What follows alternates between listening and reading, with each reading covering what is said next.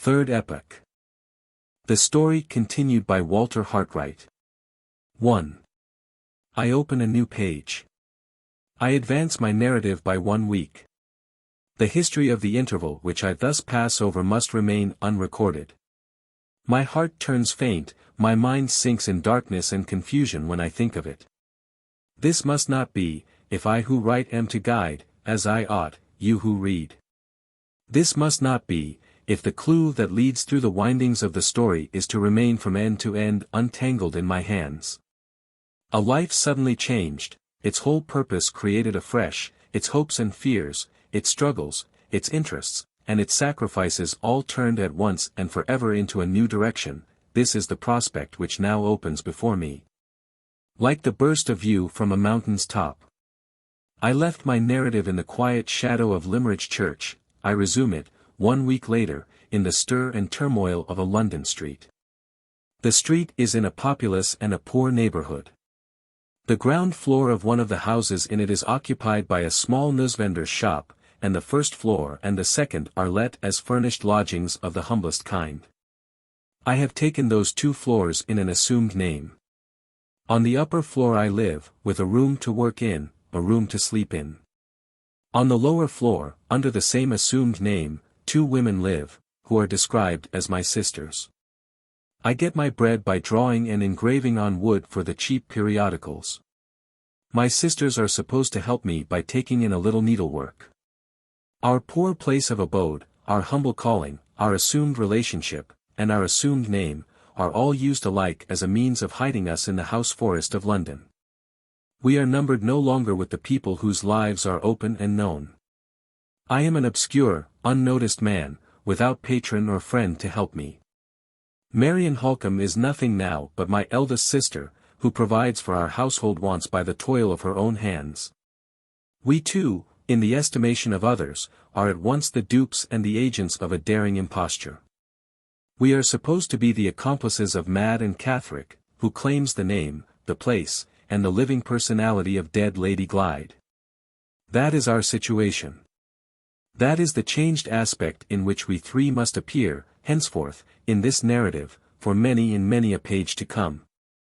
In the eye of reason and of law, in the estimation of relatives and friends, according to every received formality of civilized society, Laura, Lady Glyde, lay buried with her mother in Limmeridge churchyard.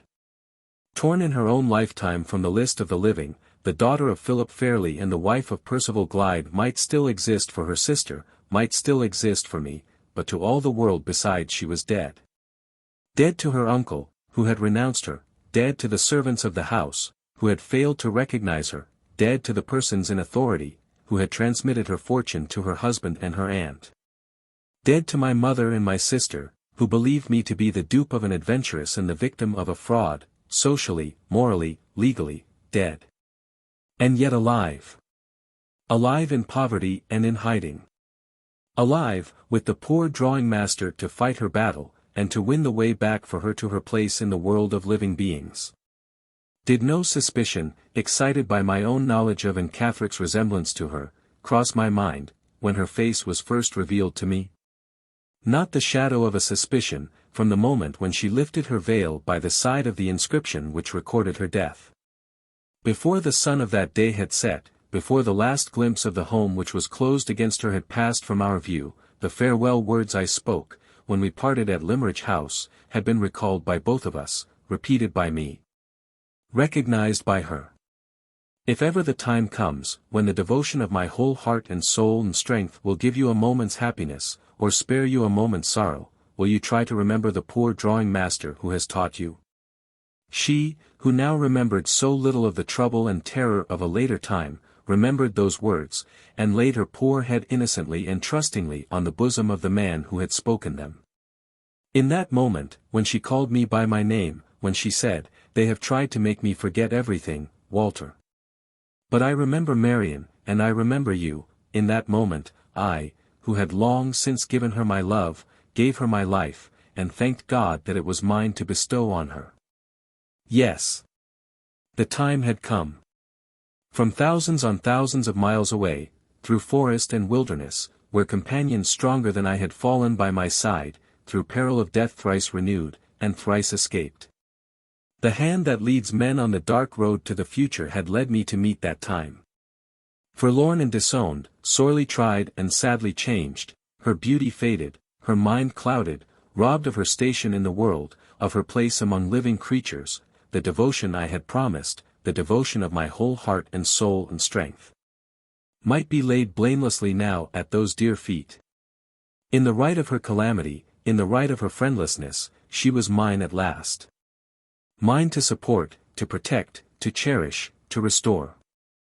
Mine to love and honor as father and brother both. Mine to vindicate through all risks and all sacrifices, through the hopeless struggle against rank and power, through the long fight with armed deceit and fortified success, through the waste of my reputation, through the loss of my friends, through the hazard of my life. 2. My position is defined, my motives are acknowledged. The story of Marian and the story of Laura must come next. I shall relate both narratives, not in the words, often interrupted, often inevitably confused, of the speakers themselves, but in the words of the brief, plain, studiously simple abstract which I committed to writing for my own guidance, and for the guidance of my legal adviser. So the tangled web will be most speedily and most intelligibly unrolled. The story of Marian begins where the narrative of the housekeeper at Blackwater Park left off. On Lady Glyde's departure from her husband's house, the fact of that departure, and the necessary statement of the circumstances under which it had taken place, were communicated to Miss Halcombe by the housekeeper. It was not till some days afterwards, how many days exactly, Mrs. Michelson, in the absence of any written memorandum on the subject, could not undertake to say, that a letter arrived from Madame Fosco announcing Lady Glyde's sudden death in Count Fosco's house. The letter avoided mentioning dates, and left it to Mrs. Michelson's discretion to break the news at once to Miss Halcombe, or to defer doing so until that lady's health should be more firmly established. Having consulted Mr.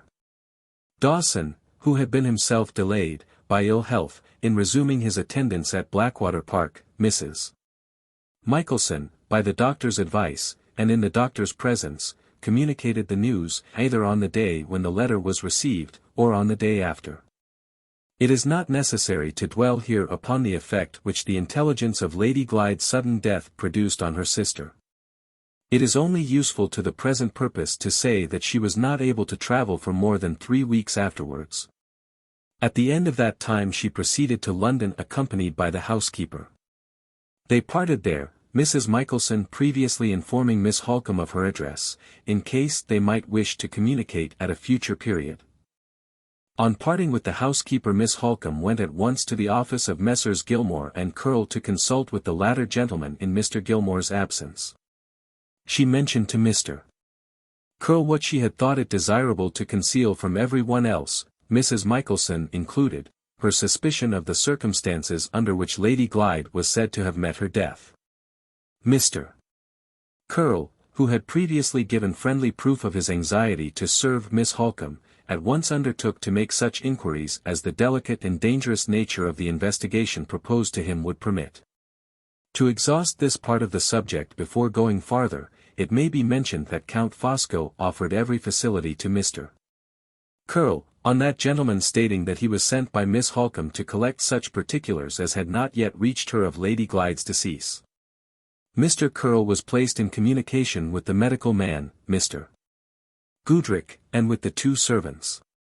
In the absence of any means of ascertaining the exact date of Lady Glyde's departure from Blackwater Park, the result of the doctor's and the servants' evidence, and of the volunteered statements of Count Fosco and his wife, was conclusive to the mind of Mr. Curl. He could only assume that the intensity of Miss Halcombe's suffering, under the loss of her sister, had misled her judgment in a most deplorable manner, and he wrote her word that the shocking suspicion to which she had alluded in his presence was, in his opinion, destitute of the smallest fragment of foundation in truth. Thus the investigation by Mr. Gilmore's partner began and ended. Meanwhile, Miss Halcombe had returned to Limmeridge House, and had there collected all the additional information which she was able to obtain. Mr. Fairlie had received his first intimation of his niece's death from his sister, Madame Fosco, this letter also not containing any exact reference to dates. He had sanctioned his sister's proposal that the deceased lady should be laid in her mother's grave in Limmeridge churchyard. Count Fosco had accompanied the remains to Cumberland, and had attended the funeral at Limmeridge, which took place on the 30th of July. It was followed, as a mark of respect, by all the inhabitants of the village and the neighbourhood. On the next day the inscription, originally drawn out, it was said, by the aunt of the deceased lady, and submitted for approval to her brother, Mr. Fairlie, was engraved on one side of the monument over the tomb. On the day of the funeral, and for one day after it, Count Fosco had been received as a guest at Limmeridge House, but no interview had taken place between Mr. Fairlie and himself, by the former gentleman's desire. They had communicated by writing, and through this medium Count Fosco had made Mr. Fairlie acquainted with the details of his niece's last illness and death. The letter presenting this information added no new facts to the facts already known, but one very remarkable paragraph was contained in the postscript. It referred to an Catherick. The substance of the paragraph in question was as follows. It first informed Mr. Fairlie that an Catherick, of whom he might hear full particulars from Miss Halcombe when she reached Limmeridge, had been traced and recovered in the neighbourhood of Blackwater Park, and had been for the second time placed under the charge of the medical man from whose custody she had once escaped. This was the first part of the postscript. The second part warned Mr. Fairlie that an Catherick's mental malady had been aggravated by her long freedom from control, and that the insane hatred and distrust of Sir Percival Glyde, which had been one of her most marked delusions in former times, still existed under a newly acquired form. The unfortunate woman's last idea in connection with Sir Percival was the idea of annoying and distressing him, and of elevating herself, as she supposed, in the estimation of the patients and nurses, by assuming the character of his deceased wife. The scheme of this personation having evidently occurred to her after a stolen interview which she had succeeded in obtaining with Lady Glyde, and at which she had observed the extraordinary accidental likeness between the deceased lady and herself. It was to the last degree improbable that she would succeed a second time in escaping from the asylum, but it was just possible she might find some means of annoying the late Lady Glyde's relatives with letters, and in that case Mr. Fairlie was warned beforehand how to receive them. The postscript, expressed in these terms, was shown to Miss Halcombe when she arrived at Limmeridge. There were also placed in her possession the clothes Lady Glyde had worn, and the other effects she had brought with her to her aunt's house. They had been carefully collected and sent to Cumberland by Madame Fosco. Such was the posture of affairs when Miss Halcombe reached Limmeridge in the early part of September. Shortly afterwards she was confined to her room by a relapse, her weakened physical energies giving way under the severe mental affliction from which she was now suffering. On getting stronger again, in a month's time, her suspicion of the circumstances described as attending her sister's death still remained unshaken. She had heard nothing in the interim of Sir Percival Glyde, but letters had reached her from Madame Fosco, making the most affectionate inquiries on the part of her husband and herself. Instead of answering these letters, Miss Halcombe caused the house in St. John's Wood, and the proceedings of its inmates, to be privately watched. Nothing doubtful was discovered. The same result attended the next investigations, which were secretly instituted on the subject of Mrs. Rubbel. She had arrived in London about 6 months before with her husband. They had come from Lyons, and they had taken a house in the neighbourhood of Leicester Square, to be fitted up as a boarding house for foreigners, who were expected to visit England in large numbers to see the exhibition of 1851. Nothing was known against husband or wife in the neighbourhood. They were quiet people, and they had paid their way honestly up to the present time. The final inquiries related to Sir Percival Glyde. He was settled in Paris, and living there quietly in a small circle of English and French friends. Foiled at all points, but still not able to rest, Miss Halcombe next determined to visit the asylum in which she then supposed an Catherick to be for the second time confined. She had felt a strong curiosity about the woman in former days, and she was now doubly interested, first, in ascertaining whether the report of an Catherick's attempted personation of Lady Glyde was true, and secondly, if it proved to be true, in discovering for herself what the poor creature's real motives were for attempting the deceit.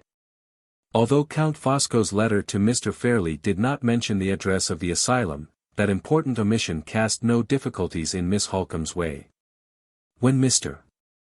Hartright had met Catherick at Limmeridge, she had informed him of the locality in which the house was situated, and Miss Halcombe had noted down the direction in her diary, with all the other particulars of the interview exactly as she heard them from Mr. Hartright's own lips. Accordingly she looked back at the entry and extracted the address, furnished herself with the Count's letter to Mr. Fairlie as a species of credential which might be useful to her, and started by herself for the asylum on the 11th of October. She passed the night of the 11th in London. It had been her intention to sleep at the house inhabited by Lady Glyde's old governess, but Mrs. Vesey's agitation at the sight of her lost pupil's nearest and dearest friend was so distressing that Miss Halcombe considerately refrained from remaining in her presence, and removed to a respectable boarding house in the neighbourhood, recommended by Mrs. Vesey's married sister. The next day she proceeded to the asylum, which was situated not far from London on the northern side of the metropolis. She was immediately admitted to see the proprietor. At first he appeared to be decidedly unwilling to let her communicate with his patient. But on her showing him the postscript to Count Fosco's letter, on her reminding him that she was the Miss Halcombe there referred to, that she was a near relative of the deceased Lady Glyde, and that she was therefore naturally interested, for family reasons, in observing for herself the extent of Catherick's delusion in relation to her late sister, the tone and manner of the owner of the asylum altered, and he withdrew his objections. He probably felt that a continued refusal, under these circumstances, would not only be an act of discourtesy in itself, but would also imply that the proceedings in his establishment were not of a nature to bear investigation by respectable strangers. Miss Halcombe's own impression was that the owner of the asylum had not been received into the confidence of Sir Percival and the Count. His consenting at all to let her visit his patient seemed to afford one proof of this, and his readiness in making admissions which could scarcely have escaped the lips of an accomplice, certainly appeared to furnish another. For example, in the course of the introductory conversation which took place, he informed Miss Halcombe that Catherick had been brought back to him with the necessary order and certificates by Count Fosco on the 27th of July, the Count also producing a letter of explanations and instructions signed by Sir Percival Glyde. On receiving his inmate again, the proprietor of the asylum acknowledged that he had observed some curious personal changes in her. Such changes no doubt were not without precedent in his experience of persons mentally afflicted. Insane people were often at one time, outwardly as well as inwardly, unlike what they were at another, the change from better to worse, or from worse to better, in the madness having a necessary tendency to produce alterations of appearance externally. He allowed for these, and he allowed also for the modification in the form of Catherick's delusion, which was reflected no doubt in her manner and expression. But he was still perplexed at times by certain differences between his patient before she had escaped and his patient since she had been brought back. Those differences were too minute to be described. He could not say of course that she was absolutely altered in height or shape or complexion, or in the color of her hair and eyes, or in the general form of her face. The change was something that he felt more than something that he saw. In short, the case had been a puzzle from the first, and one more perplexity was added to it now. It cannot be said that this conversation led to the result of even partially preparing Miss Halcombe's mind for what was to come. But it produced, nevertheless, a very serious effect upon her. She was so completely unnerved by it, that some little time elapsed before she could summon composure enough to follow the proprietor of the asylum to that part of the house in which the inmates were confined. On inquiry, it turned out that the supposed Catherick was then taking exercise in the grounds attached to the establishment. One of the nurses volunteered to conduct Miss Halcombe to the place, the proprietor of the asylum remaining in the house for a few minutes to attend to a case which required his services, and then engaging to join his visitor in the grounds. The nurse led Miss Halcombe to a distant part of the property, which was prettily laid out, and after looking about her a little, turned into a turf walk, shaded by a shrubbery on either side. About halfway down this walk two women were slowly approaching. The nurse pointed to them and said, "There is and Catherick, ma'am, with the attendant who waits on her. The attendant will answer any questions you wish to put." With those words the nurse left her to return to the duties of the house. Miss Halcombe advanced on her side, and the women advanced on theirs. When they were within a dozen paces of each other, one of the women stopped for an instant, looked eagerly at the strange lady, shook off the nurse's grasp on her, and the next moment rushed into Miss Halcombe's arms. In that moment Miss Halcombe recognized her sister, recognized the dead alive. Fortunately for the success of the measures taken subsequently, no one was present at that moment but the nurse. She was a young woman, and she was so startled that she was at first quite incapable of interfering. When she was able to do so her whole services were required by Miss Halcombe, who had for the moment sunk altogether in the effort to keep her own senses under the shock of the discovery. After waiting a few minutes in the fresh air and the cool shade, her natural energy and courage helped her a little. And she became sufficiently mistress of herself to feel the necessity of recalling her presence of mind for her unfortunate sister's sake. She obtained permission to speak alone with the patient, on condition that they both remained well within the nurse's view. There was no time for questions, there was only time for Miss Halcombe to impress on the unhappy lady the necessity of controlling herself, and to assure her of immediate help and rescue if she did so. The prospect of escaping from the asylum by obedience to her sister's directions was sufficient to quiet Lady Glyde, and to make her understand what was required of her. Miss Halcombe next returned to the nurse, placed all the gold she then had in her pocket, 3 sovereigns, in the nurse's hands, and asked when and where she could speak to her alone. The woman was at first surprised and distrustful. But on Miss Halcombe's declaring that she only wanted to put some questions which she was too much agitated to ask at that moment, and that she had no intention of misleading the nurse into any dereliction of duty, the woman took the money, and proposed 3 o'clock on the next day as the time for the interview. She might then slip out for half an hour, after the patients had dined, and she would meet the lady in a retired place, outside the high north wall which screened the grounds of the house. Miss Halcombe had only time to assent, and to whisper to her sister that she should hear from her on the next day, when the proprietor of the asylum joined them. He noticed his visitor's agitation, which Miss Halcombe accounted for by saying that her interview with Catherick had a little startled her at first. She took her leave as soon after as possible, that is to say, as soon as she could summon courage to force herself from the presence of her unfortunate sister. A very little reflection, when the capacity to reflect returned, convinced her that any attempt to identify Lady Glyde and to rescue her by legal means, would, even if successful, involve a delay that might be fatal to her sister's intellects, which were shaken already by the horror of the situation to which she had been consigned. By the time Miss Halcombe had got back to London, she had determined to effect Lady Glyde's escape privately, by means of the nurse. She went at once to her stockbroker, and sold out of the funds all the little property she possessed, amounting to rather less than £700. Determined, if necessary, to pay the price of her sister's liberty with every farthing she had in the world, she repaired the next day, having the whole sum about her in banknotes, to her appointment outside the asylum wall. The nurse was there. Miss Halcombe approached the subject cautiously by many preliminary questions. She discovered, among other particulars, that the nurse who had in former times attended on the true Catherick had been held responsible, although she was not to blame for it, for the patient's escape, and had lost her place in consequence. The same penalty, it was added, would attach to the person then speaking to her, if the supposed Catherick was missing a second time, and, moreover, the nurse in this case had an especial interest in keeping her place.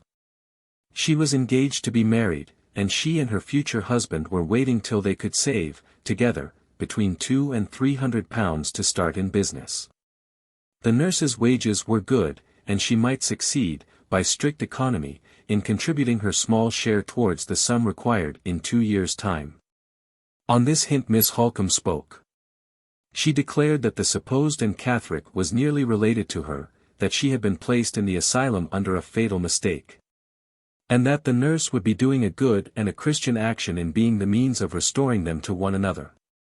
Before there was time to start a single objection, Miss Halcombe took 4 banknotes of £100 each from her pocketbook, and offered them to the woman, as a compensation for the risk she was to run, and for the loss of her place.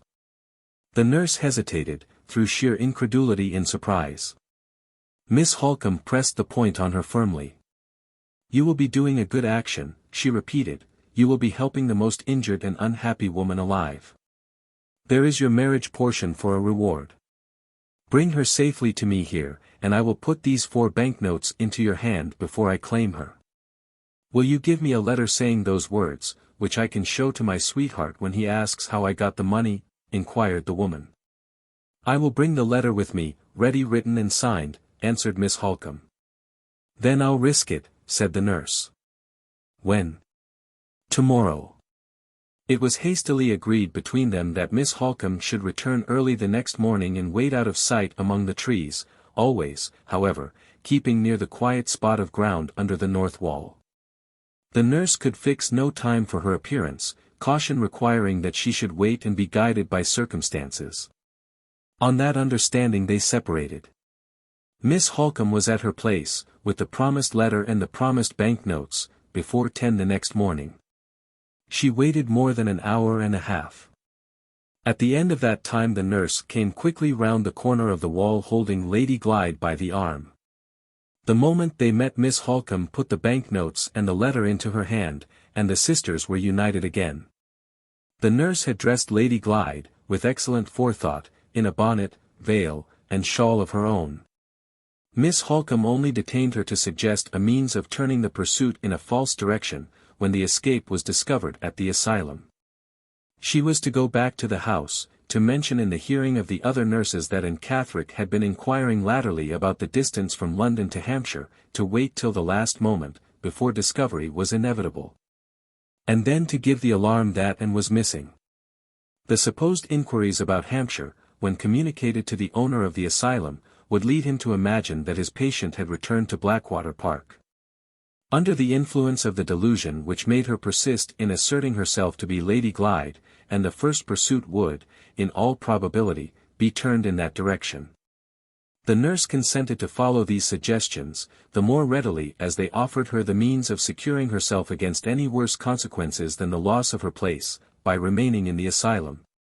And so maintaining the appearance of innocence, at least. She at once returned to the house, and Miss Halcombe lost no time in taking her sister back with her to London. They caught the afternoon train to Carlisle the same afternoon, and arrived at Limmeridge, without accident or difficulty of any kind, that night. During the latter part of their journey they were alone in the carriage, and Miss Halcombe was able to collect such remembrances of the past as her sister's confused and weakened memory was able to recall.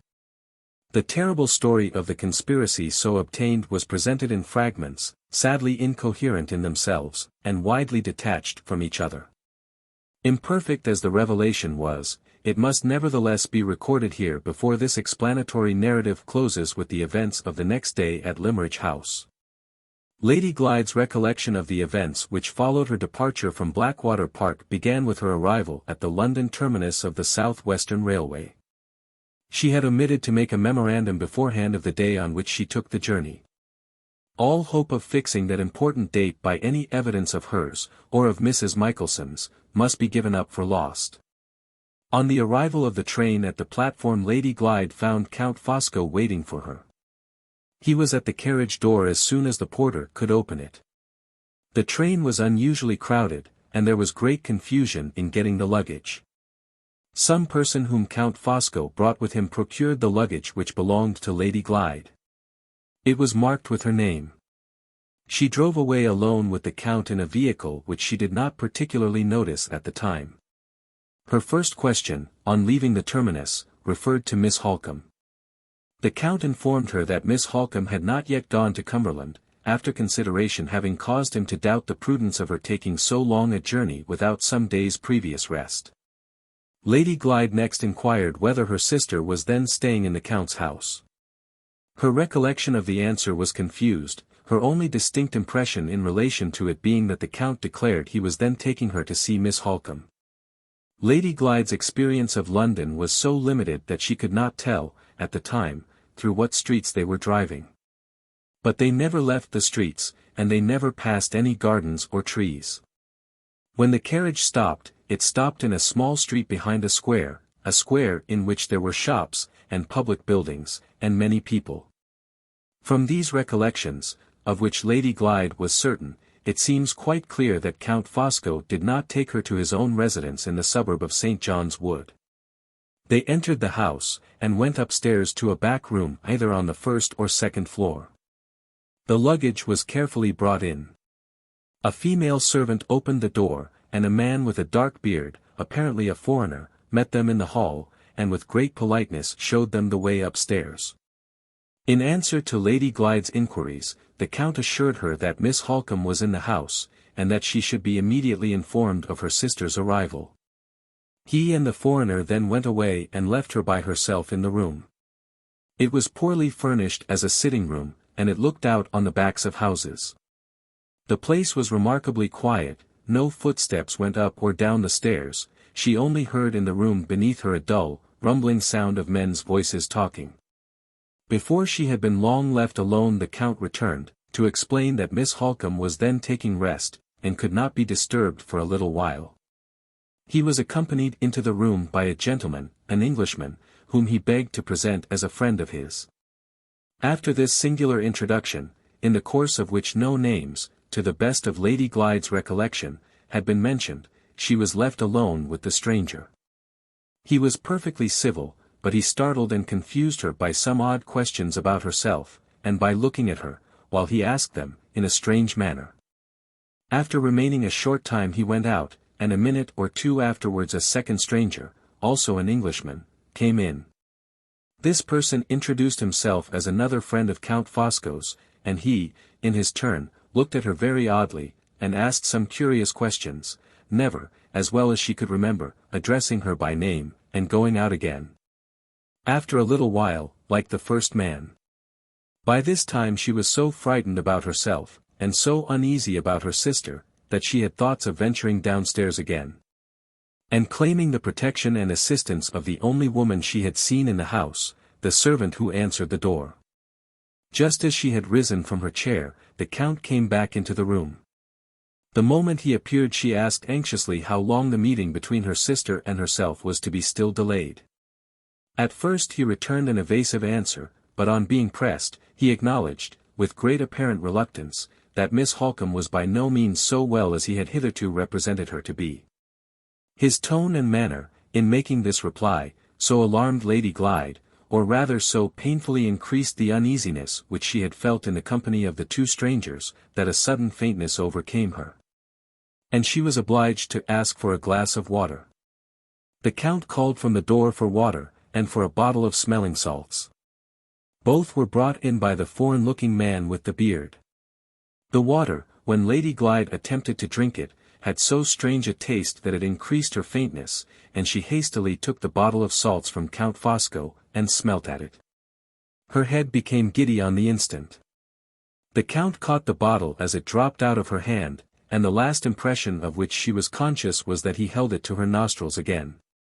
From this point her recollections were found to be confused, fragmentary, and difficult to reconcile with any reasonable probability. Her own impression was that she recovered her senses later in the evening, that she then left the house, that she went, as she had previously arranged to go, at Blackwater Park, to Mrs. Vesey's, that she drank tea there, and that she passed the night under Mrs. Vesey's roof. She was totally unable to say how, or when, or in what company she left the house to which Count Fosco had brought her. But she persisted in asserting that she had been to Mrs. Vesey's, and still more extraordinary, that she had been helped to undress and get to bed by Mrs. Rubbell. She could not remember what the conversation was at Mrs. Vesey's or whom she saw there besides that lady, or why Mrs. Rubbell should have been present in the house to help her. Her recollection of what happened to her the next morning was still more vague and unreliable. She had some dim idea of driving out, at what hour she could not say, with Count Fosco, and with Mrs. Rubbell again for a female attendant. But when, and why, she left Mrs. Vesey she could not tell. Neither did she know what direction the carriage drove in, or where it set her down, or whether the Count and Mrs. Rubbel did or did not remain with her all the time she was out. At this point in her sad story there was a total blank. She had no impressions of the faintest kind to communicate, no idea whether one day, or more than one day, had passed, until she came to herself suddenly in a strange place, surrounded by women who were all unknown to her. This was the asylum. Here she first heard herself called by in Catherick's name, and here, as a last remarkable circumstance in the story of the conspiracy, her own eyes informed her that she had in Catherick's clothes on. The nurse, on the first night in the asylum, had shown her the marks on each article of her underclothing as it was taken off, and had said, not at all irritably or unkindly, "Look at your own name on your own clothes. And don't worry us all any more about being Lady Glyde. She's dead and buried, and you're alive and hearty. Do look at your clothes now. There it is, in good marking ink, and there you will find it on all your old things, which we have kept in the house, and Catherick, as plain as print." And there it was, when Miss Halcombe examined the linen her sister wore, on the night of their arrival at Limmeridge House. These were the only recollections, all of them uncertain, and some of them contradictory, which could be extracted from Lady Glyde by careful questioning on the journey to Cumberland. Miss Halcombe abstained from pressing her with any inquiries relating to events in the asylum, her mind being but too evidently unfit to bear the trial of reverting to them. It was known, by the voluntary admission of the owner of the madhouse, that she was received there on the 27th of July. From that date until the 15th of October, the day of her rescue, she had been under restraint, her identity within Catherick systematically asserted, and her sanity, from first to last, practically denied. Faculties less delicately balanced, constitutions less tenderly organized, must have suffered under such an ordeal as this. No man could have gone through it and come out of it unchanged. Arriving at Limmeridge late on the evening of the 15th, Miss Halcombe wisely resolved not to attempt the assertion of Lady Glyde's identity until the next day. The first thing in the morning she went to Mr. Fairlie's room, and using all possible cautions and preparations beforehand, at last told him in so many words what had happened. As soon as his first astonishment and alarm had subsided, he angrily declared that Miss Halcombe had allowed herself to be duped by Anne Catherick. He referred her to Count Fosco's letter, and to what she had herself told him of the personal resemblance between Anne and his deceased niece, and he positively declined to admit to his presence, even for 1 minute only, a madwoman, whom it was an insult and an outrage to have brought into his house at all. Miss Halcombe left the room, waited till the first heat of her indignation had passed away, decided on reflection that Mr. Fairlie should see his niece in the interests of common humanity before he closed his doors on her as a stranger, and thereupon, without a word of previous warning, took Lady Glyde with her to his room. The servant was posted at the door to prevent their entrance, but Miss Halcombe insisted on passing him, and made her way into Mr. Fairlie's presence, leading her sister by the hand. The scene that followed, though it only lasted for a few minutes, was too painful to be described. Miss Halcombe herself shrank from referring to it. Let it be enough to say that Mr. Fairlie declared, in the most positive terms, that he did not recognize the woman who had been brought into his room, that he saw nothing in her face and manner to make him doubt for a moment that his niece lay buried in Limmeridge churchyard, and that he would call on the law to protect him if before the day was over she was not removed from the house. Taking the very worst view of Mr. Fairlie's selfishness, indolence, and habitual want of feeling, it was manifestly impossible to suppose that he was capable of such infamy as secretly recognizing and openly disowning his brother's child. Miss Halcombe humanely and sensibly allowed all due force to the influence of prejudice and alarm in preventing him from fairly exercising his perceptions, and accounted for what had happened in that way.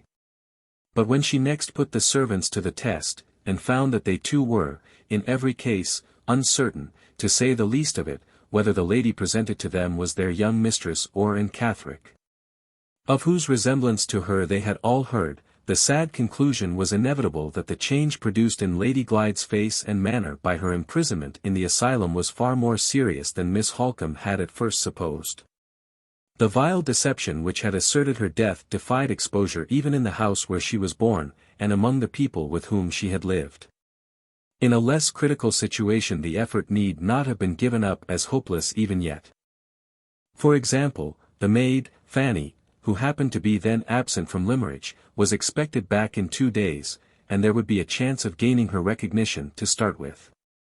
Seeing that she had been in much more constant communication with her mistress, and had been much more heartily attached to her than the other servants.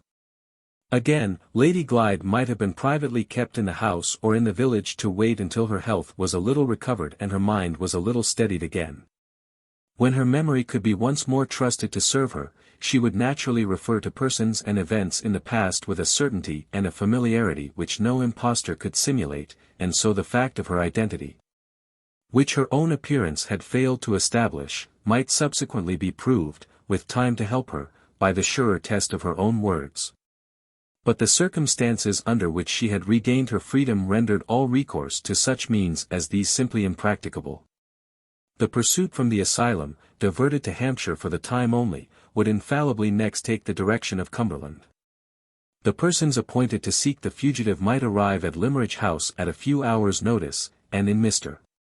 Fairlie's present temper of mind they might count on the immediate exertion of his local influence and authority to assist them. The commonest consideration for Lady Glyde's safety forced on Miss Halcombe the necessity of resigning the struggle to do her justice, and of removing her at once from the place of all others that was now most dangerous to her, the neighbourhood of her own home.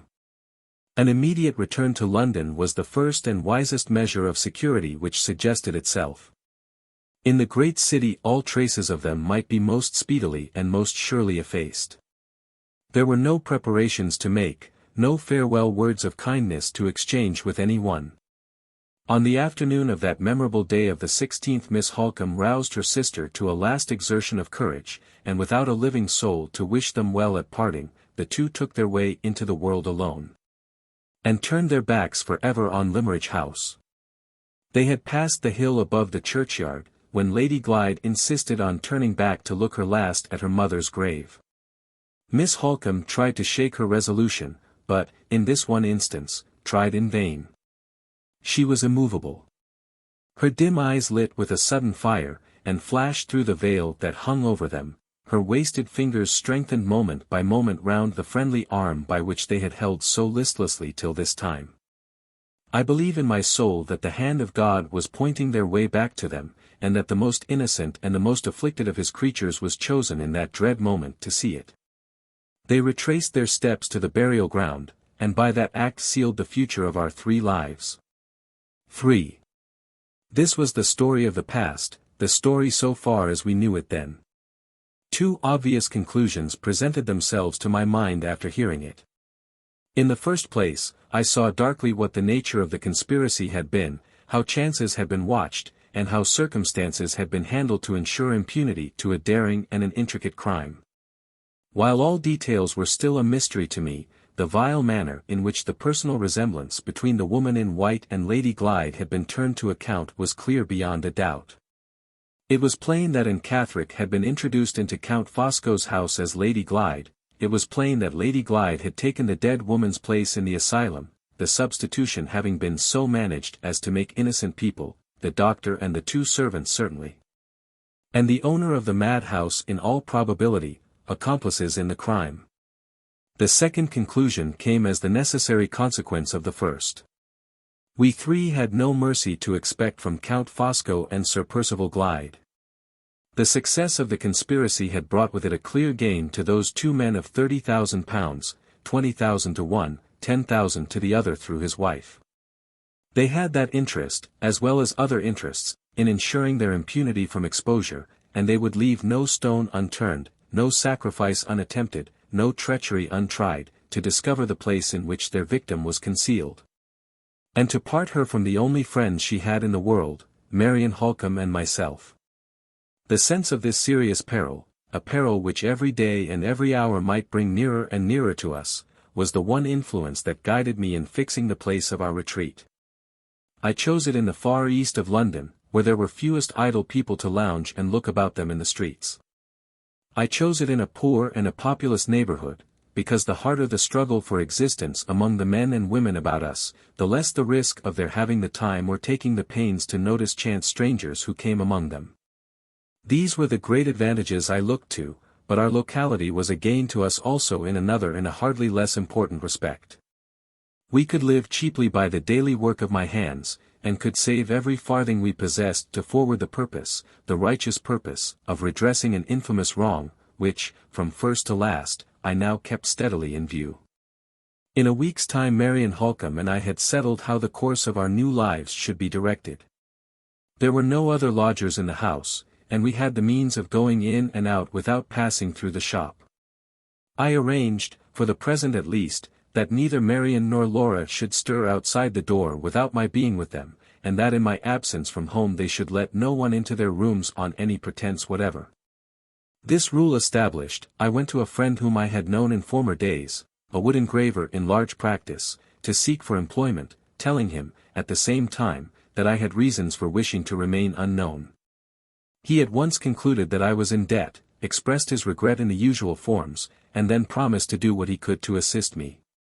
I left his false impression undisturbed, and accepted the work he had to give. He knew that he could trust my experience and my industry. I had what he wanted, steadiness and facility, and though my earnings were but small, they sufficed for our necessities. As soon as we could feel certain of this, Marian Halcombe and I put together what we possessed. She had between £200 and £300 left of her own property, and I had nearly as much remaining from the purchase money obtained by the sale of my drawing master's practice before I left England. Together we made up between us more than £400. I deposited this little fortune in a bank, to be kept for the expense of those secret inquiries and investigations which I was determined to set on foot, and to carry on by myself if I could find no one to help me. We calculated our weekly expenditure to the last farthing, and we never touched our little fund except in Laura's interests and for Laura's sake. The housework, which, if we had dared trust a stranger near us, would have been done by a servant, was taken on the first day, taken as her own right, by Marian Halcombe. What a woman's hands are fit for, she said, early and late, these hands of mine shall do. They trembled as she held them out. The wasted arms told their sad story of the past, as she turned up the sleeves of the poor plain dress that she wore for safety's sake, but the unquenchable spirit of the woman burnt bright in her even yet. I saw the big tears rise thick in her eyes, and fall slowly over her cheeks as she looked at me. She dashed them away with a touch of her old energy, and smiled with a faint reflection of her old good spirits. "Don't doubt my courage, Walter," she pleaded, "it's my weakness that cries, not me. The housework shall conquer it if I can't." And she kept her word. The victory was won when we met in the evening, and she sat down to rest. Her large steady black eyes looked at me with a flash of their bright firmness of bygone days. "I am not quite broken down yet," she said. "I am worth trusting with my share of the work." Before I could answer, she added in a whisper, "and worth trusting with my share in the risk and the danger too. Remember that, if the time comes." I did remember it when the time came. As early as the end of October the daily course of our lives had assumed its settled direction, and we three were as completely isolated in our place of concealment as if the house we lived in had been a desert island. And the great network of streets and the thousands of our fellow creatures all round us the waters of an illimitable sea. I could now reckon on some leisure time for considering what my future plan of action should be, and how I might arm myself most securely at the outset for the coming struggle with Sir Percival and the Count. I gave up all hope of appealing to my recognition of Laura, or to Marian's recognition of her, in proof of her identity. If we had loved her less dearly, if the instinct implanted in us by that love had not been far more certain than any exercise of reasoning, far keener than any process of observation, even we might have hesitated on first seeing her. The outward changes wrought by the suffering and the terror of the past had fearfully, almost hopelessly, strengthened the fatal resemblance between Catherick and herself. In my narrative of events at the time of my residence in Limmeridge House, I have recorded, from my own observation of the two, how the likeness, striking as it was when viewed generally, failed in many important points of similarity when tested in detail. In those former days, if they had both been seen together side by side, no person could for a moment have mistaken them one for the other, as has happened often in the instances of twins. I could not say this now. The sorrow and suffering which I had once blamed myself for associating even by a passing thought with the future of Laura Fairlie, had set their profaning marks on the youth and beauty of her face. And the fatal resemblance which I had once seen and shuddered at seeing, in idea only, was now a real and living resemblance which asserted itself before my own eyes. Strangers, acquaintances, friends even who could not look at her as we looked, if she had been shown to them in the first days of her rescue from the asylum, might have doubted if she were the Laura Fairlie they had once seen. And doubted without blame. The one remaining chance, which I had at first thought might be trusted to serve us, the chance of appealing to her recollection of persons and events with which no impostor could be familiar, was proved, by the sad test of our later experience, to be hopeless. Every little caution that Marian and I practiced towards her, every little remedy we tried, to strengthen and steady slowly the weakened, shaken faculties, was a fresh protest in itself against the risk of turning her mind back on the troubled and the terrible past. The only events of former days which we ventured on encouraging her to recall were the little trivial domestic events of that happy time at Limmeridge, when I first went there and taught her to draw. The day when I roused those remembrances by showing her the sketch of the summer house which she had given me on the morning of our farewell, and which had never been separated from me since, was the birthday of our first hope. Tenderly and gradually, the memory of the old walks and drives dawned upon her, and the poor weary pining eyes looked at Marian and at me with a new interest, with a faltering thoughtfulness in them, which from that moment we cherished and kept alive. I bought her a little box of colors, and a sketch-book like the old sketch-book which I had seen in her hands on the morning that we first met. Once again, oh me, once again. At spare hours saved from my work, in the dull London light, in the poor London room, I sat by her side to guide the faltering touch, to help the feeble hand. Day by day I raised and raised the new interest till its place in the blank of her existence was at last assured, till she could think of her drawing and talk of it, and patiently practice it by herself. With some faint reflection of the innocent pleasure in my encouragement, the growing enjoyment in her own progress, which belonged to the lost life and the lost happiness of past days. We helped her mind slowly by this simple means. We took her out between us to walk on fine days, in a quiet old city square near at hand. Where there was nothing to confuse or alarm her, we spared a few pounds from the fund at the banker's to get her wine, and the delicate strengthening food that she required. We amused her in the evenings with children's games at cards. With scrapbooks full of prints which I borrowed from the engraver who employed me, by these, and other trifling attentions like them, we composed her and steadied her, and hoped all things, as cheerfully as we could from time and care, and love that never neglected and never despaired of her. But to take her mercilessly from seclusion and repose, to confront her with strangers, or with acquaintances who were little better than strangers, to rouse the painful impressions of her past life which we had so carefully hushed to rest, this, even in her own interests, we dared not do.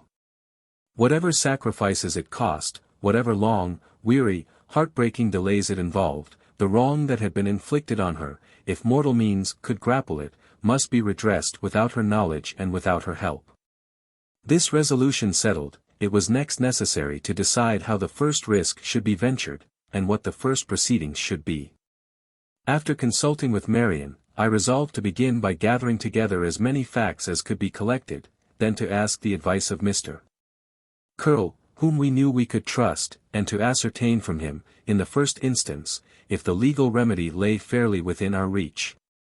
I owed it to Laura's interests not to stake her whole future on my own unaided exertions, so long as there was the faintest prospect of strengthening our position by obtaining reliable assistance of any kind.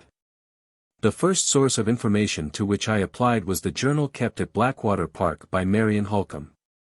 There were passages in this diary relating to myself which she thought it best that I should not see. Accordingly, she read to me from the manuscript, and I took the notes I wanted as she went on. We could only find time to pursue this occupation by sitting up late at night. 3 nights were devoted to the purpose, and were enough to put me in possession of all that Marian could tell. My next proceeding was to gain as much additional evidence as I could procure from other people without exciting suspicion. I went myself to Mrs. Vesey to ascertain if Laura's impression of having slept there was correct or not. In this case, from consideration for Mrs. Vesey's age and infirmity, and in all subsequent cases of the same kind from considerations of caution, I kept our real position a secret, and was always careful to speak of Laura as the late Lady Glyde. Mrs. Vesey's answer to my inquiries only confirmed the apprehensions which I had previously felt. Laura had certainly written to say she would pass the night under the roof of her old friend, but she had never been near the house. Her mind in this instance, and, as I feared, in other instances besides, confusedly presented to her something which she had only intended to do in the false light of something which she had really done. The unconscious contradiction of herself was easy to account for in this way, but it was likely to lead to serious results. It was a stumble on the threshold at starting, it was a flaw in the evidence which told fatally against us. When I next asked for the letter which Laura had written to Mrs. Vesey from Blackwater Park, it was given to me without the envelope, which had been thrown into the wastepaper basket, and long since destroyed. In the letter itself no date was mentioned, not even the day of the week. It only contained these lines: "Dearest Mrs. Vesey, I am in sad distress and anxiety, and I may come to your house tomorrow night, and ask for a bed. I can't tell you what is the matter in this letter, I write it in such fear of being found out that I can fix my mind on nothing. Pray be at home to see me. I will give you 1,000 kisses, and tell you everything. Your affectionate Laura." What help was there in those lines? None. On returning from Mrs. Vesey's, I instructed Marian to write, observing the same caution which I practiced myself, to Mrs. Michelson.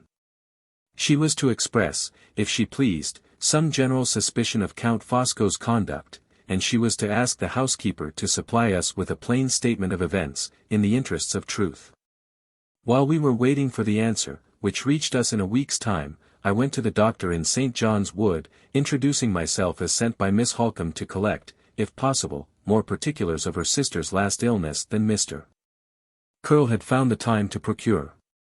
By Mr. Goodrick's assistance, I obtained a copy of the certificate of death, and an interview with the woman, Jane Gould, who had been employed to prepare the body for the grave. Through this person I also discovered a means of communicating with the servant, Hester Pinhorn. She had recently left her place in consequence of a disagreement with her mistress, and she was lodging with some people in the neighborhood whom Mrs. Gould knew. In the manner here indicated I obtained the narratives of the housekeeper, of the doctor, of Jane Gould, and of Hester Pinhorn, exactly as they are presented in these pages. Furnished with such additional evidence as these documents afforded, I considered myself to be sufficiently prepared for a consultation with Mr. Curl, and Marian wrote accordingly to mention my name to him, and to specify the day and hour at which I requested to see him on private business. There was time enough in the morning for me to take Laura out for her walk as usual, and to see her quietly settled at her drawing afterwards. She looked up at me with a new anxiety in her face as I rose to leave the room, and her fingers began to toy doubtfully, in the old way, with the brushes and pencils on the table. "You are not tired of me yet," she said. "You are not going away because you are tired of me. I will try to do better, I will try to get well. Are you as fond of me, Walter, as you used to be, now I am so pale and thin, and so slow in learning to draw?" She spoke as a child might have spoken, she showed me her thoughts as a child might have shown them. I waited a few minutes longer, waited to tell her that she was dearer to me now than she had ever been in the past times. "Try to get well again," I said, encouraging the new hope in the future which I saw dawning in her mind, "try to get well again, for Marian's sake and for mine." "Yes," she said to herself, returning to her drawing. "I must try, because they are both so fond of me." She suddenly looked up again. "Don't be gone long. I can't get on with my drawing, Walter, when you are not here to help me. I shall soon be back, my darling, soon be back to see how you are getting on." My voice faltered a little in spite of me. I forced myself from the room. It was no time, then, for parting with the self-control which might yet serve me in my need before the day was out. As I opened the door, I beckoned to Marian to follow me to the stairs. It was necessary to prepare her for a result which I felt might sooner or later follow my showing myself openly in the streets. "I shall, in all probability, be back in a few hours," I said, "and you will take care, as usual, to let no one inside the doors in my absence." "But if anything happens?" "What can happen?" she interposed quickly. "Tell me plainly, Walter, if there is any danger, and I shall know how to meet it." "The only danger," I replied, "is that Sir Percival Glyde may have been recalled to London by the news of Laura's escape. You are aware that he had me watched before I left England, and that he probably knows me by sight, although I don't know him." She laid her hand on my shoulder and looked at me in anxious silence. I saw she understood the serious risk that threatened us. "It is not likely," I said, "that I shall be seen in London again so soon, either by Sir Percival himself or by the persons in his employ. But it is barely possible that an accident may happen.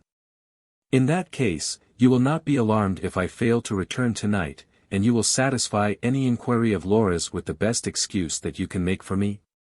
If I find the least reason to suspect that I am watched, I will take good care that no spy follows me back to this house.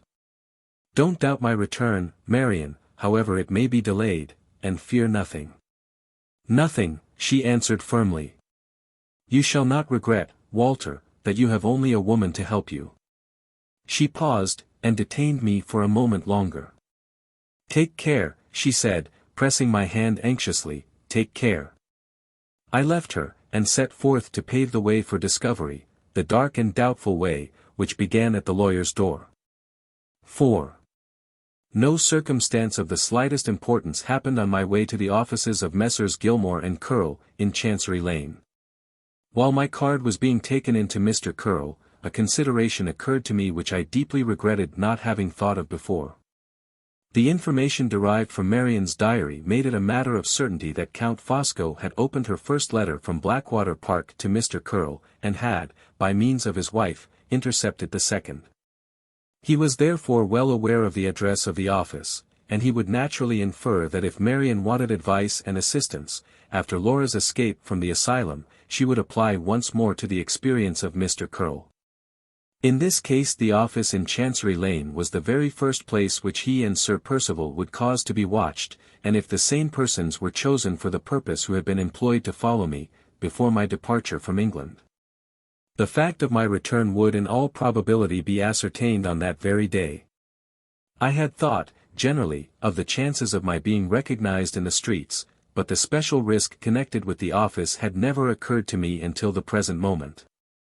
It was too late now to repair this unfortunate error in judgment, too late to wish that I had made arrangements for meeting the lawyer in some place privately appointed beforehand. I could only resolve to be cautious on leaving Chancery Lane, and not to go straight home again under any circumstances whatever. After waiting a few minutes I was shown into Mr. Curl's private room. He was a pale, thin, quiet, self-possessed man, with a very attentive eye, a very low voice, and a very undemonstrative manner, not, as I judged, ready with his sympathy where strangers were concerned.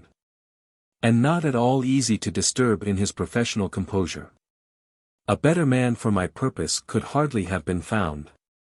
If he committed himself to a decision at all, and if the decision was favorable, the strength of our case was as good as proved from that moment. "Before I enter on the business which brings me here," I said, "I ought to warn you, Mr. Curl, that the shortest statement I can make of it may occupy some little time." "My time is at Miss Halcombe's disposal," he replied.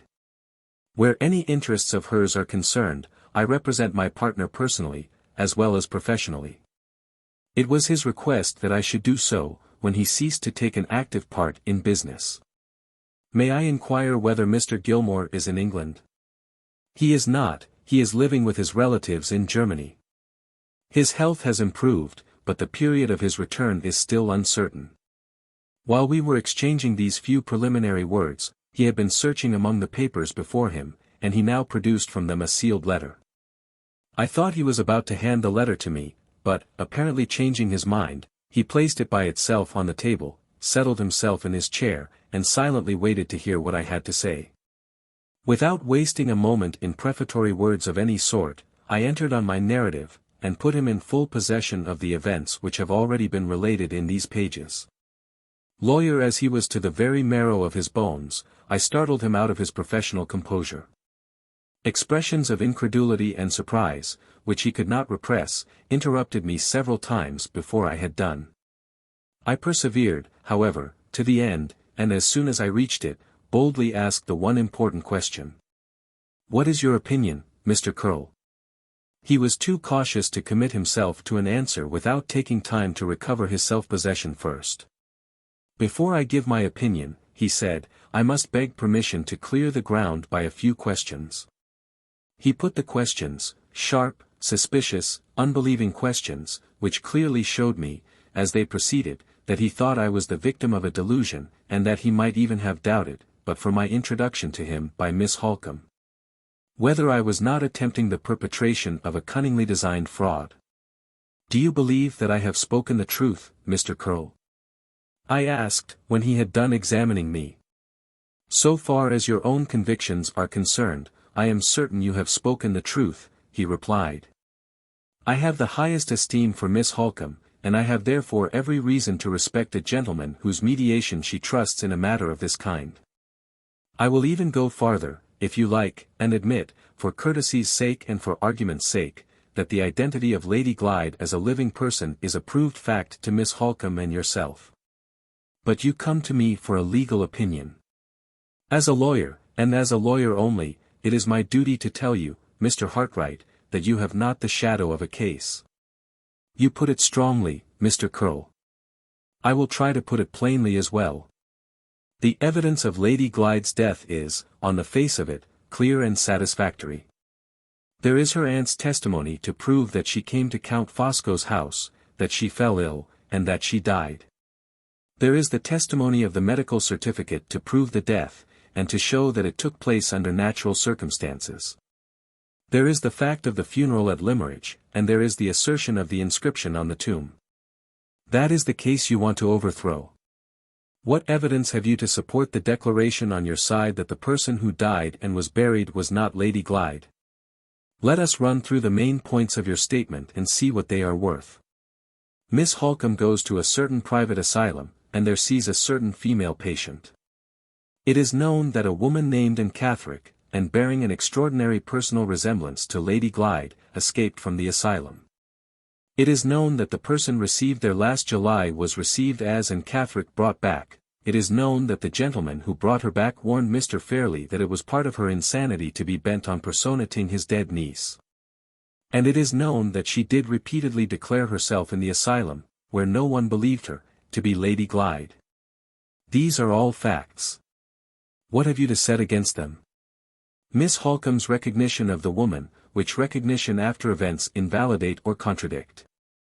Does Miss Halcombe assert her supposed sister's identity to the owner of the asylum, and take legal means for rescuing her? No, she secretly bribes a nurse to let her escape. When the patient has been released in this doubtful manner, and is taken to Mr. Fairlie, does he recognize her? Is he staggered for one instant in his belief of his niece's death? No. Do the servants recognize her? No. Is she kept in the neighborhood to assert her own identity, and to stand the test of further proceedings? No, she is privately taken to London. In the meantime you have recognized her also, but you are not a relative, you are not even an old friend of the family. The servants contradict you, and Mr. Fairlie contradicts Miss Halcombe, and the supposed Lady Glyde contradicts herself. She declares she passed the night in London at a certain house. Your own evidence shows that she has never been near that house, and your own admission is that her condition of mind prevents you from producing her anywhere to submit to investigation, and to speak for herself. I pass over minor points of evidence on both sides to save time, and I ask you, if this case were to go now into a court of law, to go before a jury, bound to take facts as they reasonably appear, where are your proofs? I was obliged to wait and collect myself before I could answer him. It was the first time the story of Laura and the story of Marian had been presented to me from a stranger's point of view, the first time the terrible obstacles that lay across our path had been made to show themselves in their true character.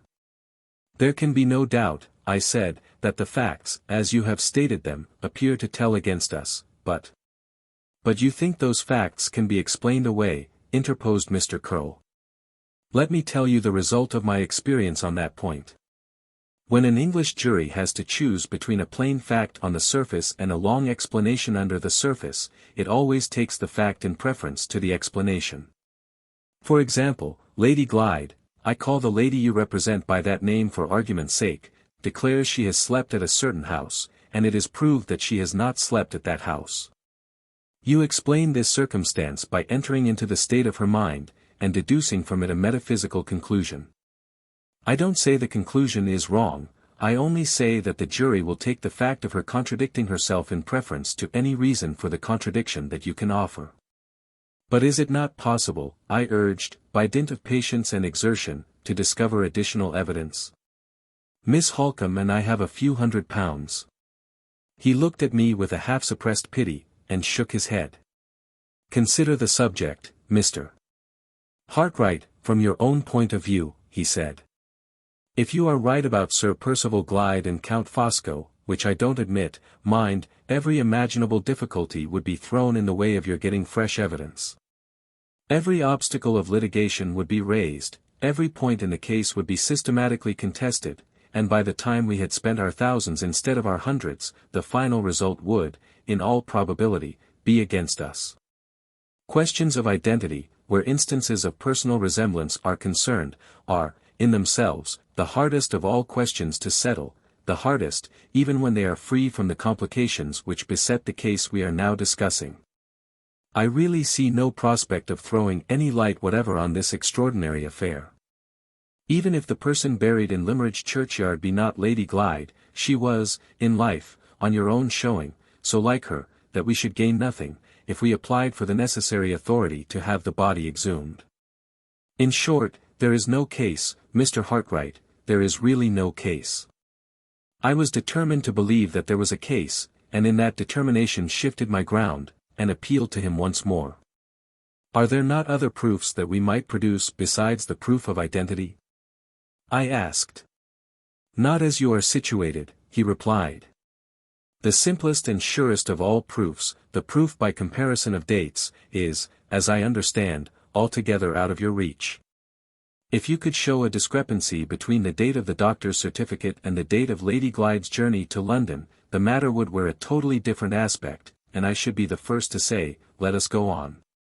That date may yet be recovered, Mr. Curl. On the day when it is recovered, Mr. Hartright, you will have a case. If you have any prospect, at this moment, of getting at it, tell me, and we shall see if I can advise you." I considered. The housekeeper could not help us, Laura could not help us, Marian could not help us.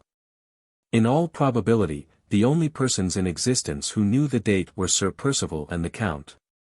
"I can think of no means of ascertaining the date at present," I said, "because I can think of no persons who are sure to know it, but Count Fosco and Sir Percival Glyde." Mr. Curl's calmly attentive face relaxed, for the first time, into a smile. "With your opinion of the conduct of those two gentlemen," he said, "you don't expect help in that quarter, I presume. If they have combined to gain large sums of money by a conspiracy, they are not likely to confess it, at any rate. They may be forced to confess it, Mr. Curl." "By whom?" "By me." We both rose. He looked me attentively in the face with more appearance of interest than he had shown yet. I could see that I had perplexed him a little. "You are very determined," he said. "You have, no doubt, a personal motive for proceeding, into which it is not my business to inquire. If a case can be produced in the future, I can only say, my best assistance is at your service. At the same time I must warn you, as the money question always enters into the law question, that I see little hope, even if you ultimately established the fact of Lady Glyde's being alive, of recovering her fortune. The foreigner would probably leave the country before proceedings were commenced, and Sir Percival's embarrassments are numerous enough and pressing enough to transfer almost any sum of money he may possess from himself to his creditors. You are of course aware. I stopped him at that point. Let me beg that we may not discuss Lady Glyde's affairs, I said. I have never known anything about them in former times, and I know nothing of them now, except that her fortune is lost. You are right in assuming that I have personal motives for stirring in this matter. I wish those motives to be always as disinterested as they are at the present moment. He tried to interpose and explain. I was a little heated, I suppose, by feeling that he had doubted me, and I went on bluntly, without waiting to hear him. There shall be no money motive, I said, no idea of personal advantage in the service I mean to render to Lady Glyde. She has been cast out as a stranger from the house in which she was born, a lie which records her death has been written on her mother's tomb, and there are 2 men, alive and unpunished, who are responsible for it. That house shall open again to receive her in the presence of every soul who followed the false funeral to the grave. That lie shall be publicly erased from the tombstone by the authority of the head of the family. And those 2 men shall answer for their crime to me, though the justice that sits in tribunals is powerless to pursue them. I have given my life to that purpose, and, alone as I stand, if God spares me, I will accomplish it. He drew back towards his table, and said nothing. His face showed plainly that he thought my delusion had got the better of my reason, and that he considered it totally useless to give me any more advice. We each keep our opinion, Mr. Curl, I said, and we must wait till the events of the future decide between us. In the meantime, I am much obliged to you for the attention you have given to my statement. You have shown me that the legal remedy lies, in every sense of the word, beyond our means. We cannot produce the law proof, and we are not rich enough to pay the law expenses. It is something gained to know that. I bowed and walked to the door. He called me back and gave me the letter which I had seen him place on the table by itself at the beginning of our interview. This came by post a few days ago, he said. Perhaps you will not mind delivering it. Pray tell Miss Halcombe, at the same time, that I sincerely regret being, thus far, unable to help her, except by advice, which will not be more welcome, I am afraid, to her than to you. I looked at the letter while he was speaking. It was addressed to Miss Halcombe. Care of Messrs. Gilmore and Curl, Chancery Lane. The handwriting was quite unknown to me. On leaving the room I asked one last question. Do you happen to know, I said, if Sir Percival Glyde is still in Paris? He has returned to London, replied Mr. Curl. At least I heard so from his solicitor, whom I met yesterday. After that answer I went out. On leaving the office the first precaution to be observed was to abstain from attracting attention by stopping to look about me. I walked towards one of the quietest of the large squares on the north of Holborn, then suddenly stopped and turned round at a place where a long stretch of pavement was left behind me. There were 2 men at the corner of the square who had stopped also, and who were standing talking together. After a moment's reflection I turned back so as to pass them. One moved as I came near, and turned the corner leading from the square into the street. The other remained stationary. I looked at him as I passed and instantly recognized one of the men who had watched me before I left England. If I had been free to follow my own instincts, I should probably have begun by speaking to the man, and have ended by knocking him down. But I was bound to consider consequences. If I once placed myself publicly in the wrong, I put the weapons at once into Sir Percival's hands. There was no choice but to oppose cunning by cunning. I turned into the street down which the second man had disappeared, and passed him, waiting in a doorway. He was a stranger to me, and I was glad to make sure of his personal appearance in case of future annoyance. Having done this, I again walked northward till I reached the new road. There I turned aside to the west, having the men behind me all the time, and waited at a point where I knew myself to be at some distance from a cab stand, until a fast 2-wheel cab, empty, should happen to pass me. One passed in a few minutes. I jumped in and told the man to drive rapidly towards Hyde Park. There was no second fast cab for the spies behind me. I saw them dart across to the other side of the road, to follow me by running, until a cab or a cab stand came in their way. But I had the start of them, and when I stopped the driver and got out, they were nowhere in sight. I crossed Hyde Park and made sure, on the open ground, that I was free. When I at last turned my steps homewards, it was not till many hours later, not till after dark. I found Marian waiting for me alone in the little sitting room. She had persuaded Laura to go to rest, after first promising to show me her drawing the moment I came in. The poor little dim faint sketch, so trifling in itself, so touching in its associations, was propped up carefully on the table with 2 books. And was placed where the faint light of the one candle we allowed ourselves might fall on it to the best advantage. I sat down to look at the drawing, and to tell Marian, in whispers, what had happened. The partition which divided us from the next room was so thin that we could almost hear Laura's breathing, and we might have disturbed her if we had spoken aloud. Marian preserved her composure while I described my interview with Mr. Curl. But her face became troubled when I spoke next of the men who had followed me from the lawyer's office, and when I told her of the discovery of Sir Percival's return. "Bad news, Walter," she said, "the worst news you could bring. Have you nothing more to tell me?" "I have something to give you," I replied, handing her the note which Mr. Curl had confided to my care. She looked at the address and recognized the handwriting instantly. "You know your correspondent?" I said. "Too well," she answered. "My correspondent is Count Fosco." With that reply she opened the note. Her face flushed deeply while she read it, her eyes brightened with anger as she handed it to me to read in my turn. The note contained these lines. "Impelled by honorable admiration, honorable to myself, honorable to you, I write, magnificent Marian, in the interests of your tranquillity, to say 2 consoling words. Fear nothing.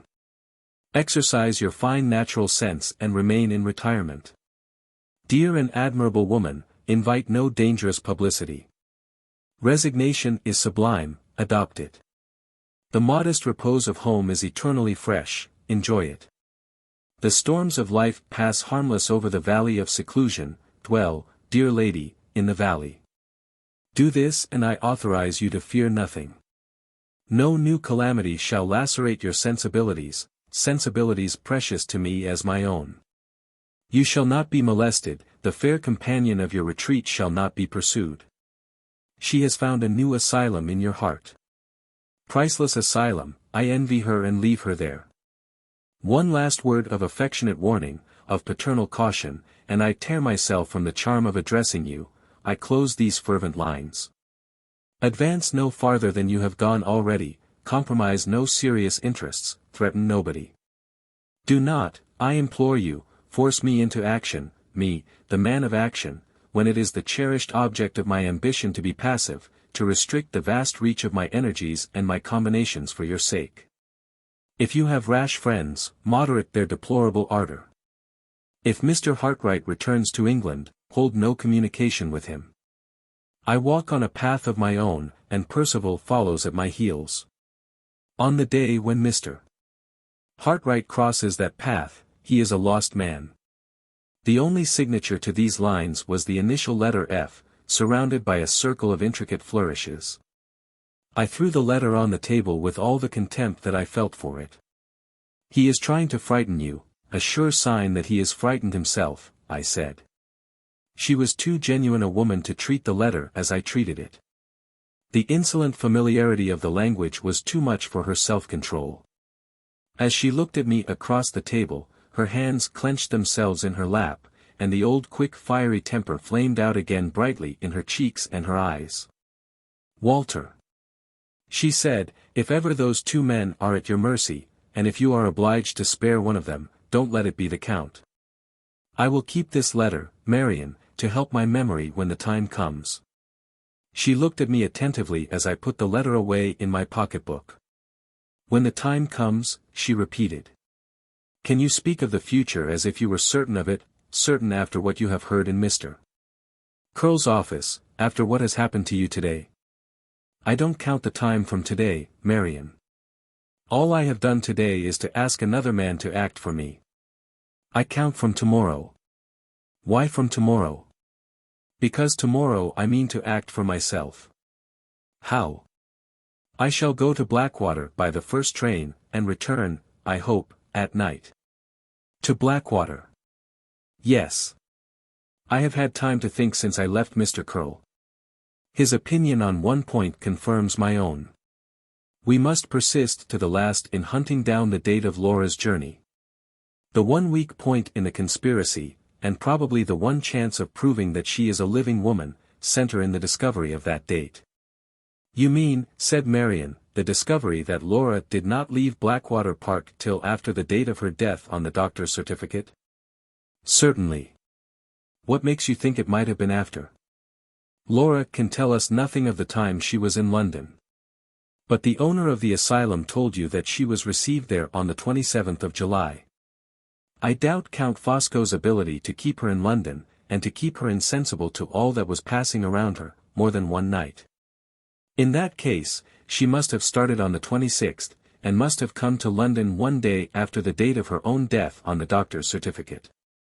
If we can prove that date, we prove our case against Sir Percival and the Count. Yes, I see. But how is the proof to be obtained? Mrs. Michelson's narrative has suggested to me two ways of trying to obtain it. One of them is to question the doctor, Mr. Dawson, who must know when he resumed his attendance at Blackwater Park after Laura left the house. The other is to make inquiries at the inn to which Sir Percival drove away by himself at night. We know that his departure followed Laura's after the lapse of a few hours, and we may get at the date in that way. The attempt is at least worth making, and tomorrow I am determined it shall be made. And suppose it fails, I look at the worst now, Walter, but I will look at the best if disappointments come to try us. Suppose no one can help you at Blackwater. There are two men who can help me, and shall help me in London, Sir Percival and the Count. Innocent people may well forget the date, but they are guilty, and they know it. If I fail everywhere else, I mean to force a confession out of one or both of them on my own terms. All the woman flushed up in Marian's face as I spoke. Begin with the Count, she whispered eagerly. For my sake, begin with the Count. We must begin, for Laura's sake, where there is the best chance of success, I replied. The color faded from her face again, and she shook her head sadly. Yes, she said, you are right, it was mean and miserable of me to say that. I try to be patient, Walter, and succeed better now than I did in happier times. But I have a little of my old temper still left, and it will get the better of me when I think of the Count. His turn will come, I said. But, remember, there is no weak place in his life that we know of yet. I waited a little to let her recover her self-possession, and then spoke the decisive words. Marian. There is a weak place we both know of in Sir Percival's life. You mean the secret? Yes, the secret. It is our only sure hold on him. I can force him from his position of security, I can drag him and his villainy into the face of day, by no other means. Whatever the Count may have done, Sir Percival has consented to the conspiracy against Laura from another motive besides the motive of gain. You heard him tell the Count that he believed his wife knew enough to ruin him. You heard him say that he was a lost man if the secret of Catherick was known. Yes. Yes. I did. Well, Marian, when our other resources have failed us, I mean to know the secret. My old superstition clings to me, even yet. I say again, the woman in white is a living influence in our three lives. The end is appointed, the end is drawing us on, and Catherick, dead in her grave, points the way to it still. 5. The story of my first inquiries in Hampshire is soon told. My early departure from London enabled me to reach Mr. Dawson's house in the forenoon. Our interview, so far as the object of my visit was concerned, led to no satisfactory result. Mr. Dawson's books certainly showed when he had resumed his attendance on Miss Halcombe at Blackwater Park, but it was not possible to calculate back from this date with any exactness, without such help from Mrs. Michelson as I knew she was unable to afford. She could not say from memory, who, in similar cases, ever can. How many days had elapsed between the renewal of the doctor's attendance on his patient and the previous departure of Lady Glyde? She was almost certain of having mentioned the circumstance of the departure to Miss Halcombe, on the day after it happened, but then she was no more able to fix the date of the day on which this disclosure took place, than to fix the date of the day before, when Lady Glyde had left for London. Neither could she calculate, with any nearer approach to exactness, the time that had passed from the departure of her mistress, to the period when the undated letter from Madame Fosco arrived. Lastly, as if to complete the series of difficulties, the doctor himself, having been ill at the time, had omitted to make his usual entry of the day of the week and month when the gardener from Blackwater Park had called on him to deliver Mrs. Michelson's message. Hopeless of obtaining assistance from Mr. Dawson, I resolved to try next if I could establish the date of Sir Percival's arrival at Knowlesbury. It seemed like a fatality. When I reached Knowlesbury the inn was shut up, and bills were posted on the walls. The speculation had been a bad one, as I was informed, ever since the time of the railway. The new hotel at the station had gradually absorbed the business, and the old inn, which we knew to be the inn at which Sir Percival had put up, had been closed about 2 months since. The proprietor had left the town with all his goods and chattels, and where he had gone I could not positively ascertain from any one. The 4 people of whom I inquired gave me 4 different accounts of his plans and projects when he left Knowlesbury. There were still some hours to spare before the last train left for London, and I drove back again in a fly from the Knowlesbury station to Blackwater Park, with the purpose of questioning the gardener and the person who kept the lodge. If they, too, proved unable to assist me, my resources for the present were at an end, and I might return to town. I dismissed the fly a mile distant from the park, and getting my directions from the driver, proceeded by myself to the house. As I turned into the lane from the high road, I saw a man, with a carpet bag, walking before me rapidly on the way to the lodge. He was a little man, dressed in shabby black, and wearing a remarkably large hat. I set him down, as well as it was possible to judge, for a lawyer's clerk, and stopped at once to widen the distance between us. He had not heard me, and he walked on out of sight, without looking back. When I passed through the gates myself, a little while afterwards, he was not visible, he had evidently gone on to the house. There were 2 women in the lodge. One of them was old, the other I knew at once, by Marian's description of her, to be Margaret Porchet. I asked first if Sir Percival was at the park, and receiving a reply in the negative, inquired next when he had left it. Neither of the women could tell me more than that he had gone away in the summer. I could extract nothing from Margaret Porchet but vacant smiles and shakings of the head. The old woman was a little more intelligent, and I managed to lead her into speaking of the manner of Sir Percival's departure, and of the alarm that it caused her.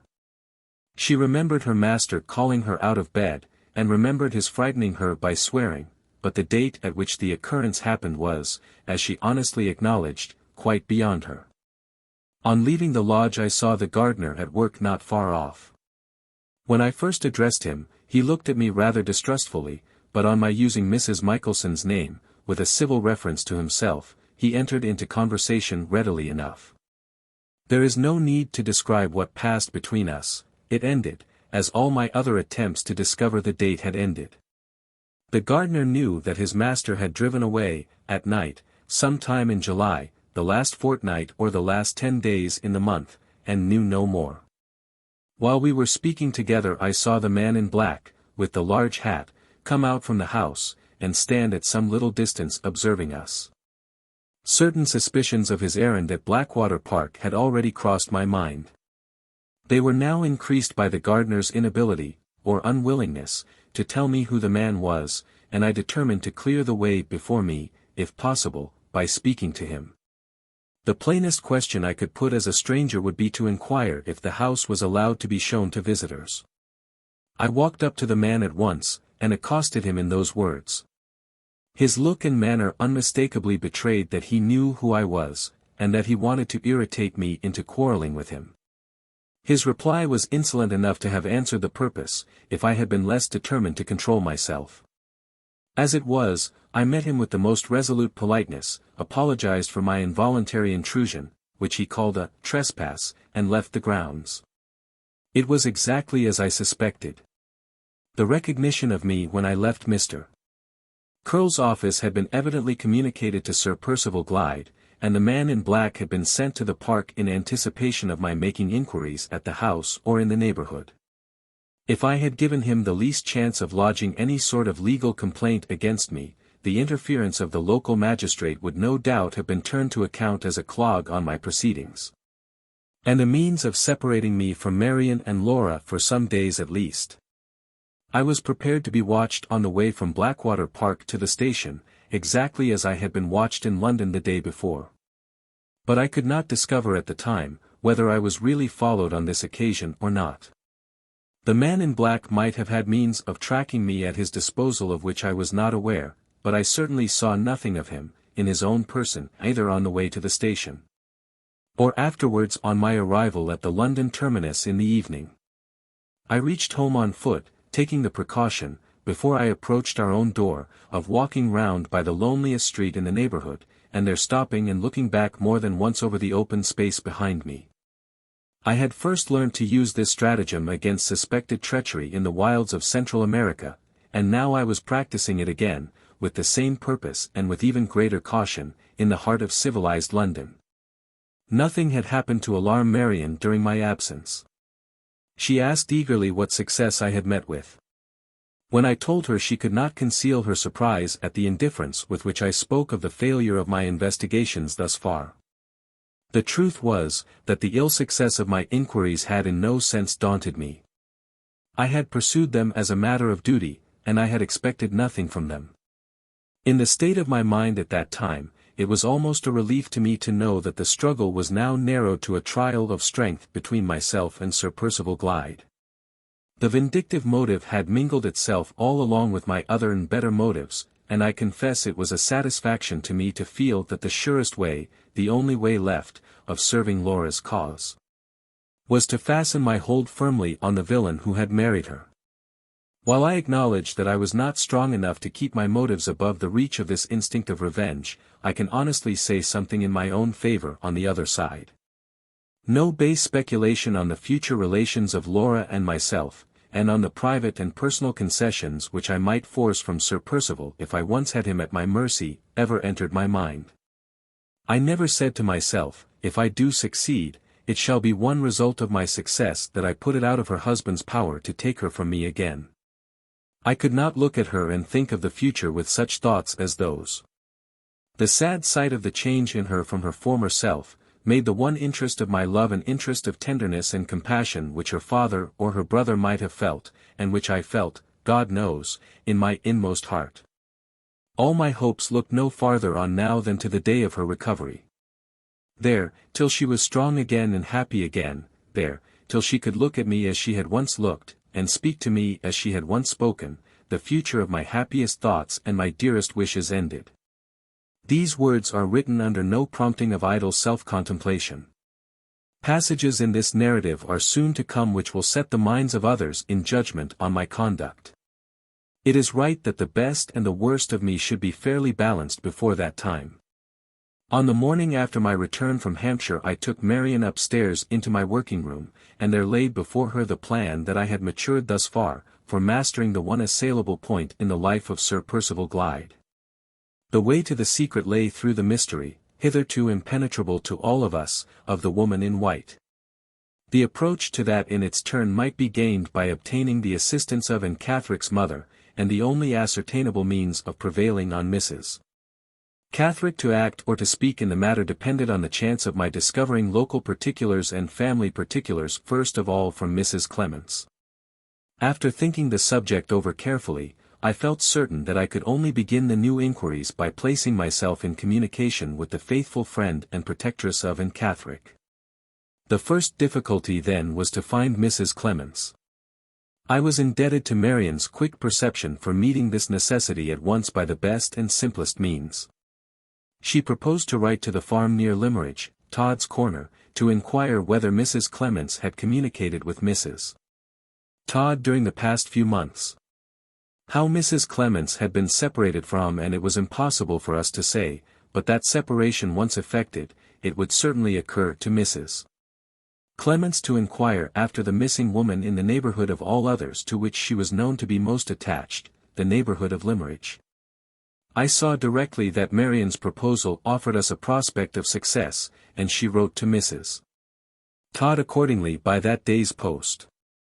While we were waiting for the reply, I made myself master of all the information Marian could afford on the subject of Sir Percival's family, and of his early life.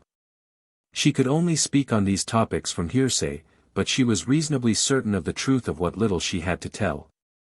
Sir Percival was an only child. His father, Sir Felix Glyde, had suffered from his birth under a painful and incurable deformity, and had shunned all society from his earliest years. His sole happiness was in the enjoyment of music, and he had married a lady with tastes similar to his own, who was said to be a most accomplished musician. He inherited the Blackwater property while still a young man. Neither he nor his wife after taking possession, made advances of any sort towards the society of the neighbourhood, and no one endeavoured to tempt them into abandoning their reserve, with the one disastrous exception of the rector of the parish. The rector was the worst of all innocent mischief-makers, an overzealous man. He had heard that Sir Felix had left college with the character of being little better than a revolutionist in politics and an infidel in religion. And he arrived conscientiously at the conclusion that it was his bounden duty to summon the lord of the manor to hear sound views enunciated in the parish church. Sir Felix fiercely resented the clergyman's well-meant but ill-directed interference, insulting him so grossly and so publicly, that the families in the neighbourhood sent letters of indignant remonstrance to the park. And even the tenants of the Blackwater property expressed their opinion as strongly as they dared. The Baronet, who had no country tastes of any kind, and no attachment to the estate or to any one living on it, declared that society at Blackwater should never have a second chance of annoying him, and left the place from that moment. After a short residence in London he and his wife departed for the Continent, and never returned to England again. They lived part of the time in France and part in Germany, always keeping themselves in the strict retirement which the morbid sense of his own personal deformity had made a necessity to Sir Felix. Their son, Percival, had been born abroad, and had been educated there by private tutors. His mother was the first of his parents whom he lost. His father had died a few years after her, either in 1825 or 1826. Sir Percival had been in England, as a young man, once or twice before that period, but his acquaintance with the late Mr. Fairlie did not begin till after the time of his father's death. They soon became very intimate, although Sir Percival was seldom, or never, at Limmeridge House in those days. Mr. Frederick Fairlie might have met him once or twice in Mr. Philip Fairlie's company, but he could have known little of him at that or at any other time. Sir Percival's only intimate friend in the Fairlie family had been Laura's father. These were all the particulars that I could gain from Marian. They suggested nothing which was useful to my present purpose, but I noted them down carefully, in the event of their proving to be of importance at any future period. Mrs. Todd's reply, addressed, by our own wish, to a post office at some distance from us, had arrived at its destination when I went to apply for it. The chances, which had been all against us hitherto, turned from this moment in our favour. Mrs. Todd's letter contained the first item of information of which we were in search. Mrs. Clements, it appeared, had, as we had conjectured, written to Todd's corner, asking pardon in the first place for the abrupt manner in which she and Anne had left their friends at the farmhouse, on the morning after I had met the woman in white in Limmeridge churchyard, and then informing Mrs. Todd of Anne's disappearance, and entreating that she would cause inquiries to be made in the neighbourhood, on the chance that the lost woman might have strayed back to Limmeridge. In making this request, Mrs. Clements had been careful to add to it the address at which she might always be heard of, and that address Mrs. Todd now transmitted to Marian. It was in London, and within half an hour's walk of our own lodging. In the words of the proverb, I was resolved not to let the grass grow under my feet. The next morning I set forth to seek an interview with Mrs. Clements. This was my first step forward in the investigation. The story of the desperate attempt to which I now stood committed begins here. 6. The address communicated by Mrs. Todd took me to a lodging-house situated in a respectable street near the Gray's Inn Road. When I knocked, the door was opened by Mrs. Clements herself. She did not appear to remember me, and asked what my business was. I recalled to her our meeting in Limmeridge churchyard at the close of my interview there with the woman in white. Taking special care to remind her that I was the person who assisted in Catherick, as and had herself declared, to escape the pursuit from the asylum. This was my only claim to the confidence of Mrs. Clements. She remembered the circumstance the moment I spoke of it, and asked me into the parlour, in the greatest anxiety to know if I had brought her any news of Anne. It was impossible for me to tell her the whole truth without, at the same time, entering into particulars on the subject of the conspiracy, which it would have been dangerous to confide to a stranger. I could only abstain most carefully from raising any false hopes, and then explain that the object of my visit was to discover the persons who were really responsible for Anne's disappearance. I even added, so as to exonerate myself from any after-reproach of my own conscience, that I entertained not the least hope of being able to trace her, that I believed we should never see her alive again, and that my main interest in the affair was to bring to punishment 2 men whom I suspected to be concerned in luring her away, and at whose hands I and some dear friends of mine had suffered a grievous wrong. With this explanation I left it to Mrs. Clements to say whether our interest in the matter, whatever difference there might be in the motives which actuated us, was not the same, and whether she felt any reluctance to forward my object by giving me such information on the subject of my inquiries as she happened to possess. The poor woman was at first too much confused and agitated to understand thoroughly what I said to her. She could only reply that I was welcome to anything she could tell me in return for the kindness I had shown to Anne. But as she was not very quick and ready, at the best of times, in talking to strangers, she would beg me to put her in the right way, and to say where I wished her to begin. Knowing by experience that the plainest narrative attainable from persons who are not accustomed to arrange their ideas, is the narrative which goes far enough back at the beginning to avoid all impediments of retrospection in its course, I asked Mrs. Clements to tell me first what had happened after she had left Limmeridge, and so, by watchful questioning, carried her on from point to point, till we reached the period of Anne's disappearance. The substance of the information which I thus obtained was as follows. On leaving the farm at Todd's Corner, Mrs. Clements and Anne had travelled that day as far as Derby, and had remained there a week on Anne's account. They had then gone on to London, and had lived in the lodging occupied by Mrs. Clements at that time for a month or more, when circumstances connected with the house and the landlord had obliged them to change their quarters. Anne's terror of being discovered in London or its neighbourhood, whenever they ventured to walk out, had gradually communicated itself to Mrs. Clements, and she had determined on removing to one of the most out-of-the-way places in England, to the town of Grimsby in Lincolnshire, where her deceased husband had passed all his early life. His relatives were respectable people settled in the town. They had always treated Mrs. Clements with great kindness, and she thought it impossible to do better than go there and take the advice of her husband's friends, and would not hear of returning to her mother at Welmingham, because she had been removed to the asylum from that place, and because Sir Percival would be certain to go back there and find her again. There was serious weight in this objection, and Mrs. Clements felt that it was not to be easily removed. At Grimsby the first serious symptoms of illness had shown themselves in Anne. They appeared soon after the news of Lady Glyde's marriage had been made public in the newspapers, and had reached her through that medium. The medical man who was sent for to attend the sick woman discovered at once that she was suffering from a serious affection of the heart. The illness lasted long, left her very weak, and returned at intervals, though with mitigated severity, again and again. They remained at Grimsby, in consequence, during the first half of the new year, and there they might probably have stayed much longer, but for the sudden resolution which Anne took at this time to venture back to Hampshire, for the purpose of obtaining a private interview with Lady Glyde. Mrs. Clements did all in her power to oppose the execution of this hazardous and unaccountable project.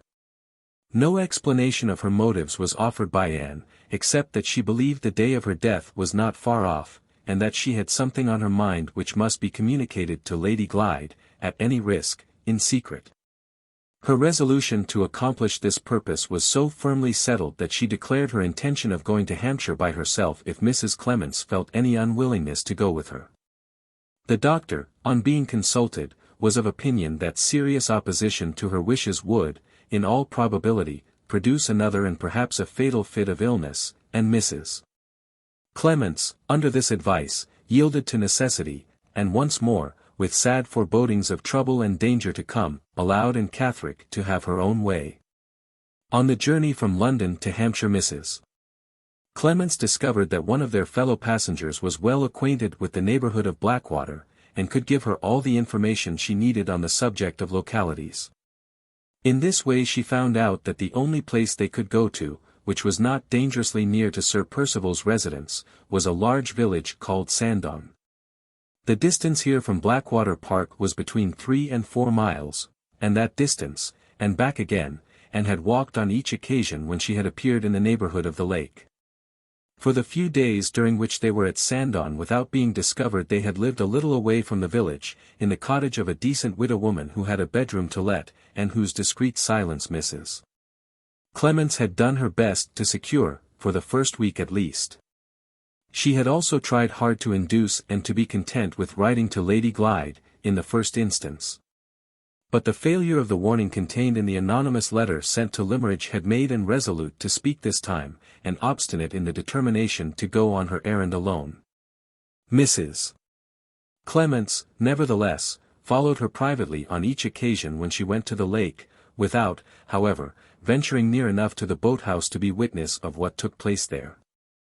When and returned for the last time from the dangerous neighbourhood, the fatigue of walking, day after day, distances which were far too great for her strength, added to the exhausting effect of the agitation from which she had suffered, produced the result which Mrs. Clements had dreaded all along. The old pain over the heart and the other symptoms of the illness at Grimsby returned, and then was confined to her bed in the cottage. In this emergency the first necessity, as Mrs. Clements knew by experience, was to endeavour to quiet Anne's anxiety of mind, and for this purpose the good woman went herself the next day to the lake, to try if she could find Lady Glyde, who would be sure, as Anne said, to take her daily walk to the boat-house, and prevail on her to come back privately to the cottage near Sandon. On reaching the outskirts of the plantation Mrs. Clements encountered, not Lady Glyde, but a tall, stout, elderly gentleman, with a book in his hand, in other words, Count Fosco. The Count, after looking at her very attentively for a moment, asked if she expected to see any one in that place, and added, before she could reply, that he was waiting there with a message from Lady Glyde. But that he was not quite certain whether the person then before him answered the description of the person with whom he was desired to communicate. Upon this Mrs. Clements at once confided her errand to him, and entreated that he would help to allay Anne's anxiety by trusting his message to her. The Count most readily and kindly complied with her request. The message, he said, was a very important one. Lady Glyde entreated Anne and her good friend to return immediately to London, as she felt certain that Sir Percival would discover them if they remained any longer in the neighbourhood of Blackwater. She was herself going to London in a short time, and if Mrs. Clements and Anne would go there first, and would let her know what their address was, they should hear from her and see her in a fortnight or less. The Count added that he had already attempted to give a friendly warning to Anne herself, but that she had been too much startled by seeing that he was a stranger to let him approach and speak to her. To this Mrs. Clements replied, in the greatest alarm and distress, that she asked nothing better than to take Anne safely to London, but that there was no present hope of removing her from the dangerous neighbourhood, as she lay ill in her bed at that moment. The Count inquired if Mrs.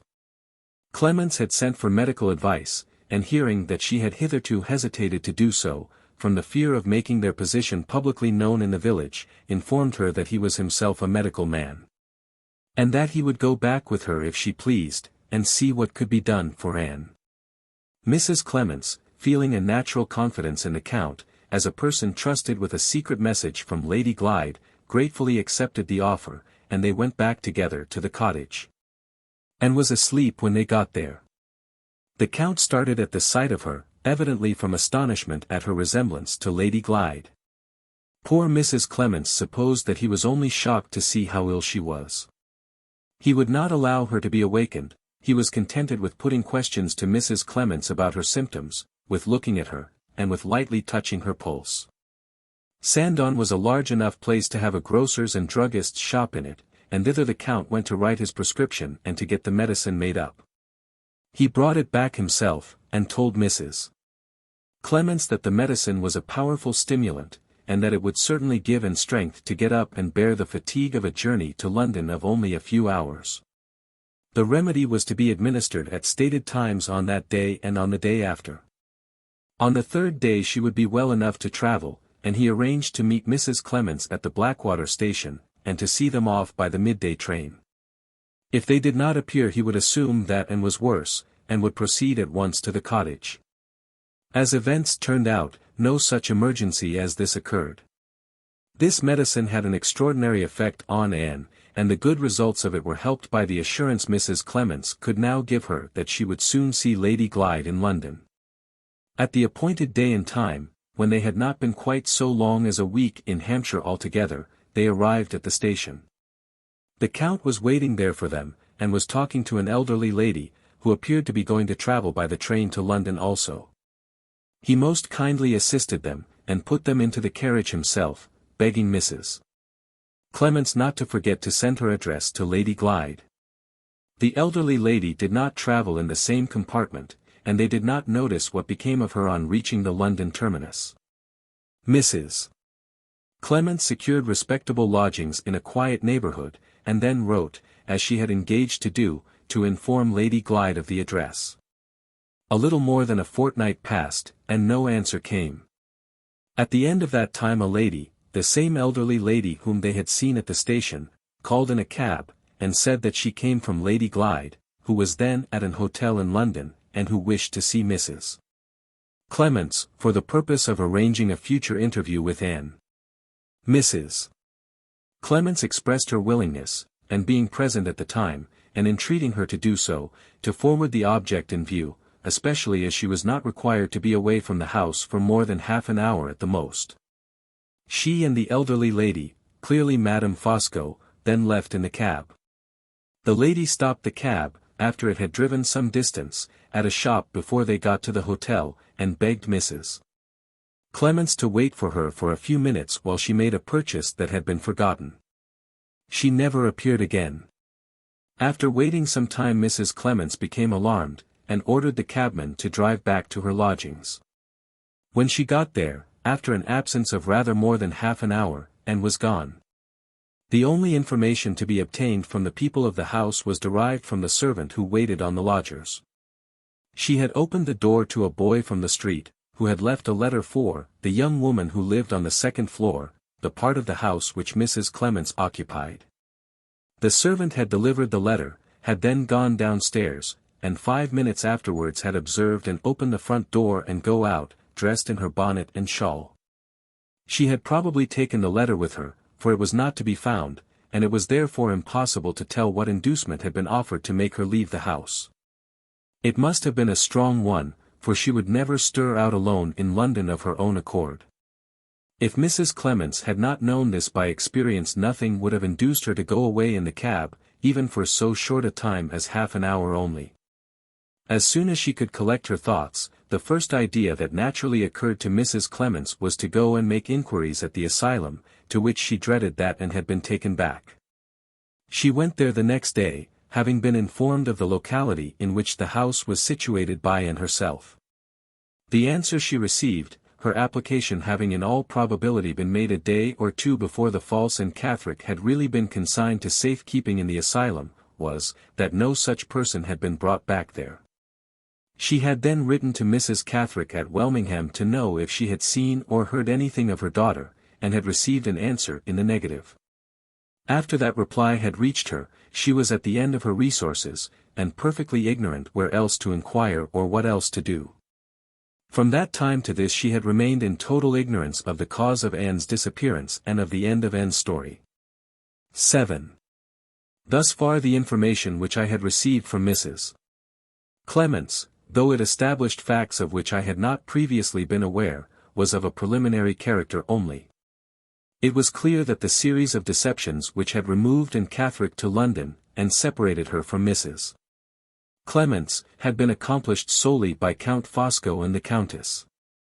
And the question whether any part of the conduct of husband or wife had been of a kind to place either of them within reach of the law might be well worthy of future consideration. But the purpose I had now in view led me in another direction than this. The immediate object of my visit to Mrs.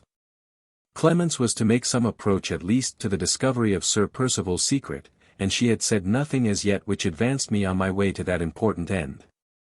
I felt the necessity of trying to awaken her recollections of other times, persons, and events than those on which her memory had hitherto been employed, and when I next spoke I spoke with that object indirectly in view.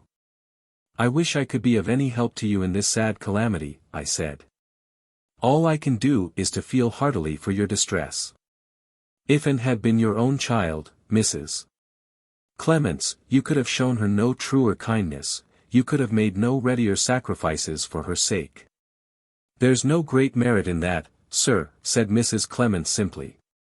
"The poor thing was as good as my own child to me. I nursed her from a baby, sir, bringing her up by hand, and a hard job it was to rear her. It wouldn't go to my heart so to lose her if I hadn't made her first short clothes and taught her to walk.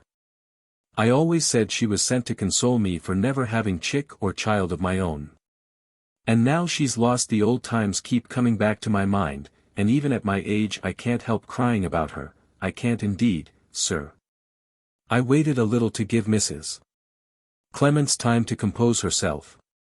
Was the light that I had been looking for so long glimmering on me, far off, as yet, in the good woman's recollections of Anne's early life? "Did you know Mrs. Catherick before Anne was born?" I asked. "Not very long, sir, not above 4 months. We saw a great deal of each other in that time, but we were never very friendly together." Her voice was steadier as she made that reply. Painful as many of her recollections might be, I observed that it was unconsciously a relief to her mind to revert to the dimly seen troubles of the past, after dwelling so long on the vivid sorrows of the present.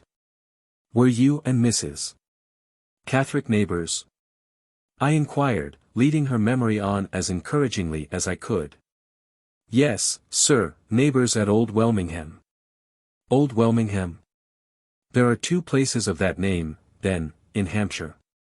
"Well, sir, there used to be in those days, better than 23 years ago. They built a new town about 2 miles off, convenient to the river, and Old Welmingham, which was never much more than a village, got in time to be deserted. The new town is the place they call Welmingham now, but the old parish church is the parish church still. It stands by itself, with the houses pulled down or gone to ruin all round it. I've lived to see sad changes. It was a pleasant, pretty place in my time."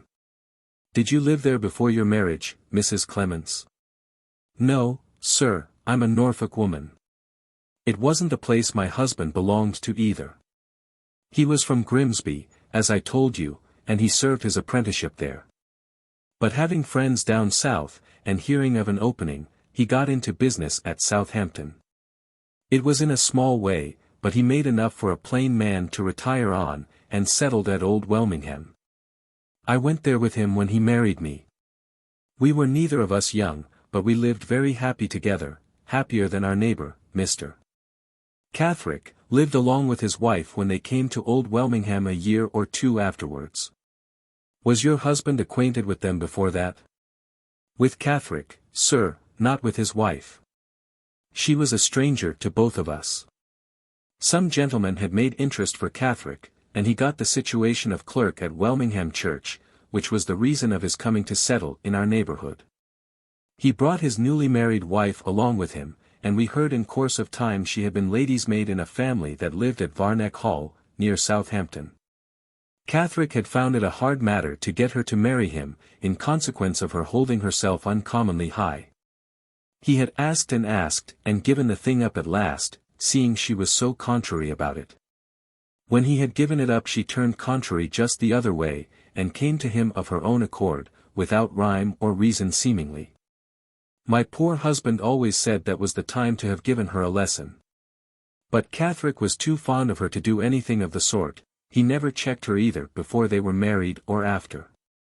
He was a quick man in his feelings, letting them carry him a deal too far, now in one way and now in another, and he would have spoilt a better wife than Mrs. Catherick if a better had married him.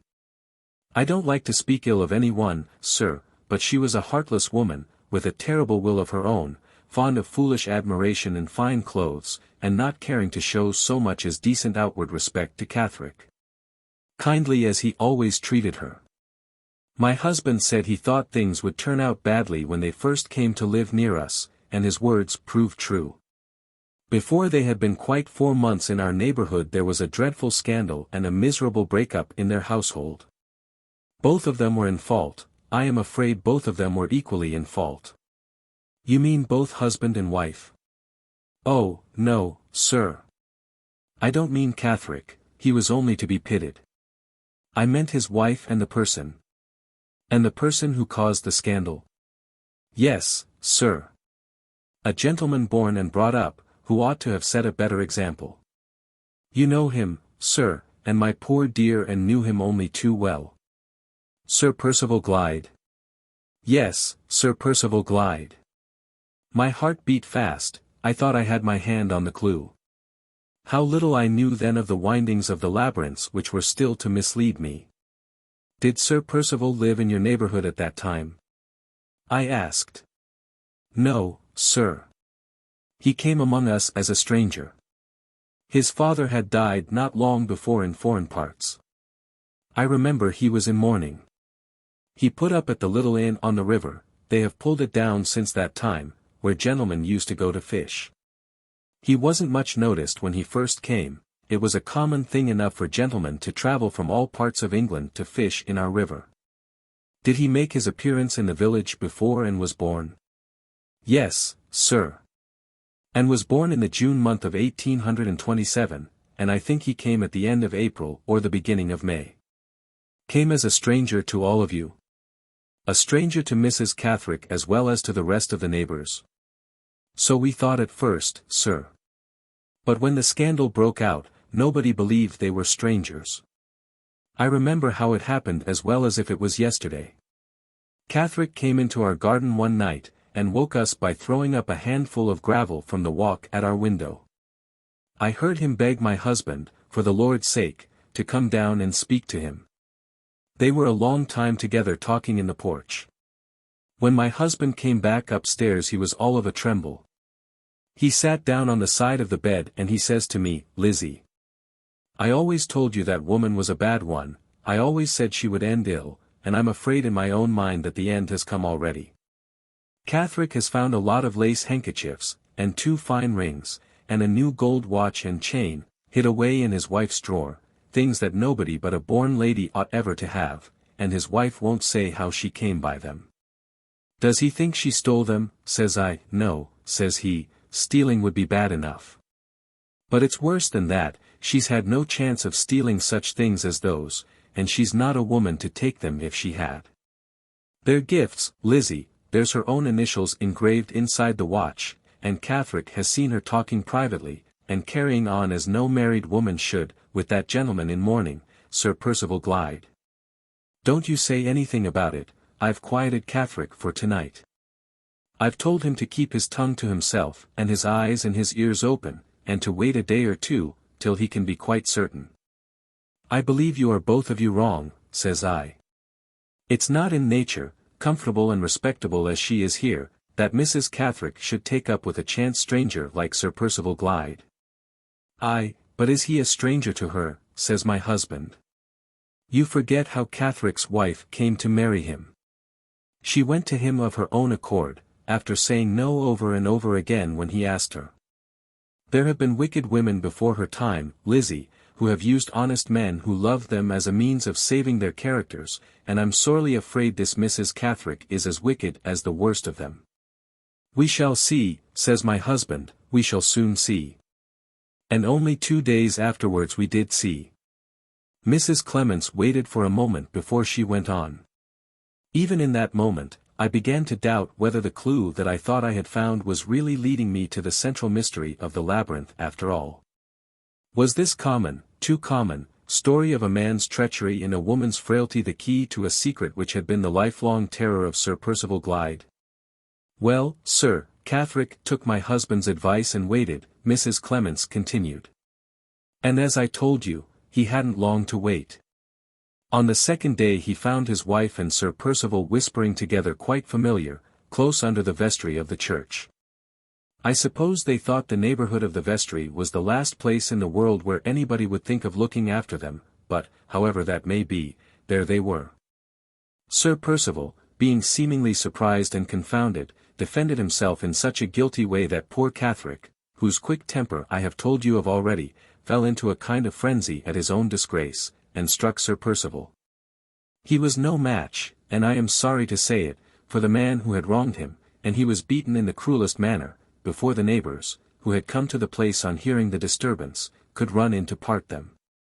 All this happened towards evening, and before nightfall, when my husband went to Catherick's house, he was gone, nobody knew where. No living soul in the village ever saw him again. He knew too well, by that time, what his wife's vile reason had been for marrying him, and he felt his misery and disgrace, especially after what had happened to him with Sir Percival, too keenly. The clergyman of the parish put an advertisement in the paper begging him to come back, and saying that he should not lose his situation or his friends. But Catherick had too much pride and spirit, as some people said, too much feeling, as I think, sir, to face his neighbors again, and try to live down the memory of his disgrace. My husband heard from him when he had left England, and heard a second time, when he was settled and doing well in America. He is alive there now, as far as I know, but none of us in the old country, his wicked wife least of all, are ever likely to set eyes on him again. What became of Sir Percival? I inquired. Did he stay in the neighborhood? Not he, sir. The place was too hot to hold him. He was heard at high words with Mrs. Catherick the same night when the scandal broke out, and the next morning he took himself off. And Mrs. Catherick? Surely she never remained in the village among the people who knew of her disgrace. She did, sir. She was hard enough and heartless enough to set the opinions of all her neighbors at flat defiance. She declared to everybody, from the clergyman downwards, that she was the victim of a dreadful mistake, and that all the scandalmongers in the place should not drive her out of it, as if she was a guilty woman. All through my time she lived at Old Welmingham, and after my time, when the new town was building, and the respectable neighbors began moving to it, she moved too, as if she was determined to live among them and scandalize them to the very last. There she is now, and there she will stop, in defiance of the best of them, to her dying day. But how has she lived through all these years? I asked. Was her husband able and willing to help her? Both able and willing, sir, said Mrs. Clements. In the second letter he wrote to my good man, he said she had borne his name, and lived in his home, and, wicked as she was, she must not starve like a beggar in the street. He could afford to make her some small allowance, and she might draw for it quarterly at a place in London. Did she accept the allowance? Not a farthing of it, sir. She said she would never be beholden to Catherick for bit or drop, if she lived to be 100. And she has kept her word ever since. When my poor dear husband died, and left all to me, Catherick's letter was put in my possession with the other things, and I told her to let me know if she was ever in want. I'll let all England know I'm in want, she said, before I tell Catherick, or any friend of Catherick's.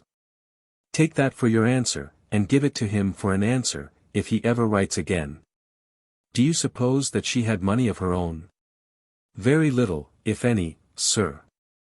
It was said, and said truly, I am afraid, that her means of living came privately from Sir Percival Glyde. After that last reply I waited a little, to reconsider what I had heard. If I unreservedly accepted the story so far, it was now plain that no approach, direct or indirect, to the secret had yet been revealed to me. And that the pursuit of my object had ended again in leaving me face to face with the most palpable and the most disheartening failure. But there was one point in the narrative which made me doubt the propriety of accepting it unreservedly, and which suggested the idea of something hidden below the surface. I could not account to myself for the circumstance of the clerk's guilty wife voluntarily living out all her after-existence on the scene of her disgrace. The woman's own reported statement that she had taken this strange course as a practical assertion of her innocence did not satisfy me. It seemed, to my mind, more natural and more probable to assume that she was not so completely a free agent in this matter as she had herself asserted. In that case, who was the likeliest person to possess the power of compelling her to remain at Welmingham? The person unquestionably from whom she derived the means of living. She had refused assistance from her husband, she had no adequate resources of her own, she was a friendless, degraded woman. From what source should she derive help but from the source at which report pointed, Sir Percival Glyde? Reasoning on these assumptions, and always bearing in mind the one certain fact to guide me, that Mrs. Catherick was in possession of the secret, I easily understood that it was Sir Percival's interest to keep her at Welmingham, because her character in that place was certain to isolate her from all communication with female neighbours, and to allow her no opportunities of talking incautiously in moments of free intercourse with inquisitive bosom friends. But what was the mystery to be concealed? Not Sir Percival's infamous connection with Mrs. Catherick's disgrace, for the neighbours were the very people who knew of it, not the suspicion that he was Anne's father, for Welmingham was the place in which that suspicion must inevitably exist. If I accepted the guilty appearances described to me as unreservedly as others had accepted them, if I drew from them the same superficial conclusion which Mr. Catherick and all his neighbours had drawn, where was the suggestion, in all that I had heard, of a dangerous secret between Sir Percival and Mrs. Catherick, which had been kept hidden from that time to this? And yet, in those stolen meetings, in those familiar whisperings between the clerk's wife and the gentleman in mourning, the clue to discovery existed beyond a doubt.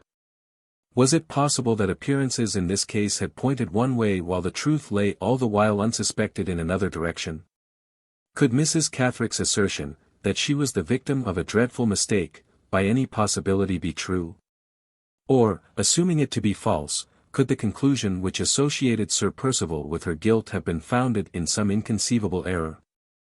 Had Sir Percival, by any chance, courted the suspicion that was wrong for the sake of diverting from himself some other suspicion that was right? Here, if I could find it, here was the approach to the secret, hidden deep under the surface of the apparently unpromising story which I had just heard. My next questions were now directed to the one object of ascertaining whether Mr. Catherick had or had not arrived truly at the conviction of his wife's misconduct. The answers I received from Mrs. Clements left me in no doubt whatever on that point. Mrs. Catherick had, on the clearest evidence, compromised her reputation, while a single woman, with some person unknown, and had married to save her character. It had been positively ascertained, by calculations of time and place into which I need not enter particularly, that the daughter who bore her husband's name was not her husband's child. The next object of inquiry, whether it was equally certain that Sir Percival must have been the father of Anne, was beset by far greater difficulties. I was in no position to try the probabilities on one side or on the other in this instance by any better test than the test of personal resemblance. I suppose you often saw Sir Percival when he was in your village? I said. Yes, sir, very often, replied Mrs. Clements. Did you ever observe that and was like him? She was not at all like him, sir. Was she like her mother, then? Not like her mother either, sir. Mrs. Catherick was dark, and full in the face. Not like her mother and not like her, supposed, father. I knew that the test by personal resemblance was not to be implicitly trusted, but, on the other hand, it was not to be altogether rejected on that account. Was it possible to strengthen the evidence by discovering any conclusive facts in relation to the lives of Mrs. Catherick and Sir Percival before they either of them appeared at Old Welmingham? When I asked my next questions I put them with this view. When Sir Percival first arrived in your neighbourhood, I said, did you hear where he had come from last? No, sir. Some said from Blackwater Park, and some said from Scotland, but nobody knew. Was Mrs. Catherick living in service at Barnet Hall immediately before her marriage? Yes, sir. And had she been long in her place? 3 or 4 years, sir. I am not quite certain which. Did you ever hear the name of the gentleman to whom Barnet Hall belonged at that time? Yes, sir. His name was Major Donthorne. Did Mr. Catherick, or did any one else you knew, ever hear that Sir Percival was a friend of Major Donthorne's, or ever see Sir Percival in the neighbourhood of Barnet Hall? Catherick never did, sir, that I can remember, nor any one else either, that I know of.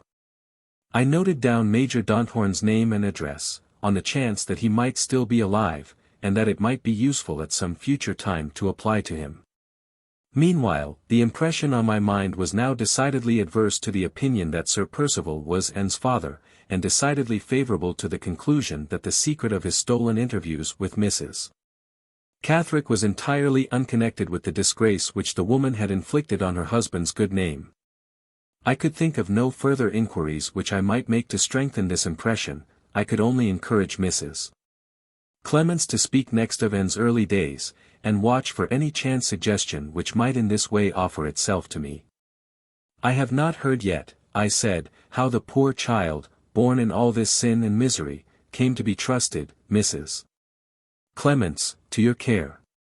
There was nobody else, sir, to take the little helpless creature in hand, replied Mrs. Clements. The wicked mother seemed to hate it, as if the poor baby was in fault, from the day it was born. My heart was heavy for the child, and I made the offer to bring it up as tenderly as if it was my own. Did Anne remain entirely under your care from that time? Not quite entirely, sir. Mrs. Catherick had her whims and fancies about it at times, and used now and then to lay claim to the child, as if she wanted to spite me for bringing it up. But these fits of hers never lasted for long. Poor little Anne was always returned to me, and was always glad to get back, though she led but a gloomy life in my house, having no playmates, like other children, to brighten her up. Our longest separation was when her mother took her to Limmeridge. Just at that time I lost my husband, and I felt it was as well, in that miserable affliction, that Anne should not be in the house. She was between 10 and 11 years old then, slow at her lessons, poor soul, and not so cheerful as other children, but as pretty a little girl to look at as you would wish to see. I waited at home till her mother brought her back, and then I made the offer to take her with me to London, the truth being, sir, that I could not find it in my heart to stop at old Welmingham after my husband's death. The place was so changed and so dismal to me. And did Mrs. Catherick consent to your proposal? No, sir. She came back from the north harder and bitterer than ever. Folks did say that she had been obliged to ask Sir Percival's leave to go, to begin with. And that she only went to nurse her dying sister at Limmeridge because the poor woman was reported to have saved money, the truth being that she hardly left enough to bury her. These things may have soured Mrs. Catherick likely enough, but however that may be, she wouldn't hear of my taking the child away. She seemed to like distressing us both by parting us. All I could do was to give in my direction, and to tell her privately, if she was ever in trouble, to come to me. But years passed before she was free to come. I never saw her again, poor soul, till the night she escaped from the madhouse. You know, Mrs. Clements, why Sir Percival Glyde shut her up. I only know what Anne herself told me, sir. The poor thing used to ramble and wander about it sadly. She said her mother had got some secret of Sir Percival's to keep, and had let it out to her long after I left Hampshire, and when Sir Percival found she knew it, he shut her up. But she never could say what it was when I asked her. All she could tell me was, that her mother might be the ruin and destruction of Sir Percival if she chose. Mrs. Catherick may have let out just as much as that, and no more. I'm next to certain I should have heard the whole truth from Anne, if she had really known it as she pretended to do, and as she very likely fancied she did, poor soul. This idea had more than once occurred to my own mind. I had already told Marian that I doubted whether Laura was really on the point of making any important discovery when she and Catherick were disturbed by Count Fosco at the boathouse. It was perfectly in character with Anne's mental affliction that she should assume an absolute knowledge of the secret on no better grounds than vague suspicion, derived from hints which her mother had incautiously let drop in her presence. Sir Percival's guilty distrust would, in that case, infallibly inspire him with the false idea that Anne knew all from her mother, just as it had afterwards fixed in his mind the equally false suspicion that his wife knew all from Anne. The time was passing, the morning was wearing away. It was doubtful, if I stayed longer, whether I should hear anything more from Mrs. Clements that would be at all useful to my purpose. I had already discovered those local and family particulars, in relation to Mrs. Catherick, of which I had been in search, and I had arrived at certain conclusions, entirely new to me, which might immensely assist in directing the course of my future proceedings. I rose to take my leave, and to thank Mrs. Clements for the friendly readiness she had shown in affording me information. The story continued by Mrs. Catherick. Sir, you have not come back, as you said you would. No matter, I know the news, and I write to tell you so. Did you see anything particular in my face when you left me? I was wondering, in my own mind, whether the day of his downfall had come at last, and whether you were the chosen instrument for working it. You were, and you have worked it. You were weak enough, as I have heard, to try and save his life. If you had succeeded, I should have looked upon you as my enemy. Now you have failed, I hold you as my friend. Your inquiries frightened him into the vestry by night, your inquiries, without your privity and against your will, have served the hatred and wreaked the vengeance of 23 years. Thank you, sir, in spite of yourself. I owe something to the man who has done this. How can I pay my debt? If I was a young woman still I might say, come, put your arm round my waist, and kiss me, if you like. I should have been fond enough of you even to go that length, and you would have accepted my invitation, you would, sir, 20 years ago. But I am an old woman now. Well, I can satisfy your curiosity, and pay my debt in that way. You had a great curiosity to know certain private affairs of mine when you came to see me, private affairs which all your sharpness could not look into without my help, private affairs which you have not discovered, even now. You shall discover them, your curiosity shall be satisfied. I will take any trouble to please you, my estimable young friend. You were a little boy, I suppose, in the year 27. I was a handsome young woman at that time, living at Old Welmingham. I had a contemptible fool for a husband. I had also the honor of being acquainted, never mind how, with a certain gentleman, never mind whom. I shall not call him by his name. Why should I? It was not his own. He never had a name, you know that, by this time, as well as I do. It will be more to the purpose to tell you how he worked himself into my good graces. I was born with the tastes of a lady, and he gratified them, in other words, he admired me, and he made me presents. No woman can resist admiration and presents, especially presents, provided they happen to be just the thing she wants. He was sharp enough to know that, most men are. Naturally he wanted something in return, all men do. And what do you think was the something? The merest trifle. Nothing but the key of the vestry, and the key of the press inside it, when my husband's back was turned. Of course he lied when I asked him why he wished me to get him the keys in that private way. He might have saved himself the trouble, I didn't believe him. But I liked my presents, and I wanted more. So I got him the keys, without my husband's knowledge, and I watched him, without his own knowledge. Once, twice, 4 times I watched him, and the 4th time I found him out. I was never over-scrupulous where other people's affairs were concerned, and I was not over-scrupulous about his adding one to the marriages in the register on his own account. Of course I knew it was wrong, but it did no harm to me, which was one good reason for not making a fuss about it. And I had not got a gold watch and chain, which was another, still better, and he had promised me one from London only the day before, which was a third, best of all. If I had known what the law considered the crime to be, and how the law punished it, I should have taken proper care of myself, and have exposed him then and there. But I knew nothing, and I longed for the gold watch. All the conditions I insisted on were that he should take me into his confidence and tell me everything. I was as curious about his affairs then as you are about mine now. He granted my conditions. Why, you will see presently. This, put in short, is what I heard from him. He did not willingly tell me all that I tell you here.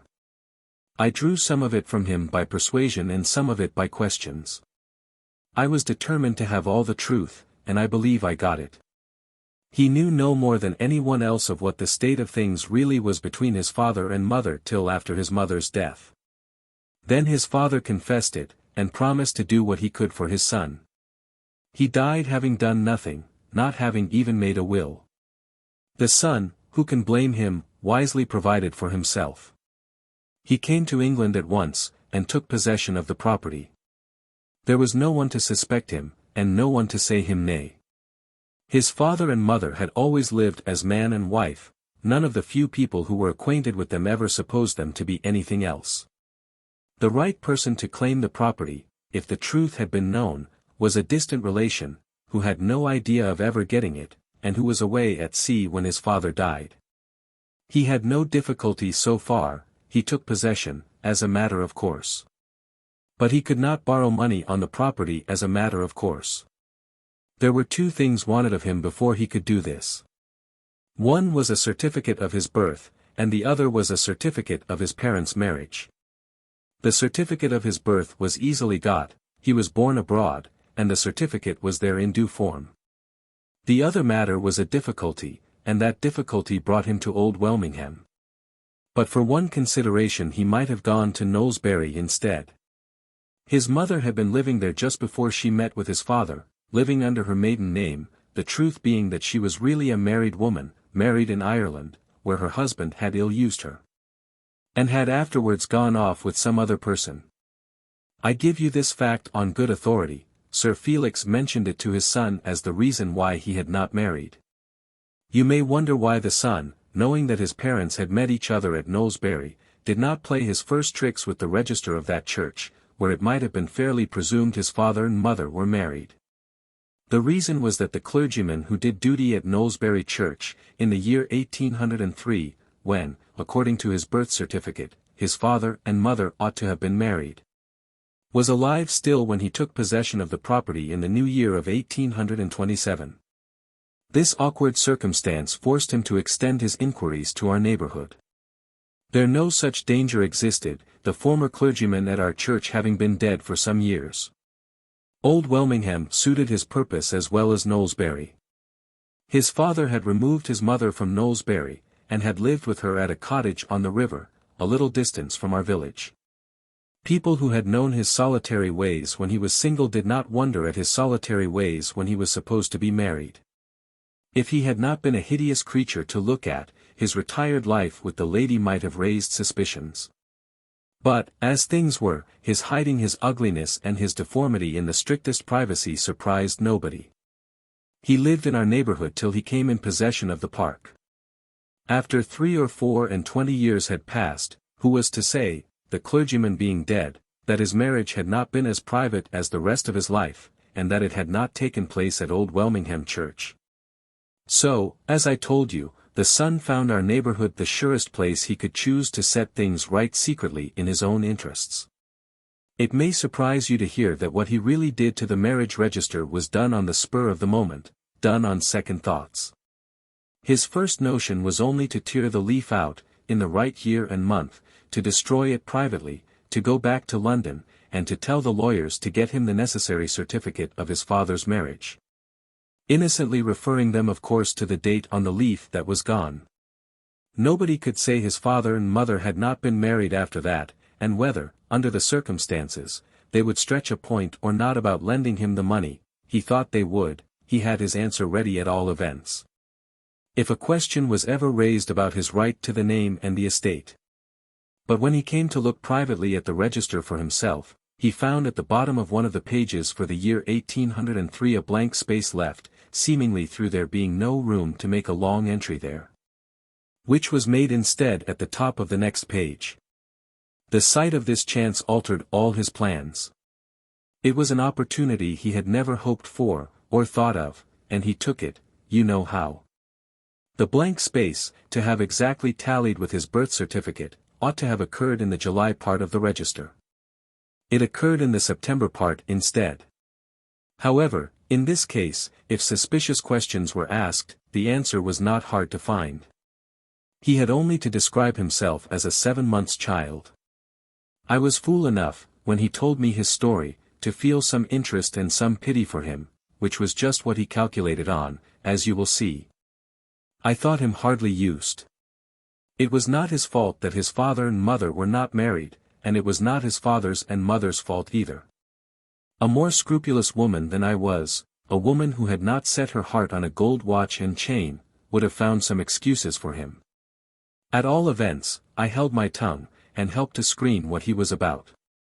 He was some time getting the ink the right color, mixing it over and over again in pots and bottles of mine, and some time afterwards in practicing the handwriting. But he succeeded in the end, and made an honest woman of his mother after she was dead in her grave. So far, I don't deny that he behaved honorably enough to myself. He gave me my watch and chain, and spared no expense in buying them. Both were of superior workmanship, and very expensive. I have got them still. The watch goes beautifully. You said the other day that Mrs. Clements had told you everything she knew. In that case there is no need for me to write about the trumpery scandal by which I was the sufferer, the innocent sufferer, I positively assert. You must know as well as I do what the notion was which my husband took into his head when he found me and my fine gentleman acquaintance meeting each other privately and talking secrets together. But what you don't know is how it ended between that same gentleman and myself. You shall read and see how he behaved to me. The first words I said to him, when I saw the turn things had taken, were, "Do me justice, clear my character of a stain on it which you know I don't deserve. I don't want you to make a clean breast of it to my husband, only tell him, on your word of honor as a gentleman, that he is wrong, and that I am not to blame in the way he thinks I am. Do me that justice, at least, after all I have done for you." He flatly refused, in so many words. He told me plainly that it was his interest to let my husband and all my neighbors believe the falsehood, because, as long as they did so they were quite certain never to suspect the truth. I had a spirit of my own, and I told him they should know the truth from my lips. His reply was short, and to the point. If I spoke, I was a lost woman, as certainly as he was a lost man. Yes. It had come to that. He had deceived me about the risk I ran in helping him. He had practiced on my ignorance, he had tempted me with his gifts, he had interested me with his story, and the result of it was that he made me his accomplice. He owned this coolly, and he ended by telling me, for the first time, what the frightful punishment really was for his offense, and for anyone who helped him to commit it. In those days the law was not so tender-hearted as I hear it is now. Murderers were not the only people liable to be hanged, and women convicts were not treated like ladies in undeserved distress. I confess he frightened me, the mean impostor. The cowardly blackguard. Do you understand now how I hated him? Do you understand why I am taking all this trouble, thankfully taking it, to gratify the curiosity of the meritorious young gentleman who hunted him down? Well, to go on. He was hardly fool enough to drive me to downright desperation. I was not the sort of woman whom it was quite safe to hunt into a corner, he knew that, and wisely quieted me with proposals for the future. I deserved some reward, he was kind enough to say, for the service I had done him, and some compensation, he was so obliging as to add, for what I had suffered. He was quite willing, generous scoundrel, to make me a handsome yearly allowance, payable quarterly, on 2 conditions. First, I was to hold my tongue, in my own interests as well as in his. Secondly, I was not to stir away from Welmingham without first letting him know, and waiting till I had obtained his permission. In my own neighborhood, no virtuous female friends would tempt me into dangerous gossiping at the tea-table. In my own neighborhood, he would always know where to find me. A hard condition, that second one, but I accepted it. What else was I to do? I was left helpless, with the prospect of a coming encumbrance in the shape of a child. What else was I to do? Cast myself on the mercy of my runaway idiot of a husband who had raised the scandal against me? I would have died first. Besides, the allowance was a handsome one. I had a better income, a better house over my head, better carpets on my floors, than half the women who turned up the whites of their eyes at the sight of me. The dress of virtue, in our parts, was cotton print. I had silk. So I accepted the conditions he offered me, and made the best of them, and fought my battle with my respectable neighbors on their own ground, and won it in course of time, as you saw yourself. How I kept his secret, and mine, through all the years that have passed from that time to this, and whether my late daughter, Anne, ever really crept into my confidence, and got the keeping of the secret too, are questions, I dare say, to which you are curious to find an answer. Well, my gratitude refuses you nothing. I will turn to a fresh page and give you the answer immediately. But you must excuse one thing, you must excuse my beginning, Mr. Hartright, with an expression of surprise at the interest which you appear to have felt in my late daughter. It is quite unaccountable to me. If that interest makes you anxious for any particulars of her early life, I must refer you to Mrs. Clements, who knows more of the subject than I do. Pray understand that I do not profess to have been at all over fond of my late daughter. She was a worry to me from first to last, with the additional disadvantage of being always weak in the head. You like candor, and I hope this satisfies you. There is no need to trouble you with many personal particulars relating to those past times. It will be enough to say that I observed the terms of the bargain on my side, and that I enjoyed my comfortable income in return, paid quarterly. Now and then I got away and changed the scene for a short time, always asking leave of my lord and master first, and generally getting it. He was not, as I have already told you, fool enough to drive me too hard, and he could reasonably rely on my holding my tongue for my own sake, if not for his. One of my longest trips away from home was the trip I took to Limmeridge to nurse a half-sister there, who was dying. She was reported to have saved money, and I thought it as well, in case any accident happened to stop my allowance, to look after my own interests in that direction. As things turned out, however, my pains were all thrown away, and I got nothing, because nothing was to be had. I had taken Anne to the north with me, having my whims and fancies, occasionally, about my child, and getting, at such times, jealous of Mrs. Clements' influence over her. I never liked Mrs. Clements. She was a poor, empty-headed, spiritless woman, what you call a born drudge, and I was now and then not averse to plaguing her by taking Anne away. Not knowing what else to do with my girl while I was nursing in Cumberland, I put her to school at Limmeridge. The lady of the manor, Mrs. Fairlie, a remarkably plain-looking woman, who had entrapped one of the handsomest men in England into marrying her, amused me wonderfully by taking a violent fancy to my girl. The consequence was, she learnt nothing at school, and was petted and spoilt at Limmeridge House. Among other whims and fancies which they taught her there, they put some nonsense into her head about always wearing white. Hating white and liking colours myself, I determined to take the nonsense out of her head as soon as we got home again. Strange to say, my daughter resolutely resisted me. When she had got a notion once fixed in her mind she was, like other half-witted people, as obstinate as a mule in keeping it. We quarrelled finally, and Mrs. Clements, not liking to see it, I suppose, offered to take Anne away to live in London with her. I should have said yes, if Mrs. Clements had not sided with my daughter about her dressing herself in white.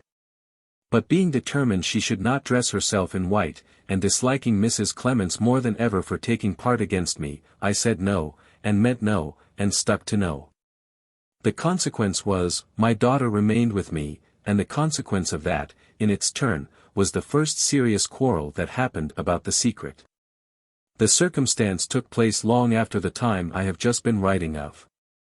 I had been settled for years in the new town, and was steadily living down my bad character and slowly gaining ground among the respectable inhabitants. It helped me forward greatly towards this object to have my daughter with me. Her harmlessness and her fancy for dressing in white excited a certain amount of sympathy. I left off opposing her favourite whim on that account, because some of the sympathy was sure, in course of time, to fall to my share.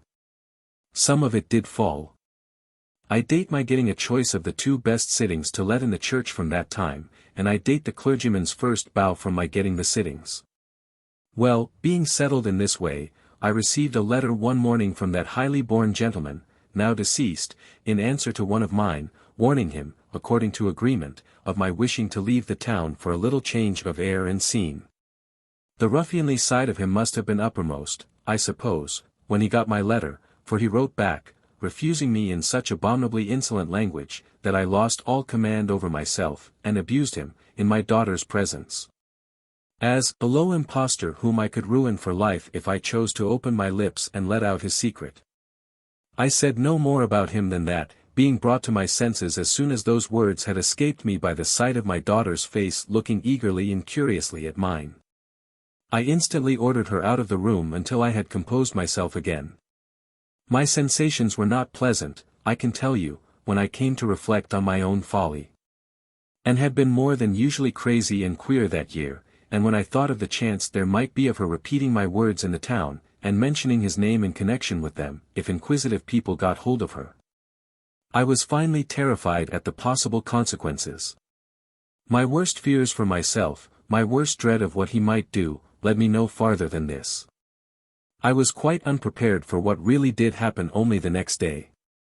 On that next day, without any warning to me to expect him, he came to the house.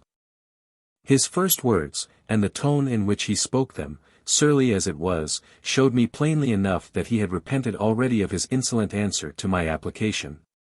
And that he had come in a mighty bad temper to try and set matters right again before it was too late. Seeing my daughter in the room with me, I had been afraid to let her out of my sight after what had happened the day before. He ordered her away. They neither of them liked each other, and he vented the ill temper on her which he was afraid to show to me. "Leave us," he said, looking at her over his shoulder. She looked back over her shoulder and waited as if she didn't care to go. "Do you hear?" he roared out, "leave the room. Speak to me civilly," says she, getting red in the face. "Turn the idiot out," says he, looking my way. She had always had crazy notions of her own about her dignity, and that word idiot upset her in a moment. Before I could interfere she stepped up to him in a fine passion. "Beg my pardon, directly," says she, "or I'll make it the worse for you. I'll let out your secret. I can ruin you for life if I choose to open my lips." My own words, repeated exactly from what I had said the day before, repeated, in his presence, as if they had come from herself. He sat speechless, as white as the paper I am writing on, while I pushed her out of the room. When he recovered himself. No. I am too respectable a woman to mention what he said when he recovered himself. My pen is the pen of a member of the rector's congregation, and a subscriber to the Wednesday lectures on justification by faith. How can you expect me to employ it in writing bad language? Suppose, for yourself, the raging, swearing frenzy of the lowest ruffian in England, and let us get on together, as fast as may be, to the way in which it all ended. It ended, as you probably guess by this time, in his insisting on securing his own safety by shutting her up. I tried to set things right. I told him that she had merely repeated, like a parrot, the words she had heard me say and that she knew no particulars whatever, because I had mentioned none. I explained that she had affected, out of crazy spite against him, to know what she really did not know, that she only wanted to threaten him and aggravate him for speaking to her as he had just spoken, and that my unlucky words gave her just the chance of doing mischief of which she was in search. I referred him to other queer ways of hers, and to his own experience of the vagaries of half-witted people. It was all to no purpose. He would not believe me on my oath. He was absolutely certain I had betrayed the whole secret.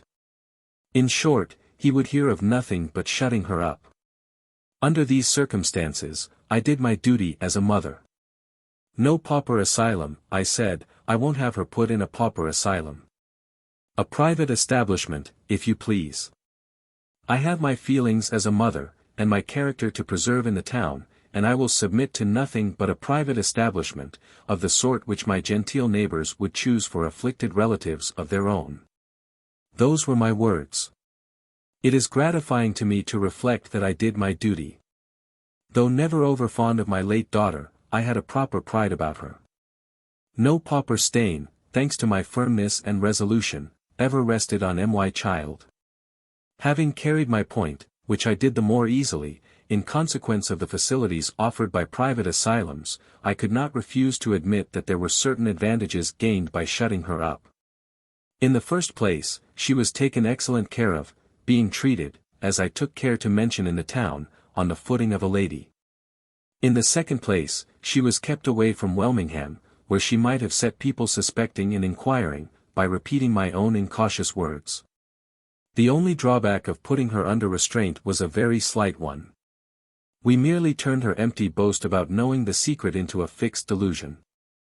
Having first spoken in sheer crazy spitefulness against the man who had offended her, she was cunning enough to see that she had seriously frightened him, and sharp enough afterwards to discover that he was concerned in shutting her up.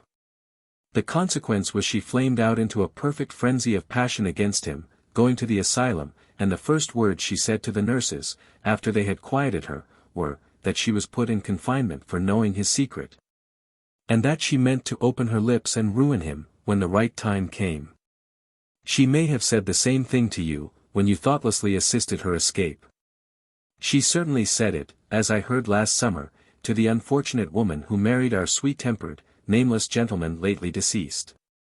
If either you, or that unlucky lady, had questioned my daughter closely, and had insisted on her explaining what she really meant, you would have found her lose all her self-importance suddenly, and get vacant, and restless.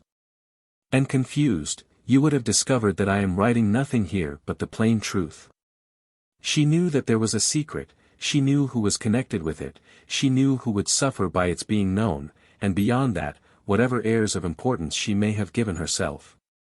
Whatever crazy boasting she may have indulged in with strangers, she never to her dying day knew more. Have I satisfied your curiosity? I have taken pains enough to satisfy it at any rate.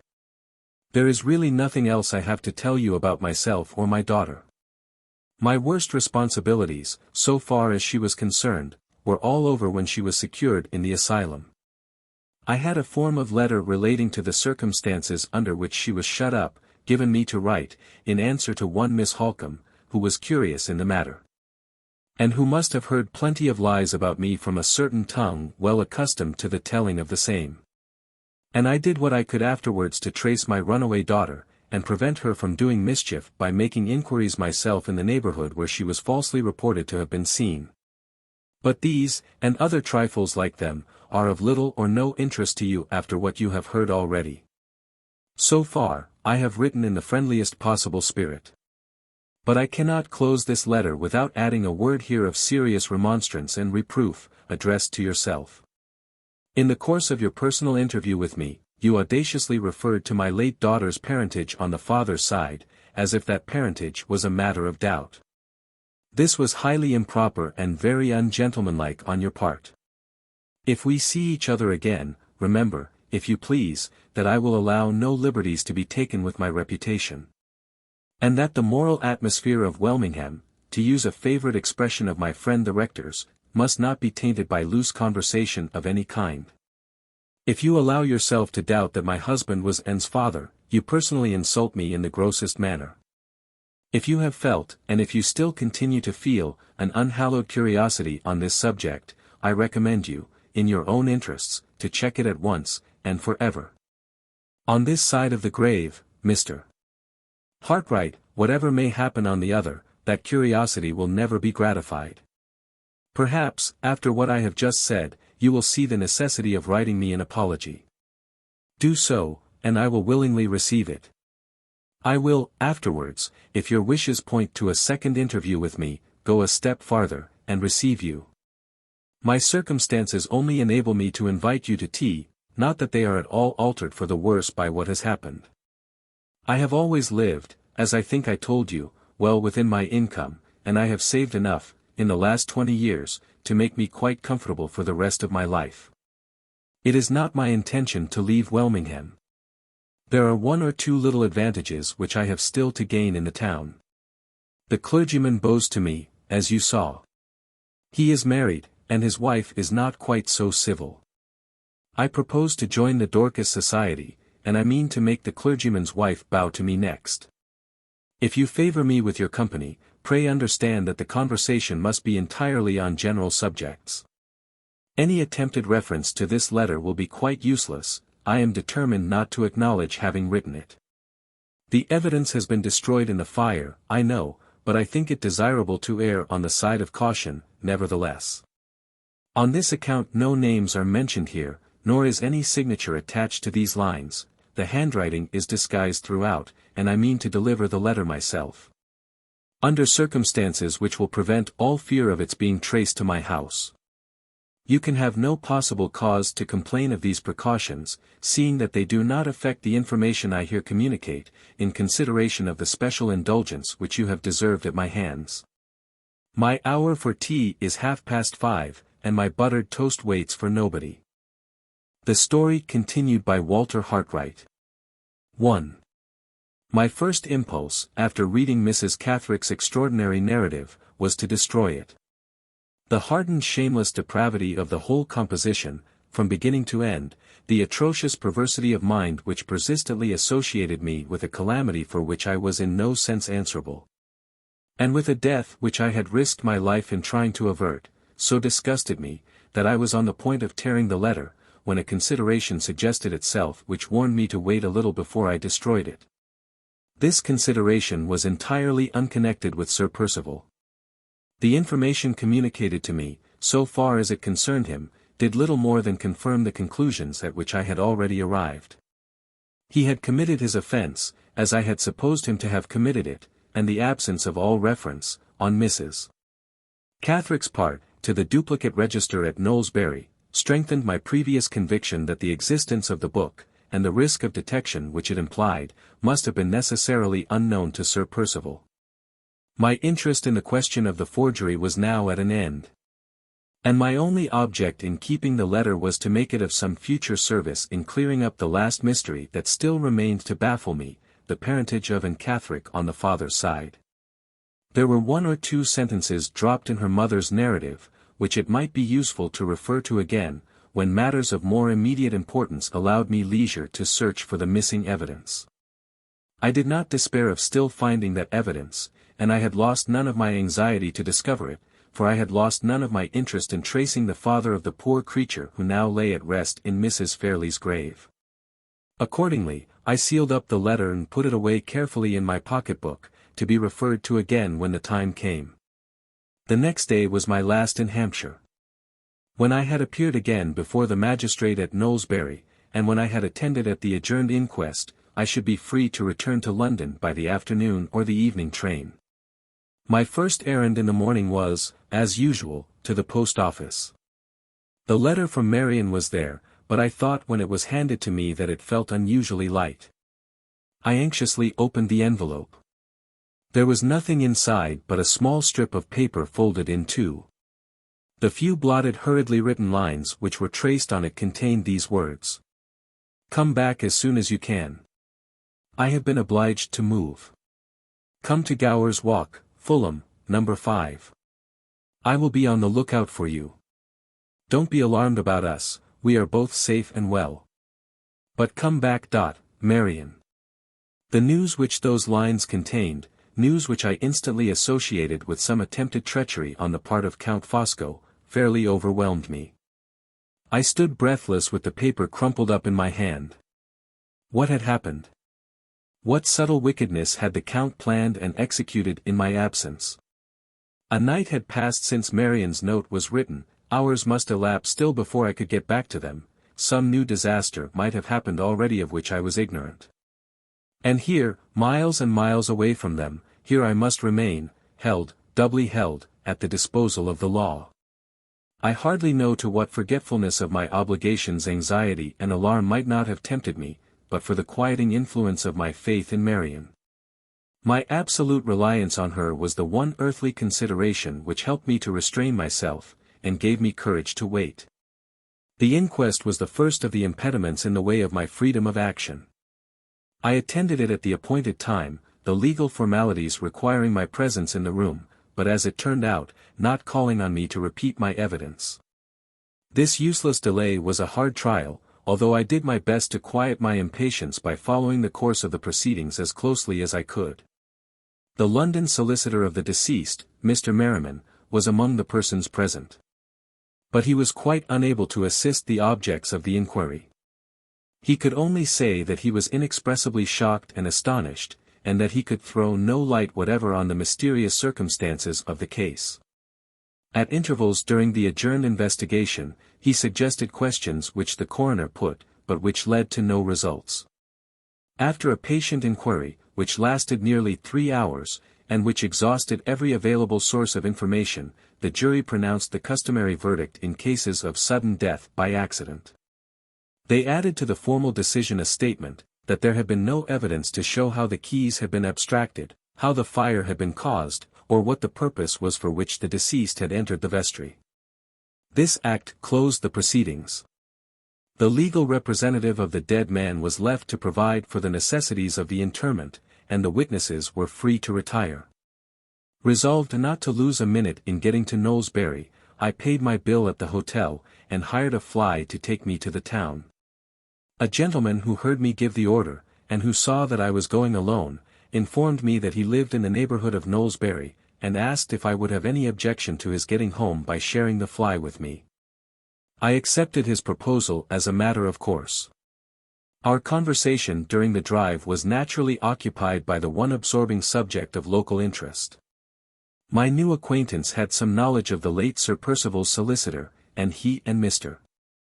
Merriman had been discussing the state of the deceased gentleman's affairs and the succession to the property.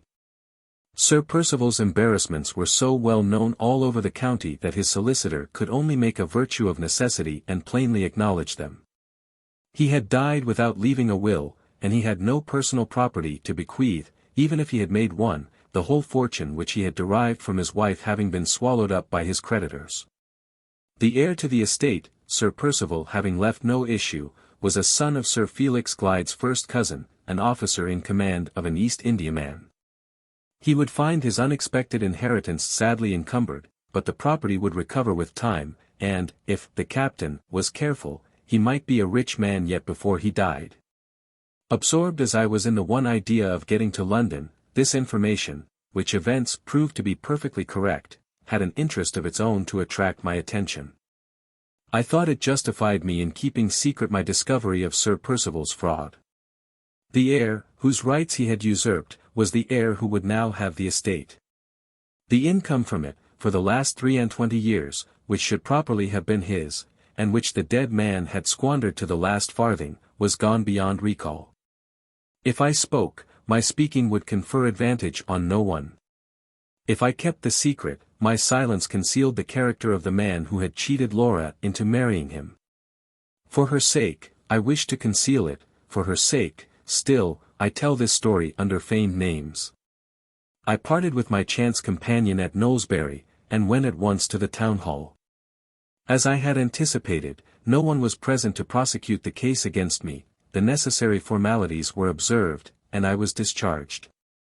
On leaving the court a letter from Mr. Dawson was put into my hand. It informed me that he was absent on professional duty, and it reiterated the offer I had already received from him of any assistance which I might require at his hands. I wrote back, warmly acknowledging my obligations to his kindness, and apologizing for not expressing my thanks personally, in consequence of my immediate recall on pressing business to town. Half an hour later I was speeding back to London by the express train. 2. It was between 9 and 10 o'clock before I reached Fulham, and found my way to Gower's Walk. Both Laura and Marian came to the door to let me in. I think we had hardly known how close the tie was which bound us three together, until the evening came which united us again. We met as if we had been parted for months instead of for a few days only. Marian's face was sadly worn and anxious. I saw who had known all the danger and borne all the trouble in my absence the moment I looked at her. Laura's brighter looks and better spirits told me how carefully she had been spared all knowledge of the dreadful death at Welmingham, and of the true reason of our change of abode. The stir of the removal seemed to have cheered and interested her. She only spoke of it as a happy thought of Marian's to surprise me on my return with a change from the close, noisy street to the pleasant neighborhood of trees and fields and the river. She was full of projects for the future, of the drawings she was to finish, of the purchasers I had found in the country who were to buy them, of the shillings and sixpences she had saved. Till her purse was so heavy that she proudly asked me to weigh it in my own hand. The change for the better which had been wrought in her during the few days of my absence was a surprise to me for which I was quite unprepared, and for all the unspeakable happiness of seeing it. I was indebted to Marian's courage and to Marian's love. When Laura had left us, and when we could speak to one another without restraint, I tried to give some expression to the gratitude and the admiration which filled my heart. But the generous creature would not wait to hear me. That sublime self-forgetfulness of women, which yields so much and asks so little, turned all her thoughts from herself to me. I had only a moment left before post-time, she said, or I should have written less abruptly. You look worn and weary, Walter. I am afraid my letter must have seriously alarmed you. Only at first, I replied. My mind was quieted, Marian, by my trust in you. Was I right in attributing this sudden change of place to some threatened annoyance on the part of Count Fosco? Perfectly right, she said. I saw him yesterday, and worse than that, Walter, I spoke to him. Spoke to him? Did he know where we lived? Did he come to the house? He did. To the house, but not upstairs. Laura never saw him, Laura suspects nothing. I will tell you how it happened. The danger, I believe and hope, is over now. Yesterday, I was in the sitting room, at our old lodgings. Laura was drawing at the table, and I was walking about and setting things to rights. I passed the window, and as I passed it, looked out into the street. There, on the opposite side of the way, I saw the Count, with a man talking to him. Did he notice you at the window? No, at least, I thought not. I was too violently startled to be quite sure. Who was the other man? A stranger? Not a stranger, Walter. As soon as I could draw my breath again, I recognized him. He was the owner of the lunatic asylum. Was the Count pointing out the house to him? No, they were talking together as if they had accidentally met in the street. I remained at the window looking at them from behind the curtain. If I had turned round, and if Laura had seen my face at that moment, thank God, she was absorbed over her drawing. They soon parted. The man from the asylum went one way, and the Count the other. I began to hope they were in the street by chance, till I saw the Count come back, stop opposite to us again, take out his card case and pencil, write something, and then cross the road to the shop below us. I ran past Laura before she could see me, and said I had forgotten something upstairs. As soon as I was out of the room I went down to the first landing and waited. I was determined to stop him if he tried to come upstairs. He made no such attempt. The girl from the shop came through the door into the passage, with his card in her hand, a large gilt card with his name, and a coronet above it, and these lines underneath in pencil, Dear Lady, yes.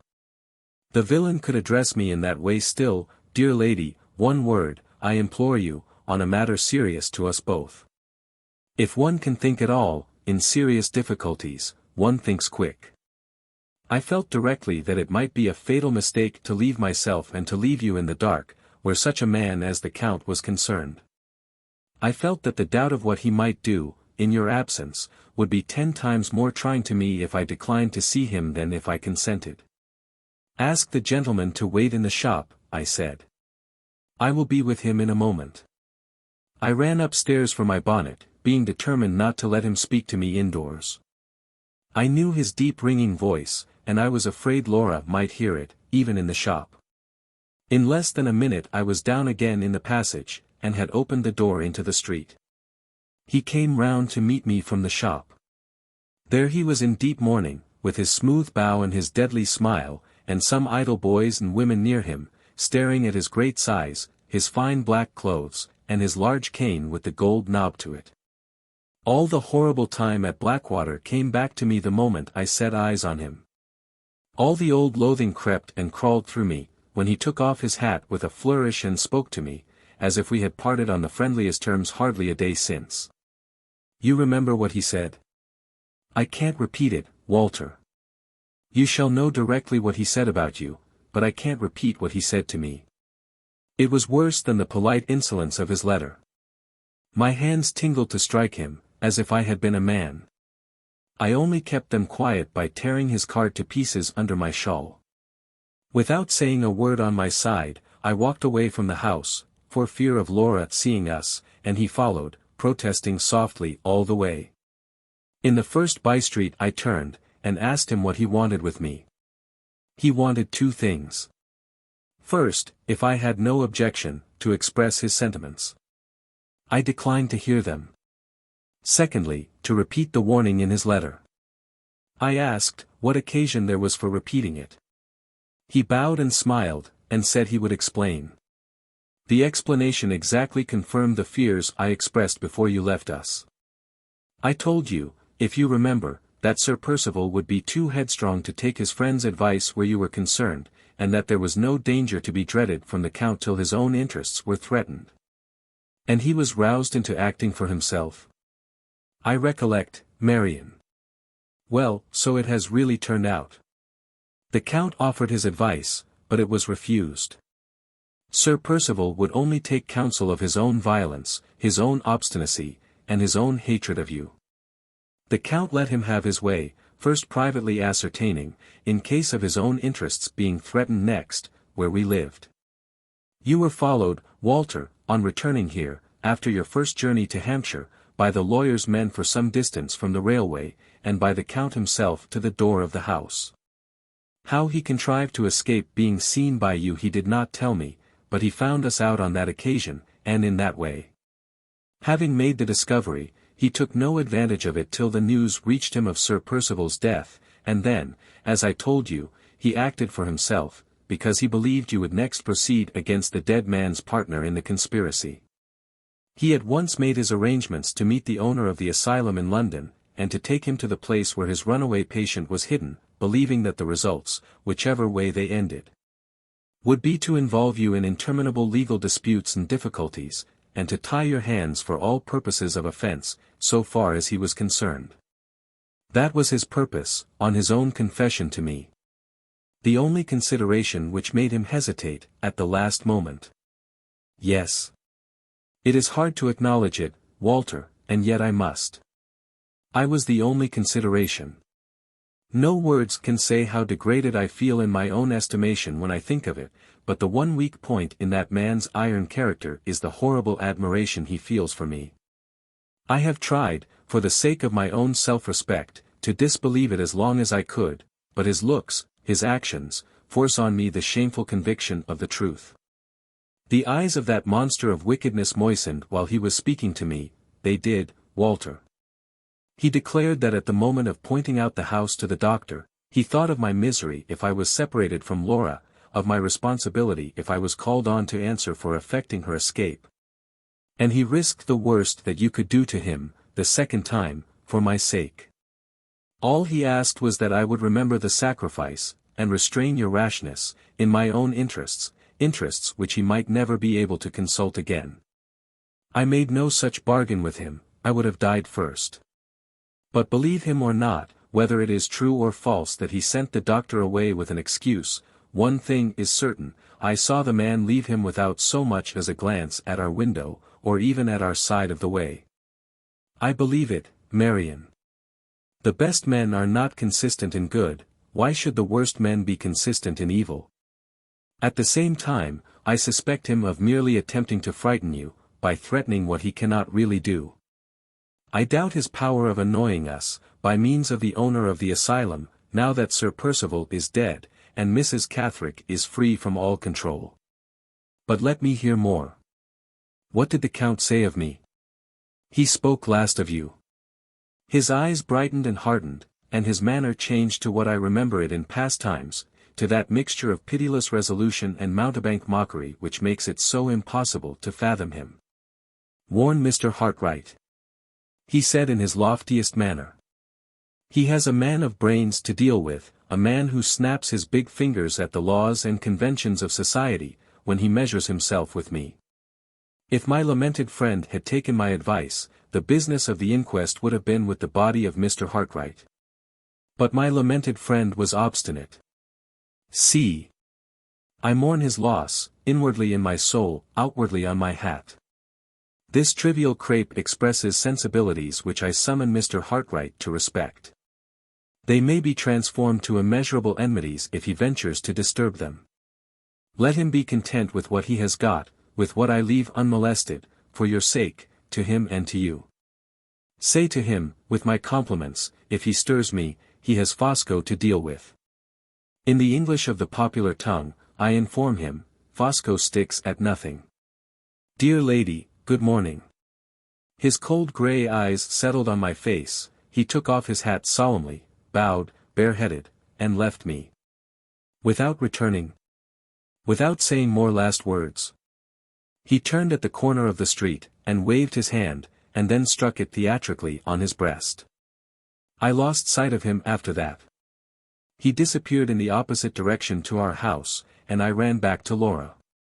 Before I was indoors again, I had made up my mind that we must go. The house, especially in your absence, was a place of danger instead of a place of safety, now that the Count had discovered it.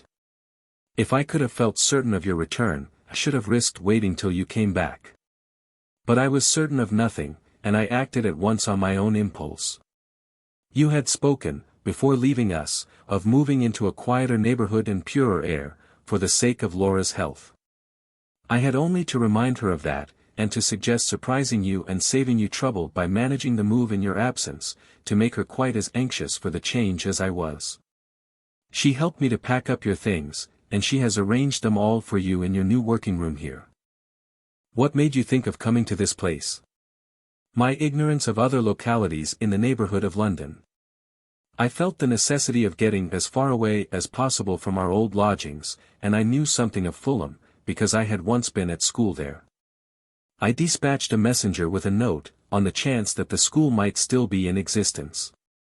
It was in existence, the daughters of my old mistress were carrying it on for her, and they engaged this place from the instructions I had sent.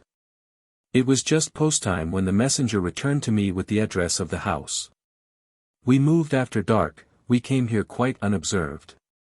Have I done right, Walter? Have I justified your trust in me? I answered her warmly and gratefully, as I really felt. But the anxious look still remained on her face while I was speaking, and the first question she asked, when I had done, related to Count Fosco. I saw that she was thinking of him now with a changed mind. No fresh outbreak of anger against him, no new appeal to me to hasten the day of reckoning escaped her. Her conviction that the man's hateful admiration of herself was really sincere, seemed to have increased 100-fold her distrust of his unfathomable cunning, her inborn dread of the wicked energy and vigilance of all his faculties. Her voice fell low, her manner was hesitating, her eyes searched into mine with an eager fear when she asked me what I thought of his message, and what I meant to do next after hearing it. Not many weeks have passed, Marian, I answered, since my interview with Mr. Curl. When he and I parted, the last words I said to him about Laura were these: her uncle's house shall open to receive her, in the presence of every soul who followed the false funeral to the grave. The lie that records her death shall be publicly erased from the tombstone by the authority of the head of the family, and the two men who have wronged her shall answer for their crime to me. Though the justice that sits in tribunals is powerless to pursue them. One of those men is beyond mortal reach. The other remains, and my resolution remains. Her eyes lit up, her color rose. She said nothing, but I saw all her sympathies gathering to mine in her face. I don't disguise from myself, or from you, I went on, that the prospect before us is more than doubtful. The risks we have run already are, it may be, trifles compared with the risks that threaten us in the future, but the venture shall be tried, Marian, for all that. I am not rash enough to measure myself against such a man as the Count before I am well prepared for him. I have learnt patience, I can wait my time. Let him believe that his message has produced its effect, let him know nothing of us, and hear nothing of us, let us give him full time to feel secure, his own boastful nature, unless I seriously mistake him, will hasten that result. This is one reason for waiting, but there is another more important still. My position, Marian, towards you and towards Laura ought to be a stronger one than it is now before I try our last chance. She leaned near to me, with a look of surprise. How can it be stronger? She asked. I will tell you, I replied, when the time comes. It has not come yet, it may never come at all. I may be silent about it to Laura forever, I must be silent now, even to you, till I see for myself that I can harmlessly and honorably speak. Let us leave that subject. There is another which has more pressing claims on our attention. You have kept Laura, mercifully kept her, in ignorance of her husband's death. Oh, Walter, surely it must be long yet before we tell her of it. No, Marian. Better that you should reveal it to her now, than that accident, which no one can guard against, should reveal it to her at some future time. Spare her all the details, break it to her very tenderly, but tell her that he is dead. You have a reason, Walter, for wishing her to know of her husband's death besides the reason you have just mentioned? I have. A reason connected with that subject which must not be mentioned between us yet. Which may never be mentioned to Laura at all. She dwelt on the last words meaningly. When I answered her in the affirmative, I dwelt on them too. Her face grew pale. For a while she looked at me with a sad, hesitating interest. An unaccustomed tenderness trembled in her dark eyes and softened her firm lips, as she glanced aside at the empty chair in which the dear companion of all our joys and sorrows had been sitting. I think I understand, she said. I think I owe it to her and to you, Walter, to tell her of her husband's death. She sighed, and held my hand fast for a moment, then dropped it abruptly, and left the room. On the next day Laura knew that his death had released her, and that the error and the calamity of her life lay buried in his tomb. His name was mentioned among us no more. Thenceforward, we shrank from the slightest approach to the subject of his death, and in the same scrupulous manner, Marian and I avoided all further reference to that other subject, which, by her consent and mine, was not to be mentioned between us yet. It was not the less present in our minds, it was rather kept alive in them by the restraint which we had imposed on ourselves. We both watched Laura more anxiously than ever, sometimes waiting and hoping, sometimes waiting and fearing, till the time came. By degrees we returned to our accustomed way of life. I resumed the daily work, which had been suspended during my absence in Hampshire. Our new lodgings cost us more than the smaller and less convenient rooms which we had left, and the claim thus implied on my increased exertions was strengthened by the doubtfulness of our future prospects. Emergencies might yet happen which would exhaust our little fund at the banker's, and the work of my hands might be, ultimately, all we had to look to for support. More permanent and more lucrative employment than had yet been offered to me was a necessity of our position, a necessity for which I now diligently set myself to provide. It must not be supposed that the interval of rest and seclusion of which I am now writing, entirely suspended, on my part, all pursuit of the one absorbing purpose with which my thoughts and actions are associated in these pages. That purpose was, for months and months yet, never to relax its claims on me. The slow ripening of it still left me a measure of precaution to take, an obligation of gratitude to perform, and a doubtful question to solve. The measure of precaution related, necessarily, to the Count. It was of the last importance to ascertain, if possible, whether his plans committed him to remaining in England, or, in other words, to remaining within my reach. I contrived to set this doubt at rest by very simple means. His address in street. John's Wood being known to me, I inquired in the neighborhood, and having found out the agent who had the disposal of the furnished house in which he lived, I asked if number 5, Forest Road, was likely to be let within a reasonable time. The reply was in the negative. I was informed that the foreign gentleman then residing in the house had renewed his term of occupation for another 6 months, and would remain in possession until the end of June in the following year. We were then at the beginning of December only. I left the agent with my mind relieved from all present fear of the Count's escaping me. The obligation I had to perform took me once more into the presence of Mrs. Clements. I had promised to return, and to confide to her those particulars relating to the death and burial of Catherick which I had been obliged to withhold at our first interview. Changed as circumstances now were, there was no hindrance to my trusting the good woman with as much of the story of the conspiracy as it was necessary to tell. I had every reason that sympathy and friendly feeling could suggest to urge on me the speedy performance of my promise, and I did conscientiously and carefully perform it. There is no need to burden these pages with any statement of what passed at the interview. It will be more to the purpose to say, that the interview itself necessarily brought to my mind the one doubtful question still remaining to be solved, the question of Catherick's parentage on the father's side. A multitude of small considerations in connection with this subject, trifling enough in themselves, but strikingly important when massed together, had latterly led my mind to a conclusion which I resolved to verify. I obtained Marian's permission to write to Major Donthorne, of Varneck Hall, where Mrs. Catherick had lived in service for some years previous to her marriage, to ask him certain questions. I made the inquiries in Marian's name, and described them as relating to matters of personal history in her family, which might explain and excuse my application. When I wrote the letter I had no certain knowledge that Major Donthorne was still alive. I dispatched it on the chance that he might be living, and able and willing to reply. After a lapse of 2 days proof came, in the shape of a letter, that the Major was living, and that he was ready to help us. The idea in my mind when I wrote to him, and the nature of my inquiries will be easily inferred from his reply. His letter answered my questions by communicating these important facts. In the first place, the late Sir Percival Glyde, of Blackwater Park, had never set foot in Varneck Hall. The deceased gentleman was a total stranger to Major Donthorne, and to all his family.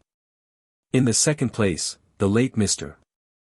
Philip Fairlie, of Limmeridge House, had been, in his younger days, the intimate friend and constant guest of Major Donthorne. Having refreshed his memory by looking back to old letters and other papers, the Major was in a position to say positively that Mr. Philip Fairlie was staying at Varneck Hall in the month of August, 1826, and that he remained there for the shooting during the month of September and part of October following. He then left, to the best of the Major's belief, for Scotland, and did not return to Varneck Hall till after a lapse of time, when he reappeared in the character of a newly married man. Taken by itself, this statement was, perhaps, of little positive value, but taken in connection with certain facts, every one of which either Marian or I knew to be true, it suggested one plain conclusion that was, to our minds, irresistible. Knowing, now, that Mr. Philip Fairlie had been at Varneck Hall in the autumn of 1826, and that Mrs. Catherick had been living there in service at the same time, we knew also, first, that Anne had been born in June, 1827, secondly, that she had always presented an extraordinary personal resemblance to Laura. And, thirdly, that Laura herself was strikingly like her father. Mr. Philip Fairlie had been one of the notoriously handsome men of his time. In disposition entirely unlike his brother Frederick, he was the spoilt darling of society, especially of the women, an easy, light-hearted, impulsive, affectionate man, generous to a fault, constitutionally lax in his principles, and notoriously thoughtless of moral obligations where women were concerned. Such were the facts we knew, such was the character of the man.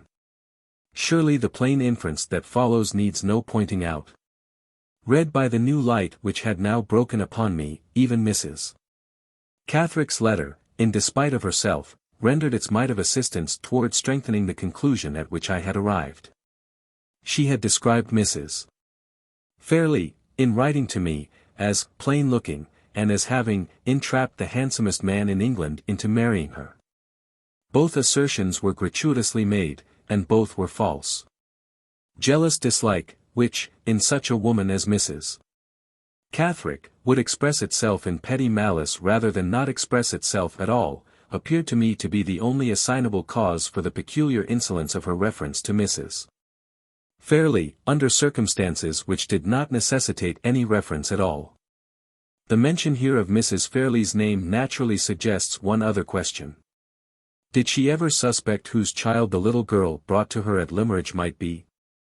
Marian's testimony was positive on this point. Mrs.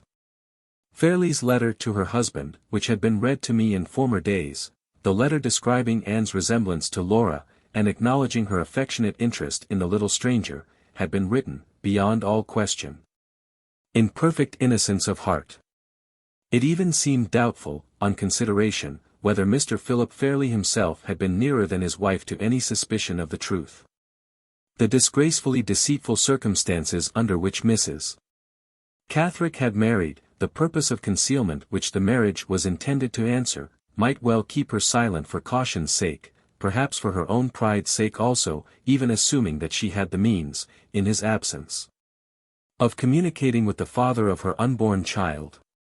As this surmise floated through my mind, there rose on my memory the remembrance of the Scripture denunciation which we have all thought of in our time with wonder and with awe: the sins of the fathers shall be visited on the children. But for the fatal resemblance between the two daughters of one father, the conspiracy of which Anne had been the innocent instrument and Laura the innocent victim could never have been planned. With what unerring and terrible directness the long chain of circumstances led down from the thoughtless wrong committed by the father to the heartless injury inflicted on the child. These thoughts came to me, and others with them, which drew my mind away to the little Cumberland churchyard wherein Catherick now lay buried. I thought of the bygone days when I had met her by Mrs. Fairlie's grave, and met her for the last time. I thought of her poor helpless hands beating on the tombstone, and her weary, yearning words, murmured to the dead remains of her protectress and her friend, "Oh, if I could die, and be hidden and at rest with you." Little more than a year had passed since she breathed that wish, and how inscrutably, how awfully, it had been fulfilled. The words she had spoken to Laura by the shores of the lake, the very words had now come true. "Oh, if I could only be buried with your mother! If I could only wake at her side when the angel's trumpet sounds and the graves give up their dead at the resurrection! Through what mortal crime and horror, through what darkest windings of the way down to death, the lost creature had wandered in God's leading to the last home that, living, she never hoped to reach. In that sacred rest I leave her, in that dread companionship let her remain undisturbed." So the ghostly figure which has haunted these pages, as it haunted my life, goes down into the impenetrable gloom. Like a shadow she first came to me in the loneliness of the night. Like a shadow she passes away in the loneliness of the dead. 4 months elapsed. April came, the month of spring, the month of change. The course of time had flowed through the interval since the winter peacefully and happily in our new home. I had turned my long leisure to good account, had largely increased my sources of employment, and had placed our means of subsistence on surer grounds. Freed from the suspense and the anxiety which had tried her so sorely and hung over her so long, Marian's spirits rallied, and her natural energy of character began to assert itself again, with something, if not all, of the freedom and the vigor of former times. More pliable under change than her sister, Laura showed more plainly the progress made by the healing influences of her new life. The worn and wasted look which had prematurely aged her face was fast leaving it, and the expression which had been the first of its charms in past days was the first of its beauties that now returned. My closest observations of her detected but one serious result of the conspiracy which had once threatened her reason and her life. Her memory of events, from the period of her leaving Blackwater Park to the period of our meeting in the burial ground of Limmeridge Church, was lost beyond all hope of recovery. At the slightest reference to that time she changed and trembled still, her words became confused, her memory wandered and lost itself as helplessly as ever. Here, and here only, the traces of the past lay deep, too deep to be effaced. In all else she was now so far on the way to recovery that, on her best and brightest days, she sometimes looked and spoke like the Laura of old times. The happy change wrought its natural result in us both. From their long slumber, on her side and on mine, those imperishable memories of our past life in Cumberland now awoke, which were one and all alike, the memories of our love. Gradually and insensibly our daily relations towards each other became constrained. The fond words which I had spoken to her so naturally, in the days of her sorrow and her suffering, faltered strangely on my lips. In the time when my dread of losing her was most present to my mind, I had always kissed her when she left me at night and when she met me in the morning. The kiss seemed now to have dropped between us, to be lost out of our lives. Our hands began to tremble again when they met. We hardly ever looked long at one another out of Marian's presence. The talk often flagged between us when we were alone. When I touched her by accident I felt my heart beating fast, as it used to beat at Limmeridge House. I saw the lovely answering flush glowing again in her cheeks. As if we were back among the Cumberland hills in our past characters of master and pupil once more. She had long intervals of silence and thoughtfulness, and denied she had been thinking when Marian asked her the question. I surprised myself one day neglecting my work to dream over the little watercolor portrait of her which I had taken in the summer house where we first met, just as I used to neglect Mr. Fairlie's drawings to dream over the same likeness when it was newly finished in the bygone time. Changed as all the circumstances now were, our position towards each other in the golden days of our first companionship seemed to be revived with the revival of our love. It was as if time had drifted us back on the wreck of our early hopes to the old familiar shore. To any other woman I could have spoken the decisive words which I still hesitated to speak to her. The utter helplessness of her position, her friendless dependence on all the forbearing gentleness that I could show her, my fear of touching too soon some secret sensitiveness in her which my instinct as a man might not have been fine enough to discover, these considerations, and others like them, kept me self-distrustfully silent. And yet I knew that the restraint on both sides must be ended, that the relations in which we stood towards one another must be altered in some settled manner for the future, and that it rested with me, in the first instance, to recognize the necessity for a change. The more I thought of our position, the harder the attempt to alter it appeared, while the domestic conditions on which we three had been living together since the winter remained undisturbed. I cannot account for the capricious state of mind in which this feeling originated, but the idea nevertheless possessed me that some previous change of place and circumstances, some sudden break in the quiet monotony of our lives, so managed as to vary the home aspect under which we had been accustomed to see each other, might prepare the way for me to speak, and might make it easier and less embarrassing for Laura and Marian to hear. With this purpose in view, I said, one morning, that I thought we had all earned a little holiday and a change of scene. After some consideration, it was decided that we should go for a fortnight to the seaside. On the next day we left Fulham for a quiet town on the south coast. At that early season of the year we were the only visitors in the place. The cliffs, the beach, and the walks inland were all in the solitary condition which was most welcome to us. The air was mild, the prospects over hill and wood and down were beautifully varied by the shifting April light and shade, and the restless sea leapt under our windows, as if it felt, like the land, the glow and freshness of spring. I owed it to Marian to consult her before I spoke to Laura, and to be guided afterwards by her advice. On the third day from our arrival I found a fit opportunity of speaking to her alone. The moment we looked at one another, her quick instinct detected the thought in my mind before I could give it expression. With her customary energy and directness she spoke at once, and spoke first. "You are thinking of that subject which was mentioned between us on the evening of your return from Hampshire," she said. "I have been expecting you to allude to it for some time past. There must be a change in our little household, Walter, we cannot go on much longer as we are now. I see it as plainly as you do, as plainly as Laura sees it, though she says nothing. How strangely the old times in Cumberland seem to have come back. You and I are together again, and the one subject of interest between us is Laura once more. I could almost fancy that this room is the summer house at Limmeridge, and that those waves beyond us are beating on our seashore.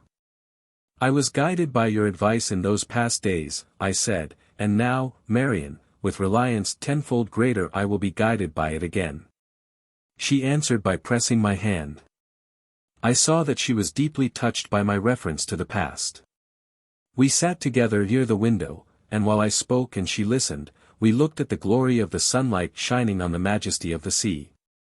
Whatever comes of this confidence between us, I said, whether it ends happily or sorrowfully for me, Laura's interests will still be the interests of my life.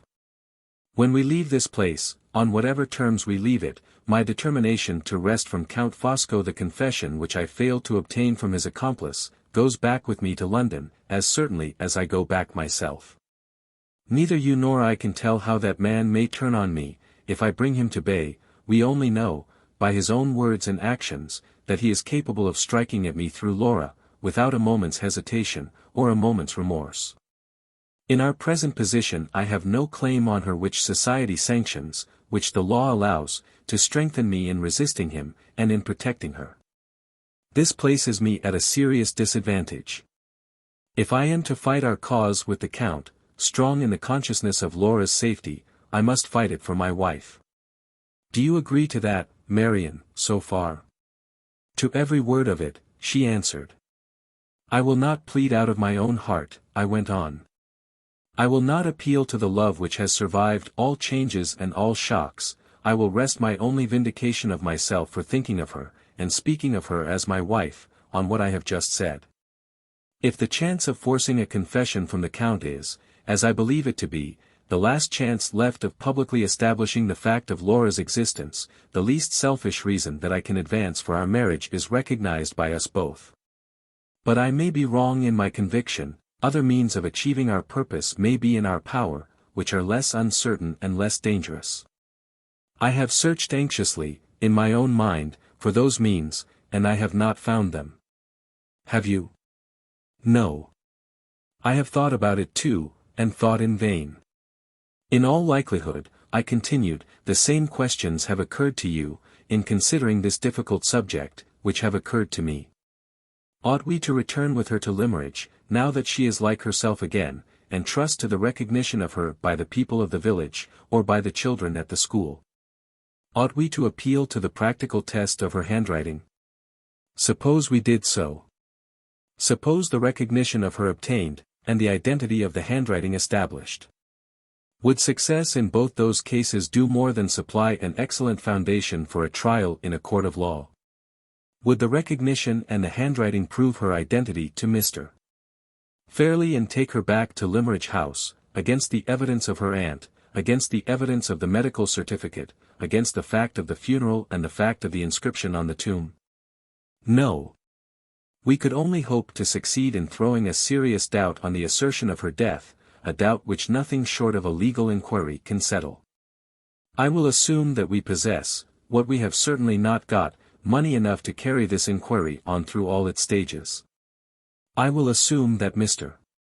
Fairlie's prejudices might be reasoned away, that the false testimony of the Count and his wife, and all the rest of the false testimony, might be confuted, that the recognition could not possibly be ascribed to a mistake between Laura and Catherick, or the handwriting be declared by our enemies to be a clever fraud. All these are assumptions which, more or less, set plain probabilities at defiance. But let them pass, and let us ask ourselves what would be the first consequence or the first questions put to Laura herself on the subject of the conspiracy. We know only too well what the consequence would be, for we know that she has never recovered her memory of what happened to her in London. Examine her privately, or examine her publicly, she is utterly incapable of assisting the assertion of her own case. If you don't see this, Marian, as plainly as I see it, we will go to Limmeridge and try the experiment tomorrow. I do see it, Walter.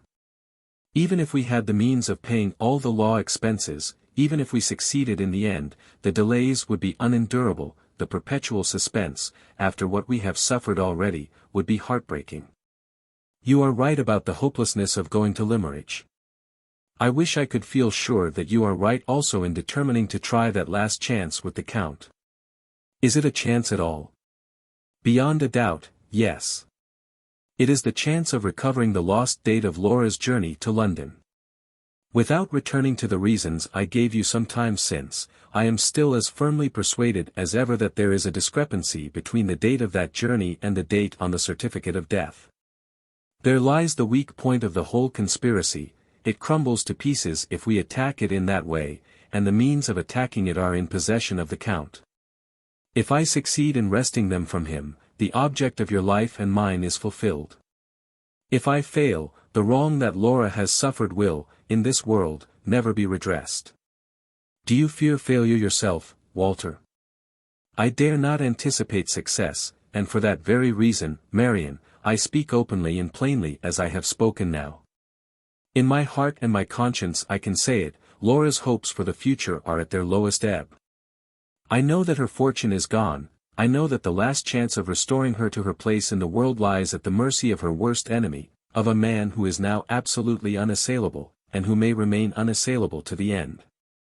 With every worldly advantage gone from her, with all prospect of recovering her rank and station more than doubtful, with no clearer future before her than the future which her husband can provide. The poor drawing-master may harmlessly open his heart at last. In the days of her prosperity, Marian, I was only the teacher who guided her hand, I ask for it, in her adversity, as the hand of my wife. Marian's eyes met mine affectionately, I could say no more. My heart was full, my lips were trembling. In spite of myself I was in danger of appealing to her pity. I got up to leave the room.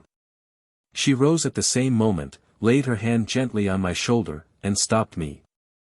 Walter, she said, I once parted you both, for your good and for hers. Wait here, my brother, wait, my dearest, best friend, till Laura comes, and tells you what I have done now. For the first time since the farewell morning at Limmeridge she touched my forehead with her lips. A tear dropped on my face as she kissed me. She turned quickly, pointed to the chair from which I had risen, and left the room. I sat down alone at the window to wait through the crisis of my life. My mind in that breathless interval felt like a total blank. I was conscious of nothing but a painful intensity of all familiar perceptions.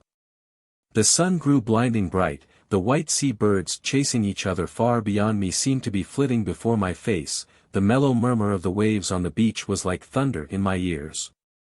The door opened, and Laura came in alone. So she had entered the breakfast room at Limmeridge House on the morning when we parted. Slowly and falteringly, in sorrow and in hesitation, she had once approached me. Now she came with the haste of happiness in her feet, with the light of happiness radiant in her face. Of their own accord those dear arms clasped themselves round me, of their own accord the sweet lips came to meet mine. My darling, she whispered, we may own we love each other now. Her head nestled with a tender contentedness on my bosom. Oh, she said innocently, I am so happy at last. 10 days later we were happier still. We were married. 4.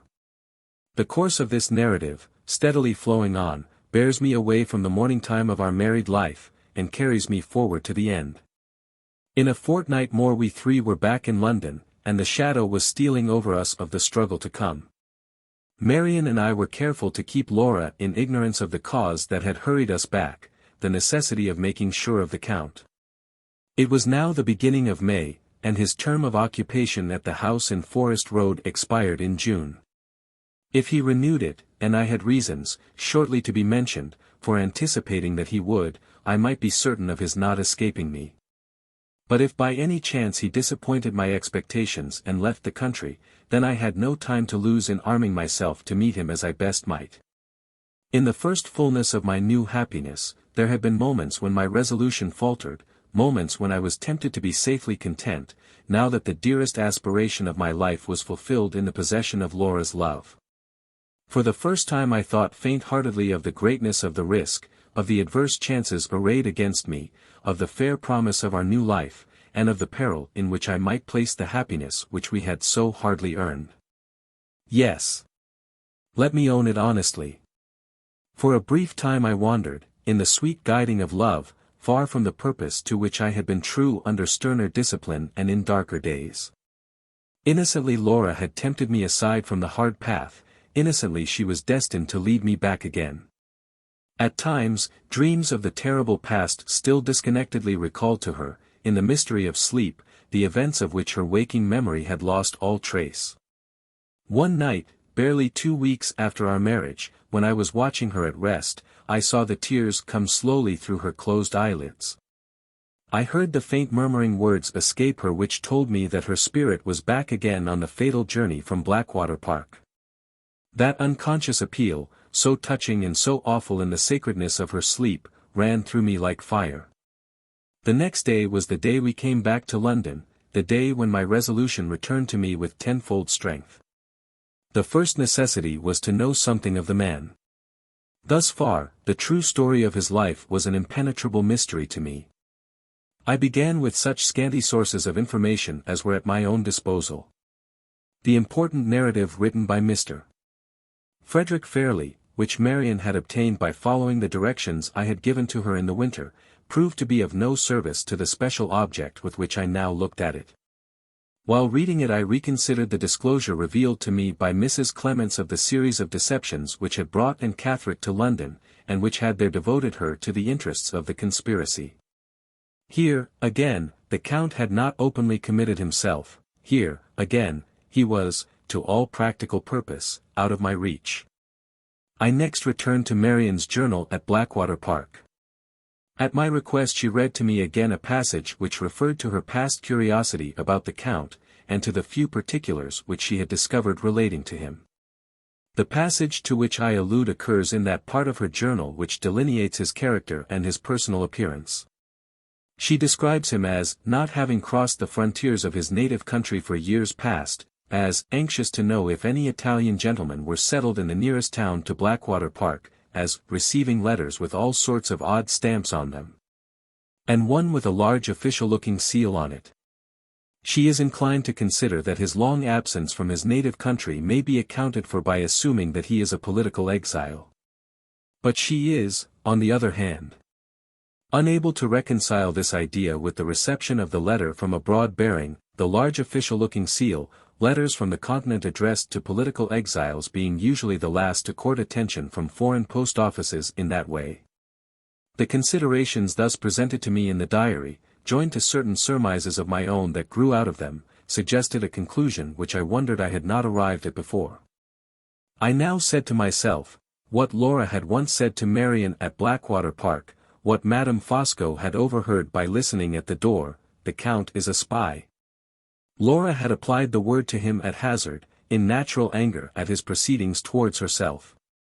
I applied it to him with the deliberate conviction that his vocation in life was the vocation of a spy. On this assumption, the reason for his extraordinary stay in England so long after the objects of the conspiracy had been gained, became, to my mind, quite intelligible. The year of which I am now writing was the year of the famous Crystal Palace exhibition in Hyde Park. Foreigners in unusually large numbers had arrived already, and were still arriving in England. Men were among us by hundreds whom the ceaseless distrustfulness of their governments had followed privately, by means of appointed agents, to our shores. My surmises did not for a moment class a man of the Count's abilities and social position with the ordinary rank and file of foreign spies. I suspected him of holding a position of authority, of being entrusted by the government which he secretly served with the organization and management of agents specially employed in this country, both men and women, and I believed Mrs. Rubbell, who had been so opportunely found to act as nurse at Blackwater Park, to be, in all probability, one of the number. Assuming that this idea of mine had a foundation in truth, the position of the Count might prove to be more assailable than I had hitherto ventured to hope. To whom could I apply to know something more of the man's history and of the man himself than I knew now?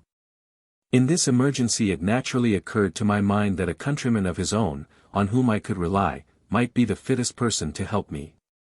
The first man whom I thought of under these circumstances was also the only Italian with whom I was intimately acquainted, my quaint little friend, Professor Pesca. The professor has been so long absent from these pages that he has run some risk of being forgotten altogether.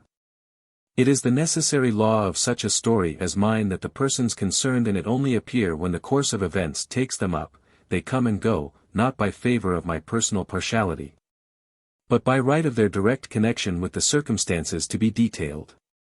For this reason, not Pesca alone, but my mother and sister as well, have been left far in the background of the narrative. My visits to the Hampstead cottage, my mother's belief in the denial of Laura's identity which the conspiracy had accomplished, my vain efforts to overcome the prejudice on her part and on my sisters to which, in their jealous affection for me, they both continued to adhere. The painful necessity which that prejudice imposed on me of concealing my marriage from them till they had learned to do justice to my wife, all these little domestic occurrences have been left unrecorded because they were not essential to the main interest of the story. It is nothing that they added to my anxieties and embittered my disappointments, the steady march of events has inexorably passed them by. For the same reason I have said nothing here of the consolation that I found in Pesca's brotherly affection for me, when I saw him again after the sudden cessation of my residence at Limmeridge House.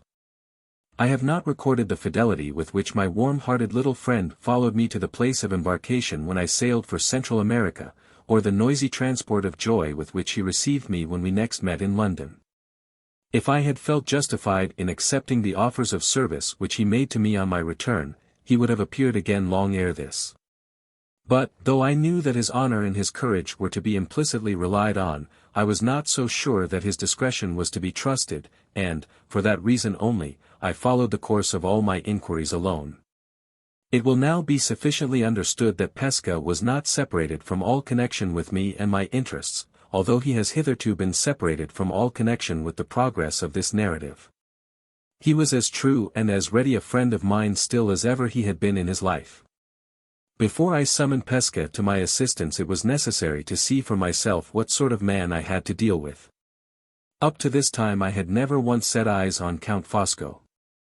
3 days after my return with Laura and Marian to London, I set forth alone for Forest Road, St. John's Wood, between 10 and 11 o'clock in the morning. It was a fine day, I had some hours to spare, and I thought it likely, if I waited a little for him, that the Count might be tempted out.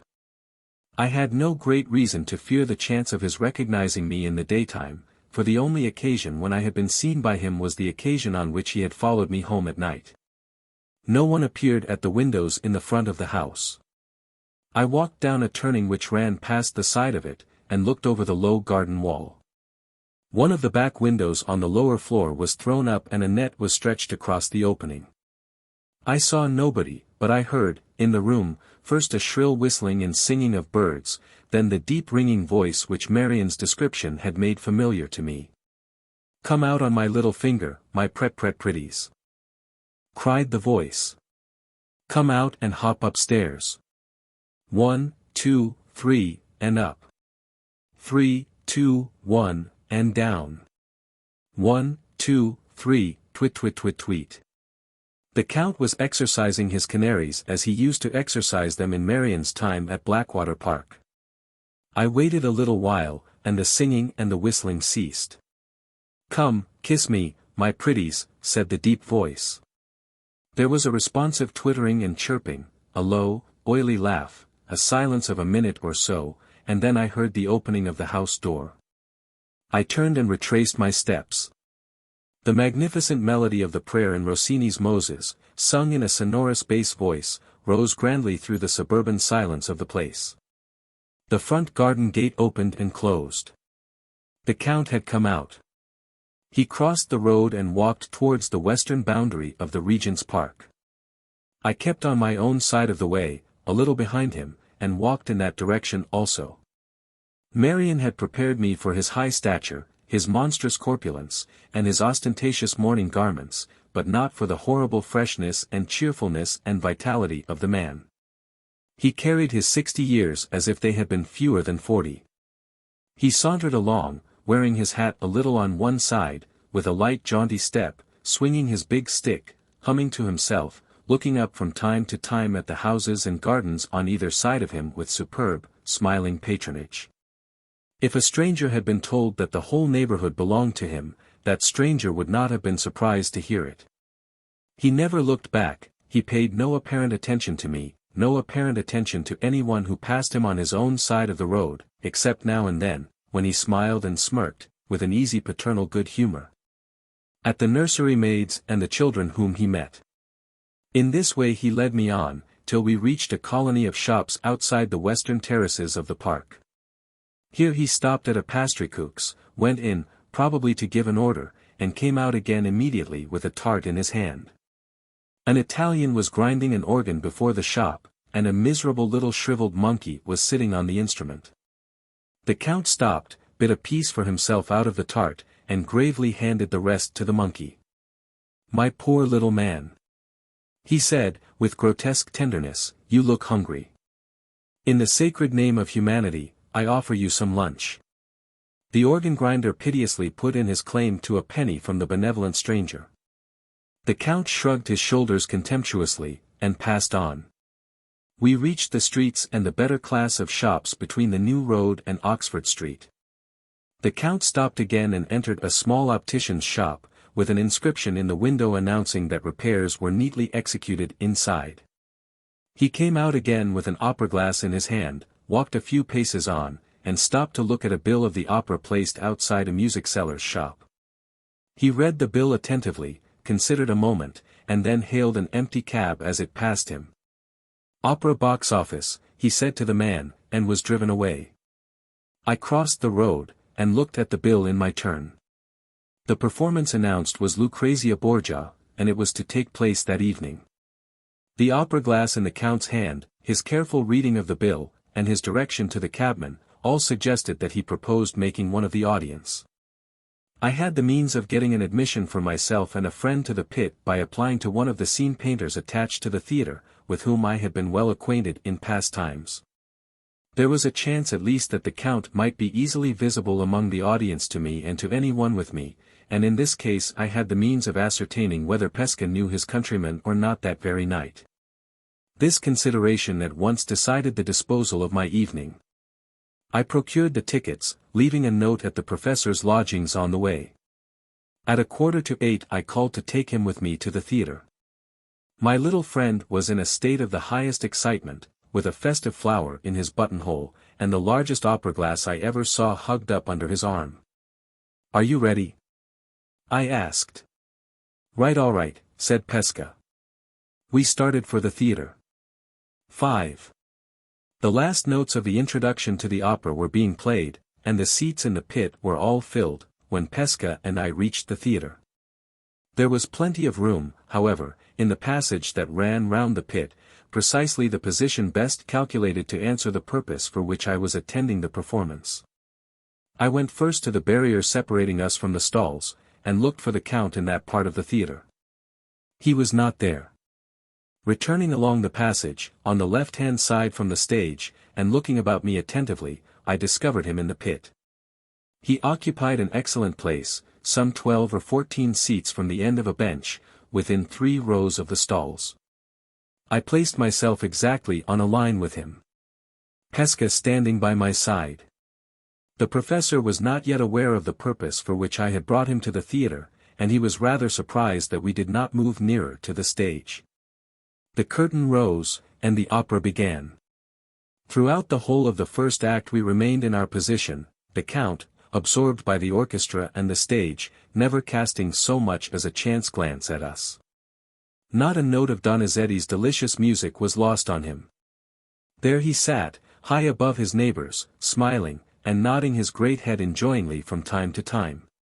When the people near him applauded the close of an air, as an English audience in such circumstances always will applaud, without the least consideration for the orchestral movement which immediately followed it, he looked round at them with an expression of compassionate remonstrance, and held up one hand with a gesture of polite entreaty. At the more refined passages of the singing, at the more delicate phases of the music, which passed unapplauded by others, his fat hands, adorned with perfectly fitting black kid gloves, softly patted each other, in token of the cultivated appreciation of a musical man. At such times, his oily murmur of approval, "Bravo! Bra-eh," hummed through the silence, like the purring of a great cat. His immediate neighbors on either side, hearty, ruddy-faced people from the country, basking amazedly in the sunshine of fashionable London, seeing and hearing him, began to follow his lead. Many a burst of applause from the pit that night started from the soft, comfortable patting of the black-gloved hands. The man's voracious vanity devoured this implied tribute to his local and critical supremacy with an appearance of the highest relish. Smiles rippled continuously over his fat face. He looked about him, at the pauses in the music, serenely satisfied with himself and his fellow creatures. Yes.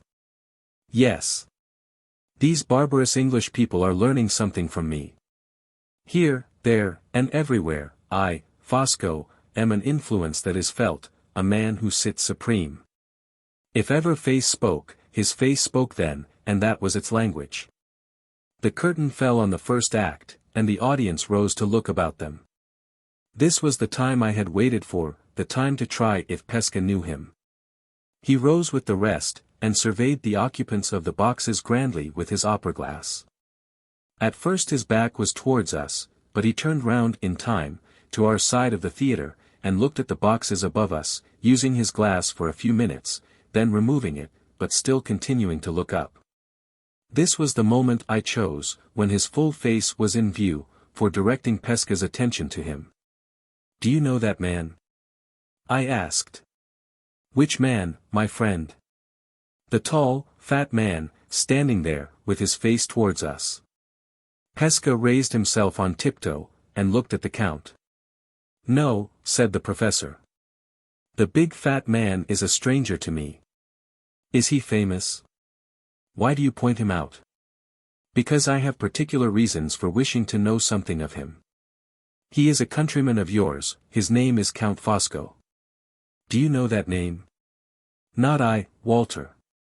Neither the name nor the man is known to me." "Are you quite sure you don't recognize him?"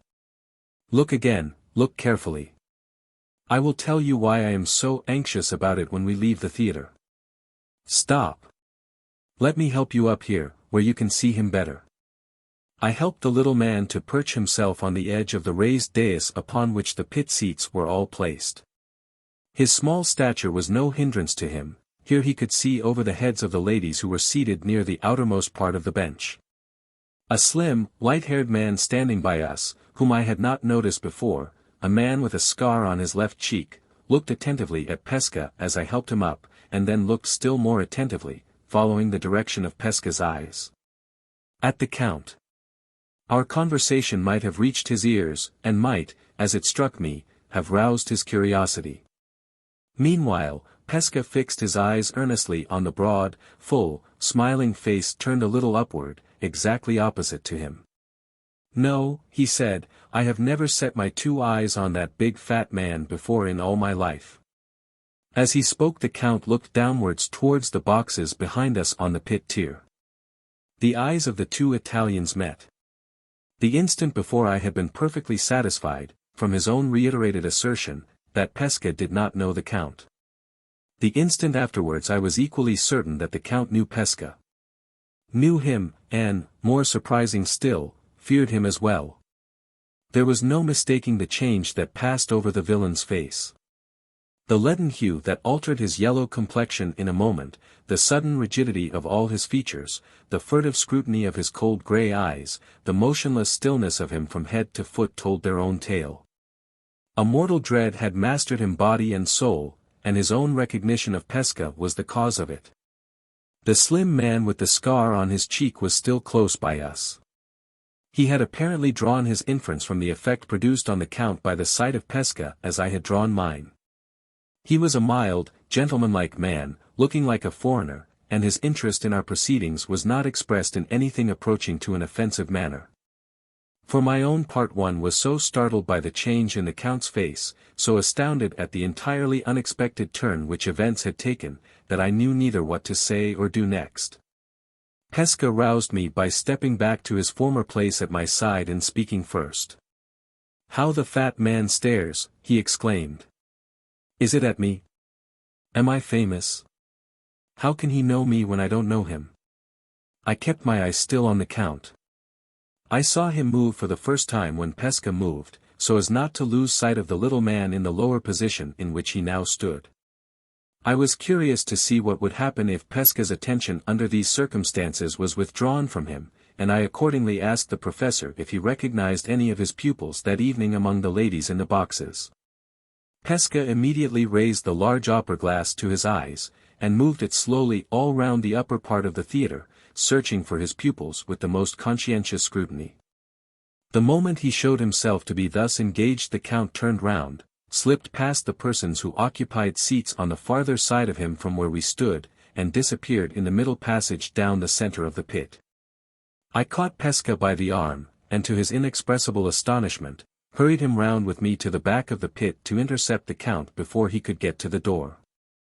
Somewhat to my surprise, the slim man hastened out before us, avoiding a stoppage caused by some people on our side of the pit leaving their places, by which Pesca and myself were delayed. When we reached the lobby, the Count had disappeared, and the foreigner with the scar was gone too. "Come home," I said, "come home, Pesca, to your lodgings. I must speak to you in private, I must speak directly." "My soul bless my soul!" cried the professor, in a state of the extremest bewilderment. "What on earth is the matter?" I walked on rapidly without answering. The circumstances under which the Count had left the theatre suggested to me that his extraordinary anxiety to escape Pesca might carry him to further extremities still. He might escape him, too, by leaving London. I doubted the future if I allowed him so much as a day's freedom to act as he pleased. And I doubted that foreign stranger, who had got the start of us, and whom I suspected of intentionally following him out. With this double distrust in my mind, I was not long in making Pesca understand what I wanted. As soon as we two were alone in his room, I increased his confusion and amazement 100-fold by telling him what my purpose was as plainly and unreservedly as I have acknowledged it here. "My friend, what can I do?" cried the professor, piteously appealing to me with both hands. "Deuce what the deuce. How can I help you, Walter, when I don't know the man? He knows you, he is afraid of you, he has left the theatre to escape you. Pesca. There must be a reason for this. Look back into your own life before you came to England. You left Italy, as you have told me yourself, for political reasons. You have never mentioned those reasons to me, and I don't inquire into them now. I only ask you to consult your own recollections, and to say if they suggest no past cause for the terror which the first sight of you produced in that man." To my unutterable surprise, these words, harmless as they appeared to me, produced the same astounding effect on Pesca which the sight of Pesca had produced on the Count. The rosy face of my little friend whitened in an instant, and he drew back from me slowly, trembling from head to foot. "Walter," he said. "You don't know what you ask." He spoke in a whisper, he looked at me as if I had suddenly revealed to him some hidden danger to both of us. In less than 1 minute of time he was so altered from the easy, lively, quaint little man of all my past experience, that if I had met him in the street, changed as I saw him now, I should most certainly not have known him again. "Forgive me, if I have unintentionally pained and shocked you," I replied. "Remember the cruel wrong my wife has suffered at Count Fosco's hands. Remember that the wrong can never be redressed, unless the means are in my power of forcing him to do her justice. I spoke in her interests, Pesca, I ask you again to forgive me, I can say no more." I rose to go. He stopped me before I reached the door. "Wait," he said. "You have shaken me from head to foot. You don't know how I left my country, and why I left my country. Let me compose myself, let me think, if I can." I returned to my chair. He walked up and down the room, talking to himself incoherently in his own language. After several turns backwards and forwards, he suddenly came up to me, and laid his little hands with a strange tenderness and solemnity on my breast. "On your heart and soul, Walter," he said, "is there no other way to get to that man but the chance way through me?" "There is no other way," I answered. He left me again, opened the door of the room and looked out cautiously into the passage, closed it once more, and came back. "You won your right over me, Walter," he said, "on the day when you saved my life. It was yours from that moment, when you pleased to take it. Take it now." "Yes. I mean what I say. My next words, as true as the good God is above us, will put my life into your hands." The trembling earnestness with which he uttered this extraordinary warning, carried with it, to my mind, the conviction that he spoke the truth. "Mind this," he went on, shaking his hands at me in the vehemence of his agitation. I hold no thread, in my own mind, between that man Fosco, and the pastime which I call back to me for your sake. If you find the thread, keep it to yourself, tell me nothing, on my knees I beg and pray, let me be ignorant, let me be innocent, let me be blind to all the future as I am now. He said a few words more, hesitatingly and disconnectedly, then stopped again. I saw that the effort of expressing himself in English, on an occasion too serious to permit him the use of the quaint turns and phrases of his ordinary vocabulary, was painfully increasing the difficulty he had felt from the first in speaking to me at all. Having learned to read and understand his native language, though not to speak it, in the earlier days of our intimate companionship, I now suggested to him that he should express himself in Italian, while I used English in putting any questions which might be necessary to my enlightenment. He accepted the proposal. In his smooth-flowing language, spoken with a vehement agitation which betrayed itself in the perpetual working of his features, in the wildness and the suddenness of his foreign gesticulations, but never in the raising of his voice, I now heard the words which armed me to meet the last struggle that is left for this story to record. 3. It is only right to mention here, that I repeat Pesco's statement to me with the careful suppressions and alterations which the serious nature of the subject and my own sense of duty to my friend demand. My first and last concealments from the reader are those which caution renders absolutely necessary in this portion of the narrative. You know nothing of my motive for leaving Italy, he began, except that it was for political reasons. If I had been driven to this country by the persecution of my government, I should not have kept those reasons a secret from you or from any one. I have concealed them because no government authority has pronounced the sentence of my exile. You have heard, Walter, of the political societies that are hidden in every great city on the continent of Europe? To one of those societies I belonged in Italy, and belong still in England. When I came to this country, I came by the direction of my chief. I was overzealous in my younger time, I ran the risk of compromising myself and others. For those reasons I was ordered to emigrate to England and to wait. I emigrated, I have waited, I wait still. Tomorrow I may be called away, 10 years hence I may be called away.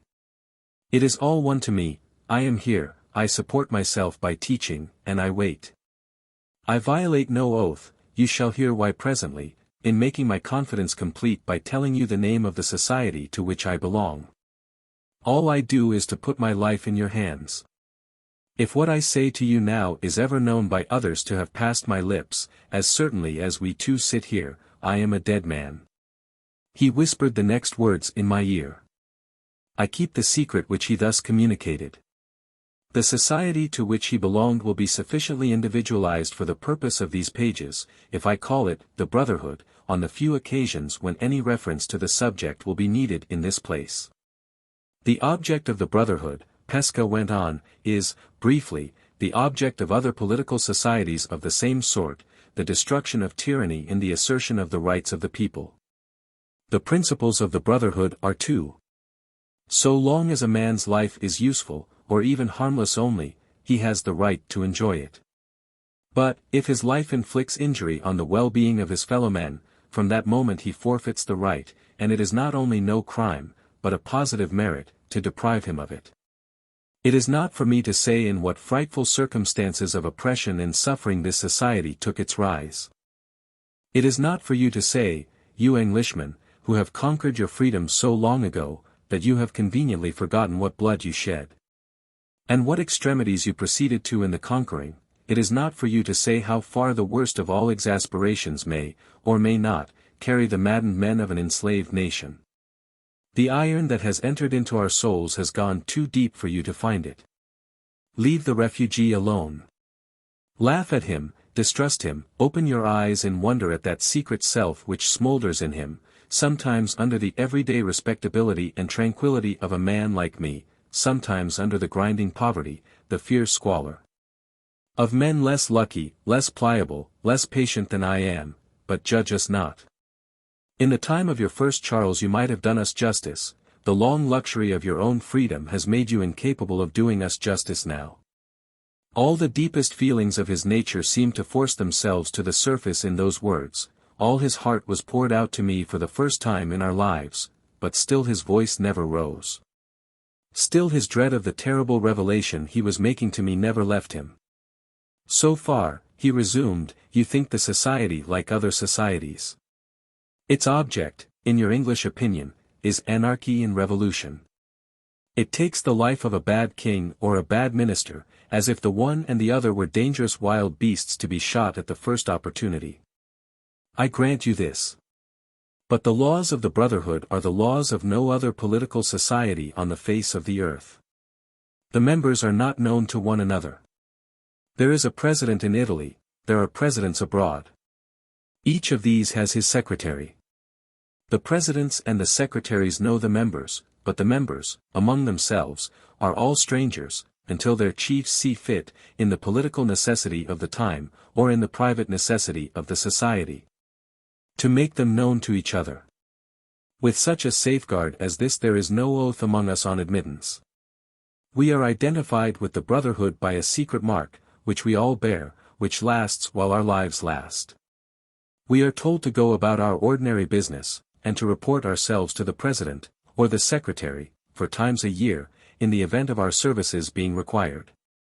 We are warned, if we betray the Brotherhood, or if we injure it by serving other interests, that we die by the principles of the Brotherhood, die by the hand of a stranger who may be sent from the other end of the world to strike the blow, or by the hand of our own bosom friend, who may have been a member unknown to us through all the years of our intimacy. Sometimes the death is delayed, sometimes it follows close on the treachery. It is our first business to know how to wait, our second business to know how to obey when the word is spoken.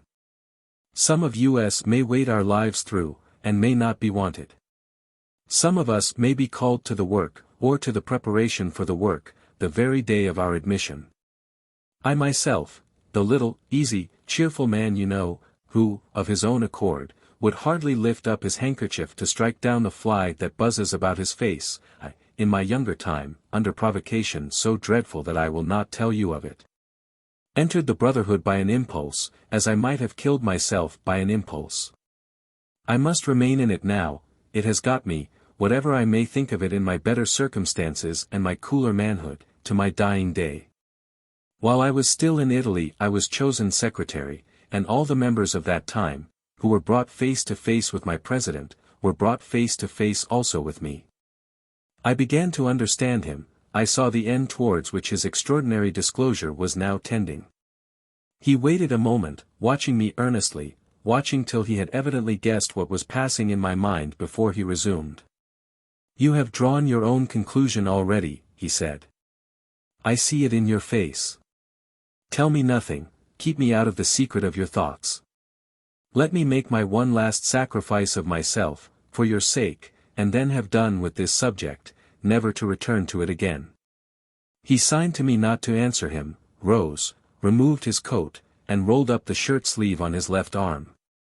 I promised you that this confidence should be complete, he whispered, speaking close at my ear, with his eyes looking watchfully at the door. Whatever comes of it you shall not reproach me with having hidden anything from you which it was necessary to your interests to know. I have said that the Brotherhood identifies its members by a mark that lasts for life. See the place, and the mark on it for yourself. He raised his bare arm, and showed me, high on the upper part of it and in the inner side, a brand deeply burnt in the flesh and stained of a bright blood-red color. I abstain from describing the device which the brand represented. It will be sufficient to say that it was circular in form, and so small that it would have been completely covered by a shilling coin. A man who has this mark, branded in this place, he said, covering his arm again, is a member of the Brotherhood.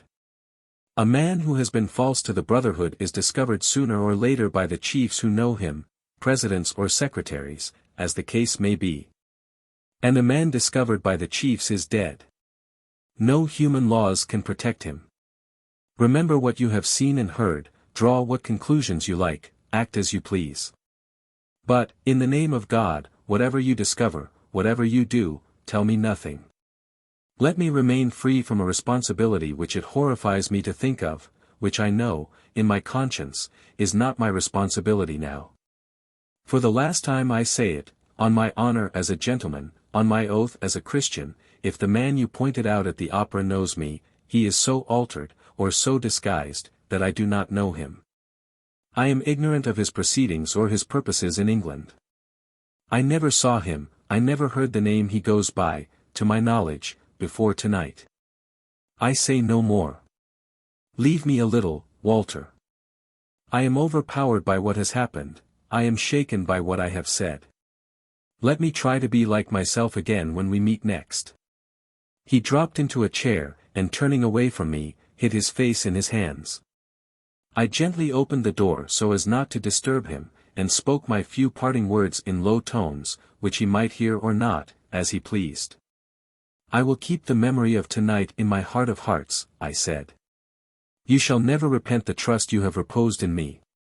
May I come to you tomorrow? May I come as early as 9 o'clock? Yes, Walter, he replied, looking up at me kindly, and speaking in English once more, as if his one anxiety now was to get back to our former relations towards each other. Come to my little bit of breakfast before I go my ways among the pupils that I teach. Good night, Pesca. Good night, my friend. 6. My first conviction as soon as I found myself outside the house, was that no alternative was left me but to act at once on the information I had received, to make sure of the Count that night, or to risk the loss. If I only delayed till the morning, of Laura's last chance.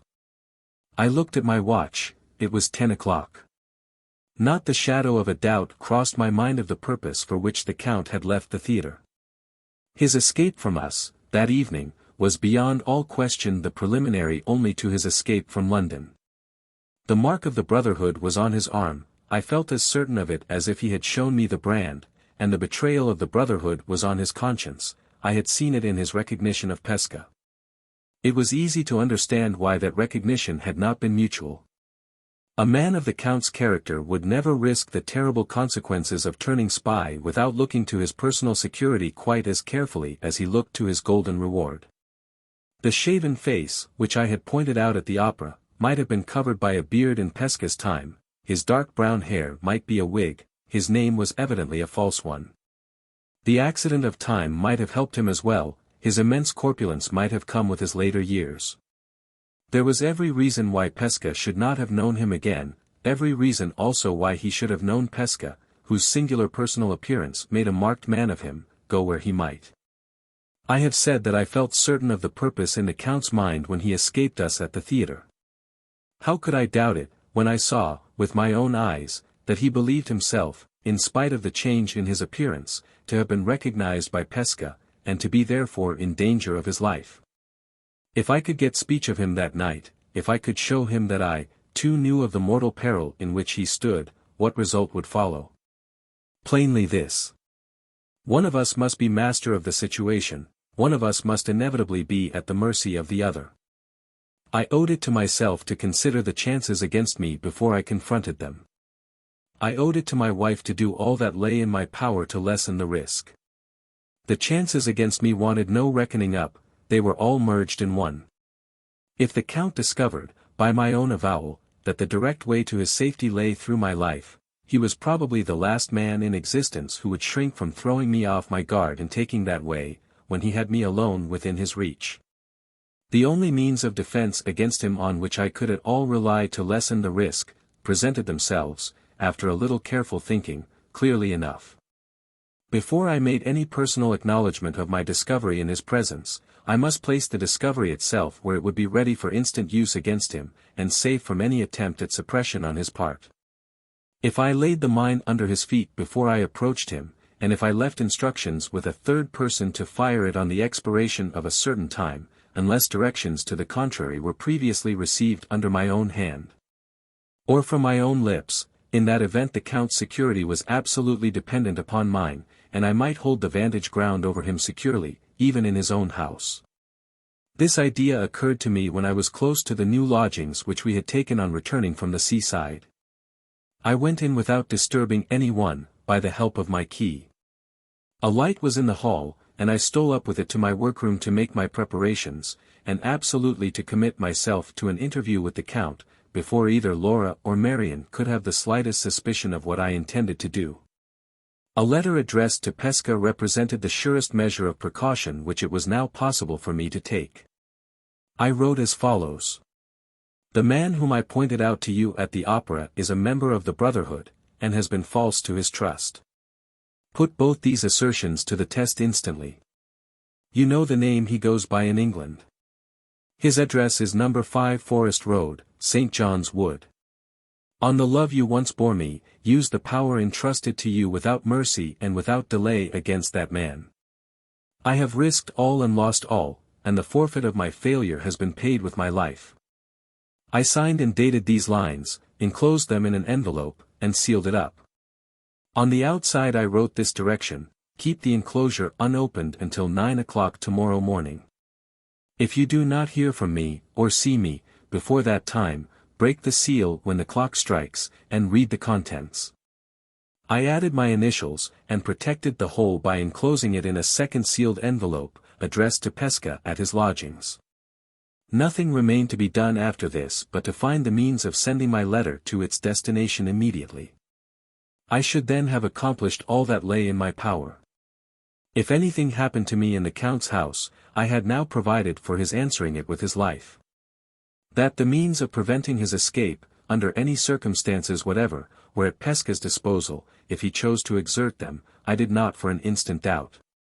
The extraordinary anxiety which he had expressed to remain unenlightened as to the Count's identity, or, in other words, to be left uncertain enough about facts to justify him to his own conscience in remaining passive, betrayed plainly that the means of exercising the terrible justice of the Brotherhood were ready to his hand, although, as a naturally humane man, he had shrunk from plainly saying as much in my presence. The deadly certainty with which the vengeance of foreign political societies can hunt down a traitor to the cause, hide himself where he may, had been too often exemplified, even in my superficial experience, to allow of any doubt. Considering the subject only as a reader of newspapers, cases recurred to my memory, both in London and in Paris, of foreigners found stabbed in the streets, whose assassins could never be traced, of bodies and parts of bodies thrown into the Thames and the Seine, by hands that could never be discovered, of deaths by secret violence which could only be accounted for in one way. I have disguised nothing relating to myself in these pages, and I do not disguise here that I believed I had written Count Fosco's death warrant, if the fatal emergency happened which authorized Pesca to open my enclosure. I left my room to go down to the ground floor of the house, and speak to the landlord about finding me a messenger. He happened to be ascending the stairs at the time, and we met on the landing. His son, a quick lad, was the messenger he proposed to me on hearing what I wanted. We had the boy upstairs, and I gave him his directions. He was to take the letter in a cab, to put it into Professor Pesca's own hands, and to bring me back a line of acknowledgment from that gentleman, returning in the cab, and keeping it at the door for my use. It was then nearly 10:30. I calculated that the boy might be back in 20 minutes, and that I might drive to St. John's Wood, on his return, in 20 minutes more. When the lad had departed on his errand, I returned to my own room for a little while, to put certain papers in order, so that they might be easily found in case of the worst. The key of the old-fashioned bureau in which the papers were kept I sealed up, and left it on my table, with Marian's name written on the outside of the little packet. This done, I went downstairs to the sitting-room, in which I expected to find Laura and Marian awaiting my return from the opera. I felt my hand trembling for the first time when I laid it on the lock of the door. No one was in the room but Marian. She was reading, and she looked at her watch, in surprise, when I came in. "How early you are back," she said. "You must have come away before the opera was over." "Yes," I replied, neither Pesca nor I waited for the end. "Where is Laura?" "She had one of her bad headaches this evening, and I advised her to go to bed when we had done tea. I left the room again on the pretext of wishing to see whether Laura was asleep." Marian's quick eyes were beginning to look inquiringly at my face. Marian's quick instinct was beginning to discover that I had something weighing on my mind. When I entered the bedchamber, and softly approached the bedside by the dim flicker of the night lamp. My wife was asleep. We had not been married quite a month yet. If my heart was heavy, if my resolution for a moment faltered again, when I looked at her face turned faithfully to my pillow in her sleep, when I saw her hand resting open on the coverlid, as if it was waiting unconsciously for mine, surely there was some excuse for me. I only allowed myself a few minutes to kneel down at the bedside, and to look close at her, so close that her breath, as it came and went, fluttered on my face. I only touched her hand and her cheek with my lips at parting. She stirred in her sleep and murmured my name, but without waking. I lingered for an instant at the door to look at her again. "God bless and keep you, my darling," I whispered, and left her. Marian was at the stairhead waiting for me. She had a folded slip of paper in her hand. "The landlord's son has brought this for you," she said. "He has got a cab at the door. He says you ordered him to keep it at your disposal." "Quite right, Marian. I want the cab. I am going out again." I descended the stairs as I spoke, and looked into the sitting room to read the slip of paper by the light on the table. It contained these two sentences in Pesca's handwriting. "Your letter is received. If I don't see you before the time you mention, I will break the seal when the clock strikes."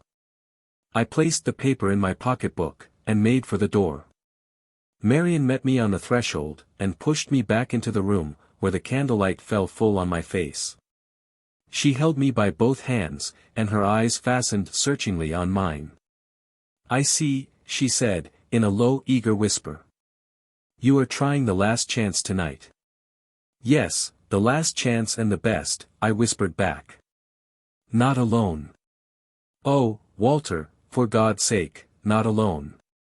Let me go with you. Don't refuse me because I'm only a woman. I must go. I will go. I'll wait outside in the cab." It was my turn now to hold her. She tried to break away from me and get down first to the door. "If you want to help me," I said, "stop here and sleep in my wife's room tonight. Only let me go away with my mind easy about Laura, and I answer for everything else. Come, Marian, give me a kiss, and show that you have the courage to wait till I come back." I dared not allow her time to say a word more. She tried to hold me again. I unclasped her hands, and was out of the room in a moment. The boy below heard me on the stairs, and opened the hall door.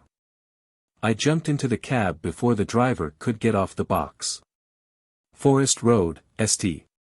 John's Wood," I called to him through the front window. "Double fare if you get there in a quarter of an hour." "I'll do it, sir." I looked at my watch. 11 o'clock. Not a minute to lose. The rapid motion of the cab, the sense that every instant now was bringing me nearer to the Count, the conviction that I was embarked at last, without let or hindrance, on my hazardous enterprise, heated me into such a fever of excitement that I shouted to the man to go faster and faster. As we left the streets, and crossed St. John's Wood Road, my impatience so completely overpowered me that I stood up in the cab and stretched my head out of the window, to see the end of the journey before we reached it. Just as a church clock in the distance struck the quarter past, we turned into the Forest Road. I stopped the driver a little away from the Count's house, paid and dismissed him, and walked on to the door. As I approached the garden gate, I saw another person advancing towards it also from the direction opposite to mine. We met under the gas lamp in the road, and looked at each other. I instantly recognized the light-haired foreigner with the scar on his cheek, and I thought he recognized me. He said nothing, and instead of stopping at the house, as I did, he slowly walked on. Was he in the Forest Road by accident? Or had he followed the Count home from the opera? I did not pursue those questions. After waiting a little till the foreigner had slowly passed out of sight, I rang the gate bell. It was then 20 minutes past 11, late enough to make it quite easy for the Count to get rid of me by the excuse that he was in bed. The only way of providing against this contingency was to send him my name without asking any preliminary questions, and to let him know, at the same time, that I had a serious motive for wishing to see him at that late hour. Accordingly, while I was waiting, I took out my card and wrote under my name on important business. The maid-servant answered the door while I was writing the last word in pencil, and asked me distrustfully what I pleased to want. "Be so good as to take that to your master," I replied, giving her the card. I saw, by the girl's hesitation of manner, that if I had asked for the Count in the first instance she would only have followed her instructions by telling me he was not at home. She was staggered by the confidence with which I gave her the card. After staring at me, in great perturbation, she went back into the house with my message, closing the door, and leaving me to wait in the garden. In a minute or so she reappeared. Her master's compliments, and would I be so obliging as to say what my business was? "Take my compliments back," I replied, "and say that the business cannot be mentioned to any one but your master." She left me again returned, and this time asked me to walk in. I followed her at once. In another moment I was inside the Count's house. 7. There was no lamp in the hall, but by the dim light of the kitchen candle, which the girl had brought upstairs with her, I saw an elderly lady steal noiselessly out of a back room on the ground floor. She cast one viperish look at me as I entered the hall, but said nothing, and went slowly upstairs without returning my bow. My familiarity with Marian's journal sufficiently assured me that the elderly lady was Madame Fosco. The servant led me to the room which the Countess had just left. I entered it, and found myself face to face with the Count. He was still in his evening dress, except his coat, which he had thrown across a chair. His shirt sleeves were turned up at the wrists, but no higher. A carpet-bag was on one side of him, and a box on the other. Books, papers, and articles of wearing apparel were scattered about the room. On a table, at one side of the door, stood the cage, so well known to me by description, which contained his white mice. The canaries and the cockatoo were probably in some other room. He was seated before the box, packing it, when I went in, and rose with some papers in his hand to receive me. His face still betrayed plain traces of the shock that had overwhelmed him at the opera. His fat cheeks hung loose, his cold grey eyes were furtively vigilant, his voice, look, and manner were all sharply suspicious alike, as he advanced a step to meet me, and requested, with distant civility, that I would take a chair. "You come here on business, sir," he said. "I am at a loss to know what that business can possibly be." The unconcealed curiosity, with which he looked hard in my face while he spoke, convinced me that I had passed unnoticed by him at the opera. He had seen Pesca first, and from that moment till he left the theatre he had evidently seen nothing else. My name would necessarily suggest to him that I had not come into his house with other than a hostile purpose towards himself, but he appeared to be utterly ignorant thus far of the real nature of my errand. "I am fortunate in finding you here tonight," I said. "You seem to be on the point of taking a journey. Is your business connected with my journey?" "In some degree." "In what degree? Do you know where I am going to?" "No. I only know why you are leaving London." He slipped by me with the quickness of thought, locked the door, and put the key in his pocket. "You and I, Mr. Hartright, are excellently well acquainted with one another by reputation," he said. "Did it, by any chance, occur to you when you came to this house that I was not the sort of man you could trifle with?" "It did occur to me," I replied. "And I have not come to trifle with you. I am here on a matter of life and death, and if that door which you have locked was open at this moment, nothing you could say or do would induce me to pass through it." I walked farther into the room, and stood opposite to him on the rug before the fireplace. He drew a chair in front of the door, and sat down on it, with his left arm resting on the table. The cage with the white mice was close to him, and the little creatures scampered out of their sleeping place as his heavy arm shook the table, and peered at him through the gaps in the smartly painted wires. "On a matter of life and death," he repeated to himself. "Those words are more serious, perhaps, than you think." "What do you mean?" "What I say." The perspiration broke out thickly on his broad forehead. His left hand stole over the edge of the table. There was a drawer in it, with a lock, and the key was in the lock. His finger and thumb closed over the key, but did not turn it. "So you know why I am leaving London," he went on. "Tell me the reason, if you please." He turned the key, and unlocked the drawer as he spoke. "I can do better than that," I replied. "I can show you the reason, if you like." "How can you show it?"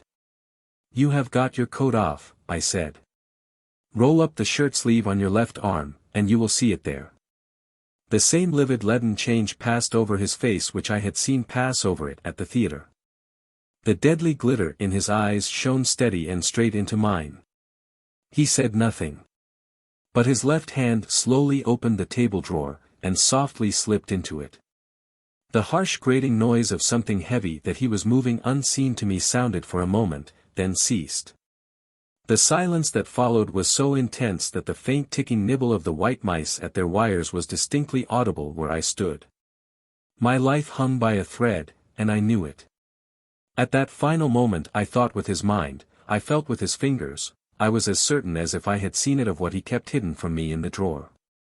"Wait a little," I said. "You have got the door locked, you see I don't move, you see my hands are empty. Wait a little. I have something more to say." "You have said enough," he replied, with a sudden composure so unnatural and so ghastly that it tried my nerves as no outbreak of violence could have tried them. "I want one moment for my own thoughts, if you please. Do you guess what I am thinking about?" "Perhaps I do." "I am thinking," he remarked quietly, "whether I shall add to the disorder in this room by scattering your brains about the fireplace."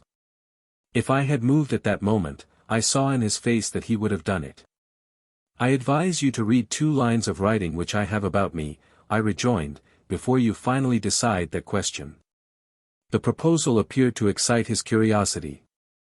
He nodded his head. I took Pesca's acknowledgment of the receipt of my letter out of my pocketbook, handed it to him at arm's length, and returned to my former position in front of the fireplace. He read the lines aloud. "Your letter is received. If I don't hear from you before the time you mention, I will break the seal when the clock strikes." Another man in his position would have needed some explanation of those words. The Count felt no such necessity. One reading of the note showed him the precaution that I had taken as plainly as if he had been present at the time when I adopted it. The expression of his face changed on the instant, and his hand came out of the drawer empty. "I don't lock up my drawer, Mr. Hartright," he said, "and I don't say that I may not scatter your brains about the fireplace yet. But I am a just man even to my enemy, and I will acknowledge beforehand that they are cleverer brains than I thought them. Come to the point, sir. You want something of me?" "I do, and I mean to have it." "On conditions?" "On no conditions." His hand dropped into the drawer again. "Bah! We are traveling in a circle," he said, "and those clever brains of yours are in danger again. Your tone is deplorably imprudent, sir, moderated on the spot. The risk of shooting you on the place where you stand is less tone than the risk of letting you out of this house, except on conditions that I dictate and approve. You have not got my lamented friend to deal with now, you are face to face with Fosco. If the lives of 20 Mr. Hartrights were the stepping stones to my safety, over all those stones I would go, sustained by my sublime indifference, self-balanced by my impenetrable calm. Respect me, if you love your own life. I summon you to answer 3 questions before you open your lips again.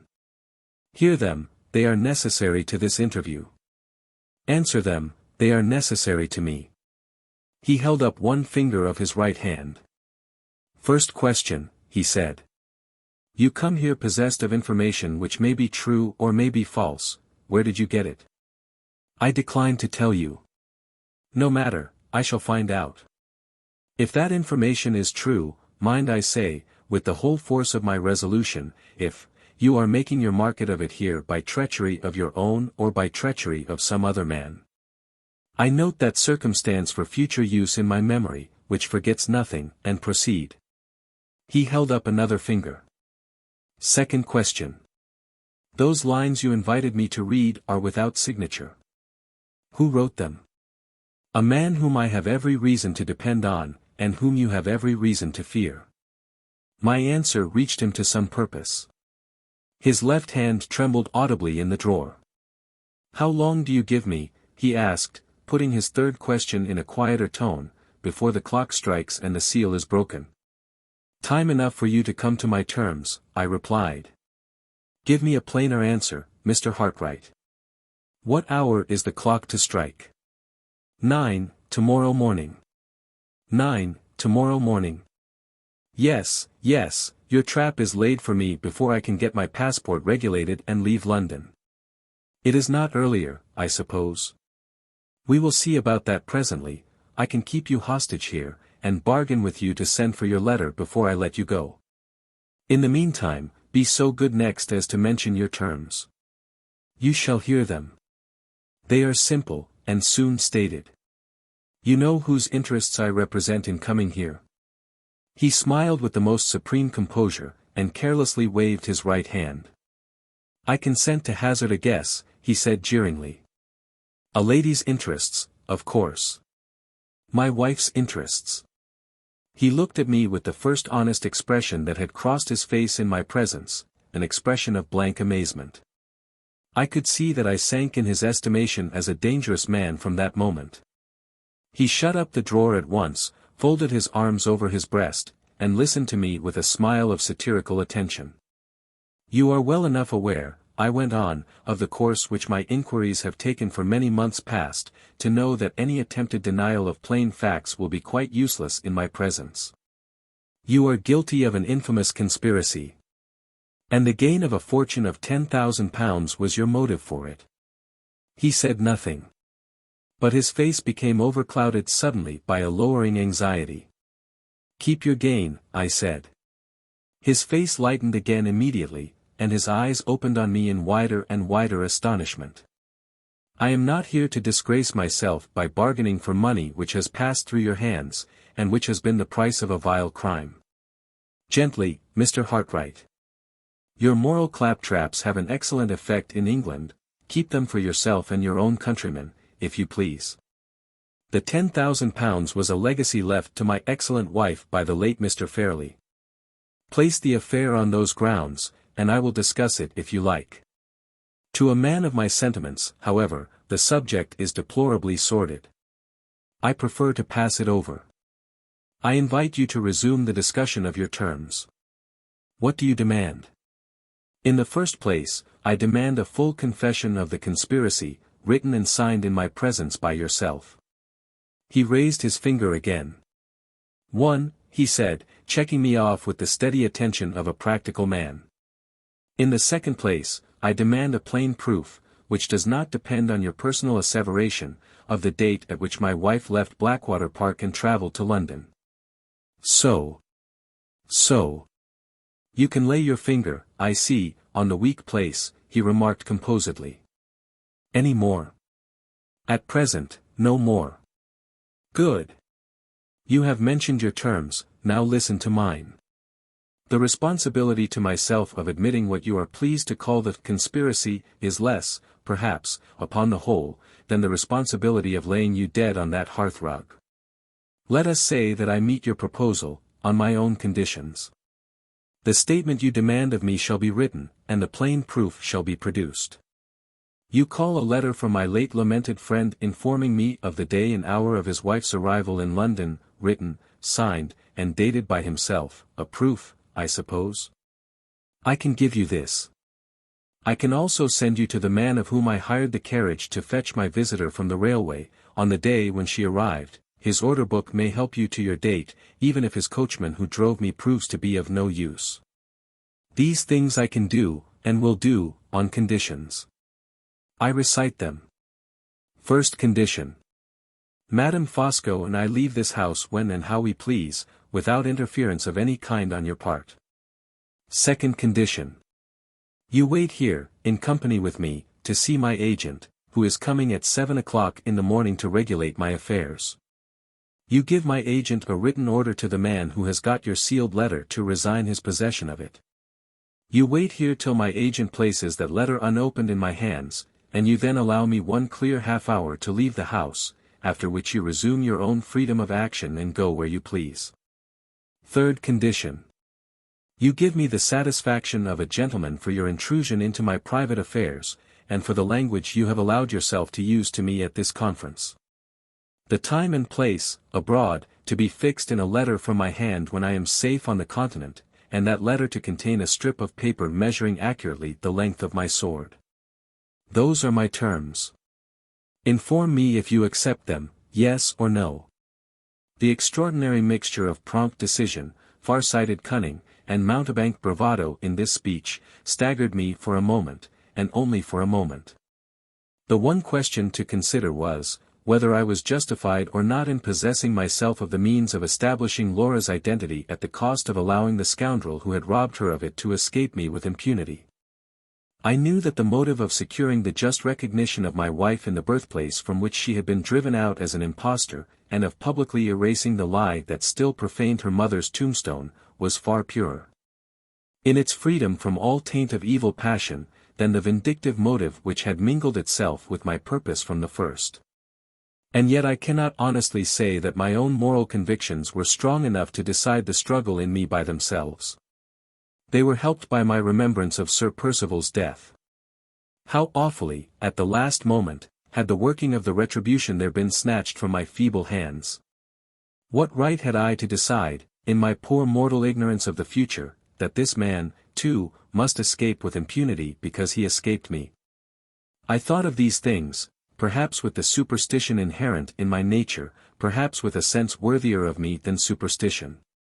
It was hard, when I had fastened my hold on him at last, to loosen it again of my own accord, but I forced myself to make the sacrifice. In plainer words, I determined to be guided by the one higher motive of which I was certain, the motive of serving the cause of Laura and the cause of truth. I accept your conditions, I said. With one reservation on my part. What reservation may that be? He asked. It refers to the sealed letter, I answered. I require you to destroy it unopened in my presence as soon as it is placed in your hands. My object in making this stipulation was simply to prevent him from carrying away written evidence of the nature of my communication with Pesca. The fact of my communication he would necessarily discover, when I gave the address to his agent in the morning. But he could make no use of it on his own unsupported testimony, even if he really ventured to try the experiment, which need excite in me the slightest apprehension on Pesca's account. I grant your reservation, he replied, after considering the question gravely for a minute or two. It is not worth dispute, the letter shall be destroyed when it comes into my hands. He rose, as he spoke, from the chair in which he had been sitting opposite to me up to this time. With one effort he appeared to free his mind from the whole pressure on it of the interview between us thus far. Alf! He cried, stretching his arms luxuriously, the skirmish was hot while it lasted. Take a seat, Mr. Hartright. We meet as mortal enemies hereafter, let us, like gallant gentlemen, exchange polite attentions in the meantime. Permit me to take the liberty of calling for my wife. He unlocked and opened the door. Eleanor, he called out in his deep voice.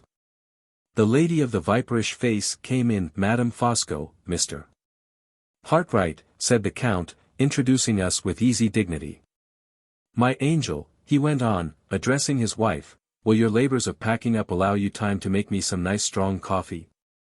I have writing business to transact with Mr. Hartright, and I require the full possession of my intelligence to do justice to myself. Madame Fosco bowed her head twice, once sternly to me, once submissively to her husband, and glided out of the room. The Count walked to a writing table near the window, opened his desk, and took from it several quires of paper and a bundle of quill pens. He scattered the pens about the table, so that they might lie ready in all directions to be taken up when wanted, and then cut the paper into a heap of narrow slips, of the form used by professional writers for the press. I shall make this a remarkable document, he said, looking at me over his shoulder. Habits of literary composition are perfectly familiar to me. One of the rarest of all the intellectual accomplishments that a man can possess is the grand faculty of arranging his ideas. Immense privilege. I possess it. Do you? He marched backwards and forwards in the room, until the coffee appeared, humming to himself, and marking the places at which obstacles occurred in the arrangement of his ideas, by striking his forehead from time to time with the palm of his hand.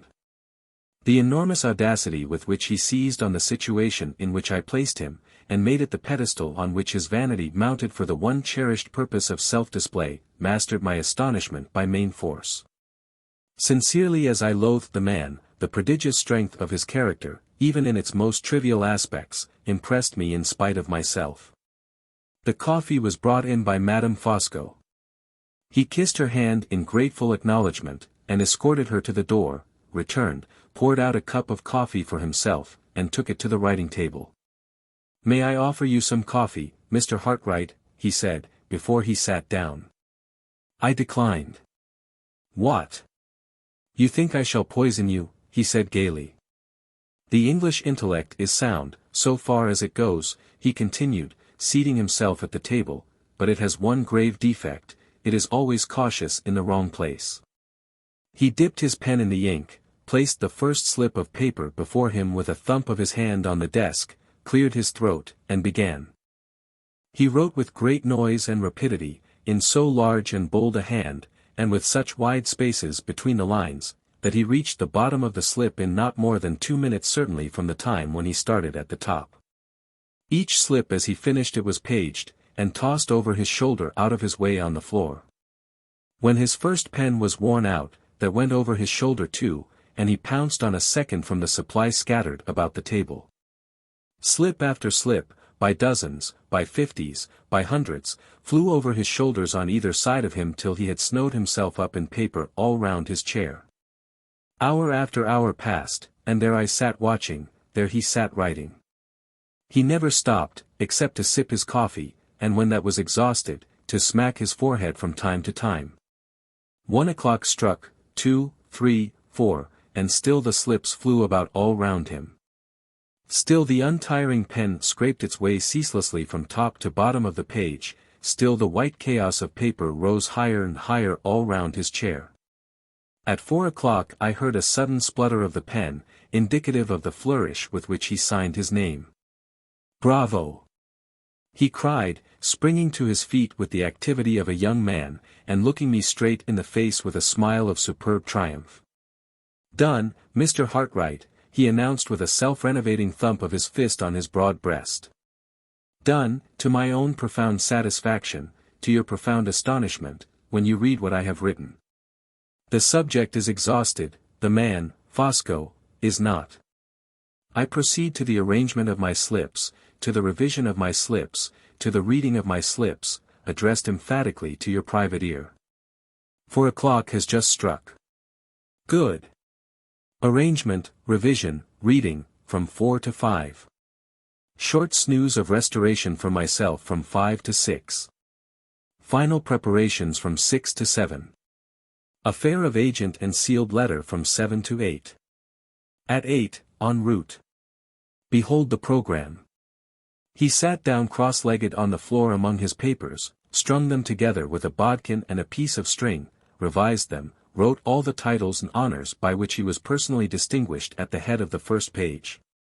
And then read the manuscript to me with loud theatrical emphasis and profuse theatrical gesticulation. The reader will have an opportunity, ere long, of forming his own opinion of the document. It will be sufficient to mention here that it answered my purpose. He next wrote me the address of the person from whom he had hired the fly, and handed me Sir Percival's letter. It was dated from Hampshire on the 25th of July, and it announced the journey of Lady Glyde to London on the 26th. Thus, on the very day, the 25th, when the doctor's certificate declared that she had died in St. John's Wood, she was alive, by Sir Percival's own showing, at Blackwater, and, on the day after, she was to take a journey. When the proof of that journey was obtained from the flyman, the evidence would be complete. 5:15, said the Count, looking at his watch. Time for my restorative snooze. I personally resemble Napoleon the Great, as you may have remarked, Mr. Hartright. I also resemble that immortal man in my power of commanding sleep at will. Excuse me one moment. I will summon Madame Fosco, to keep you from feeling dull. Knowing as well as he did, that he was summoning Madame Fosco to ensure my not leaving the house while he was asleep, I made no reply, and occupied myself in tying up the papers which he had placed in my possession. The lady came in, cool, pale, and venomous as ever. "Amuse Mr. Hartright, my angel," said the Count. He placed a chair for her, kissed her hand for the second time, withdrew to a sofa, and, in 3 minutes, was as peacefully and happily asleep as the most virtuous man in existence. Madame Fosco took a book from the table, sat down, and looked at me, with the steady vindictive malice of a woman who never forgot and never forgave. "I have been listening to your conversation with my husband," she said. "If I had been in his place, I would have laid you dead on the hearth-rug." With those words she opened her book, and never looked at me or spoke to me from that time till the time when her husband woke. He opened his eyes and rose from the sofa, accurately to an hour from the time when he had gone to sleep. "I feel infinitely refreshed," he remarked. "Eleanor, my good wife, are you already upstairs? That is well. My little packing here can be completed in 10 minutes, my traveling dress assumed in 10 minutes more. What remains before the agent comes?" He looked about the room, and noticed the cage with his white mice in it. "Ah!" he cried piteously, "a last laceration of my sympathies still remains. My innocent pets! My little cherished children! What am I to do with them? For the present we are settled nowhere. For the present we travel incessantly, the less baggage we carry the better for ourselves.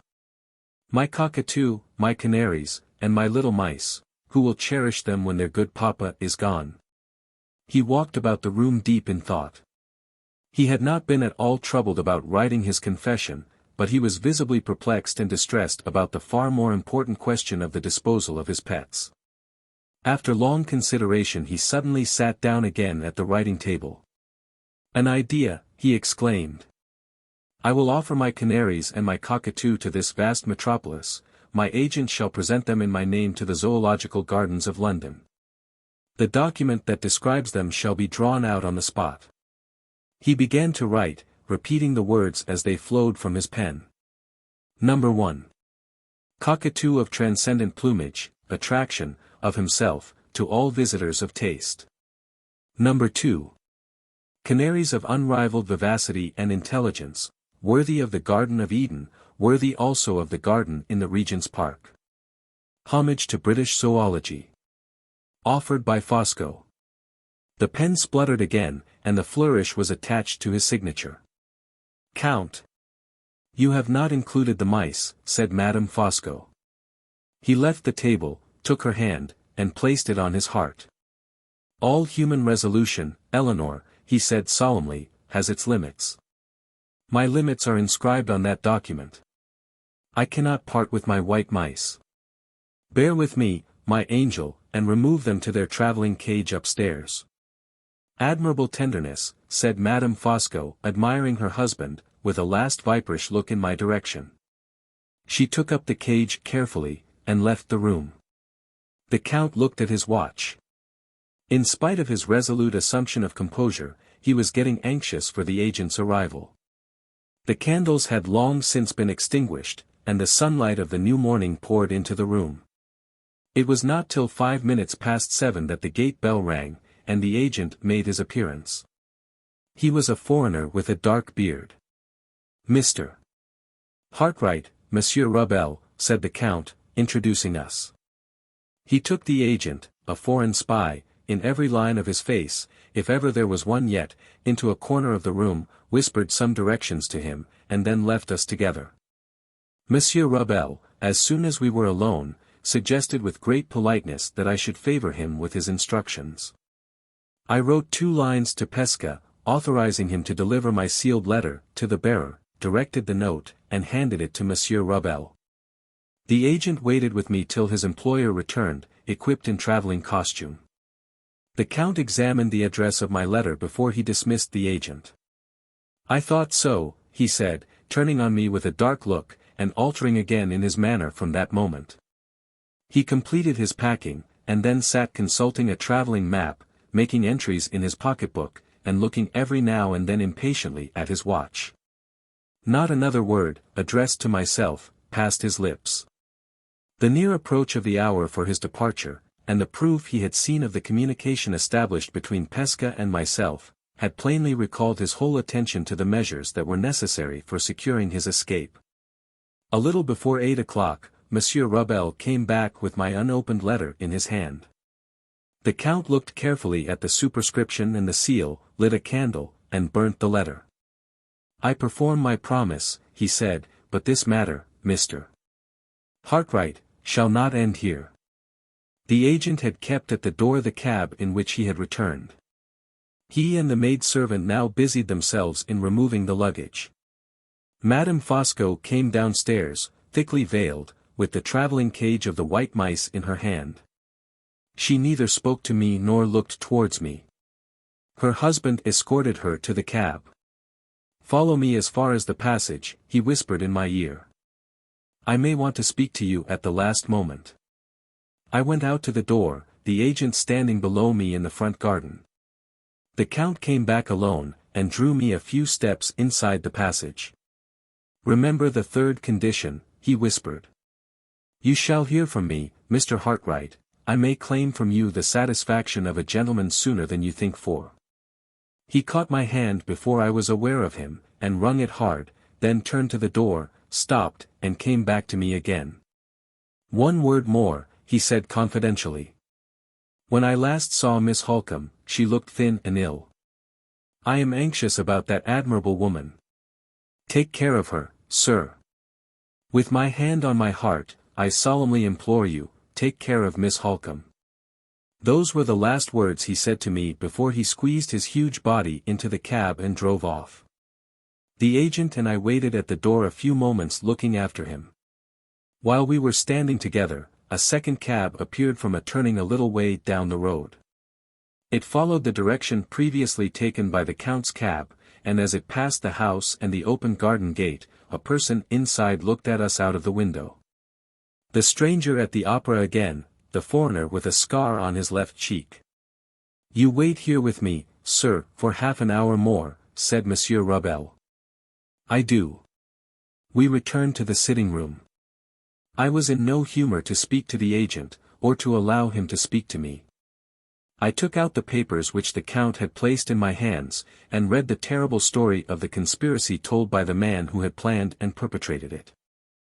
The story continued by Isidor, Ottavio, Baldassare Fosco. Count of the Holy Roman Empire, Knight Grand Cross of the Order of the Brazen Crown, Perpetual Archmaster of the Rosicrucian Masons of Mesopotamia. Attached, in honorary capacities, to Societies Musical, Societies Medical, Societies Philosophical, and Societies General Benevolent, throughout Europe, etc. etc. etc. The Count's Narrative. In the summer of 1850 I arrived in England, charged with a delicate political mission from abroad. Confidential persons were semi-officially connected with me, whose exertions I was authorized to direct, Monsieur and Madame Rubel being among the number. Some weeks of spare time were at my disposal, before I entered on my functions by establishing myself in the suburbs of London. Curiosity may stop here to ask for some explanation of those functions on my part. I entirely sympathize with the request. I also regret that diplomatic reserve forbids me to comply with it. I arranged to pass the preliminary period of repose, to which I have just referred, in the superb mansion of my late lamented friend, Sir Percival Glyde. He arrived from the continent with his wife. I arrived from the continent with mine. England is the land of domestic happiness. How appropriately we entered it under these domestic circumstances.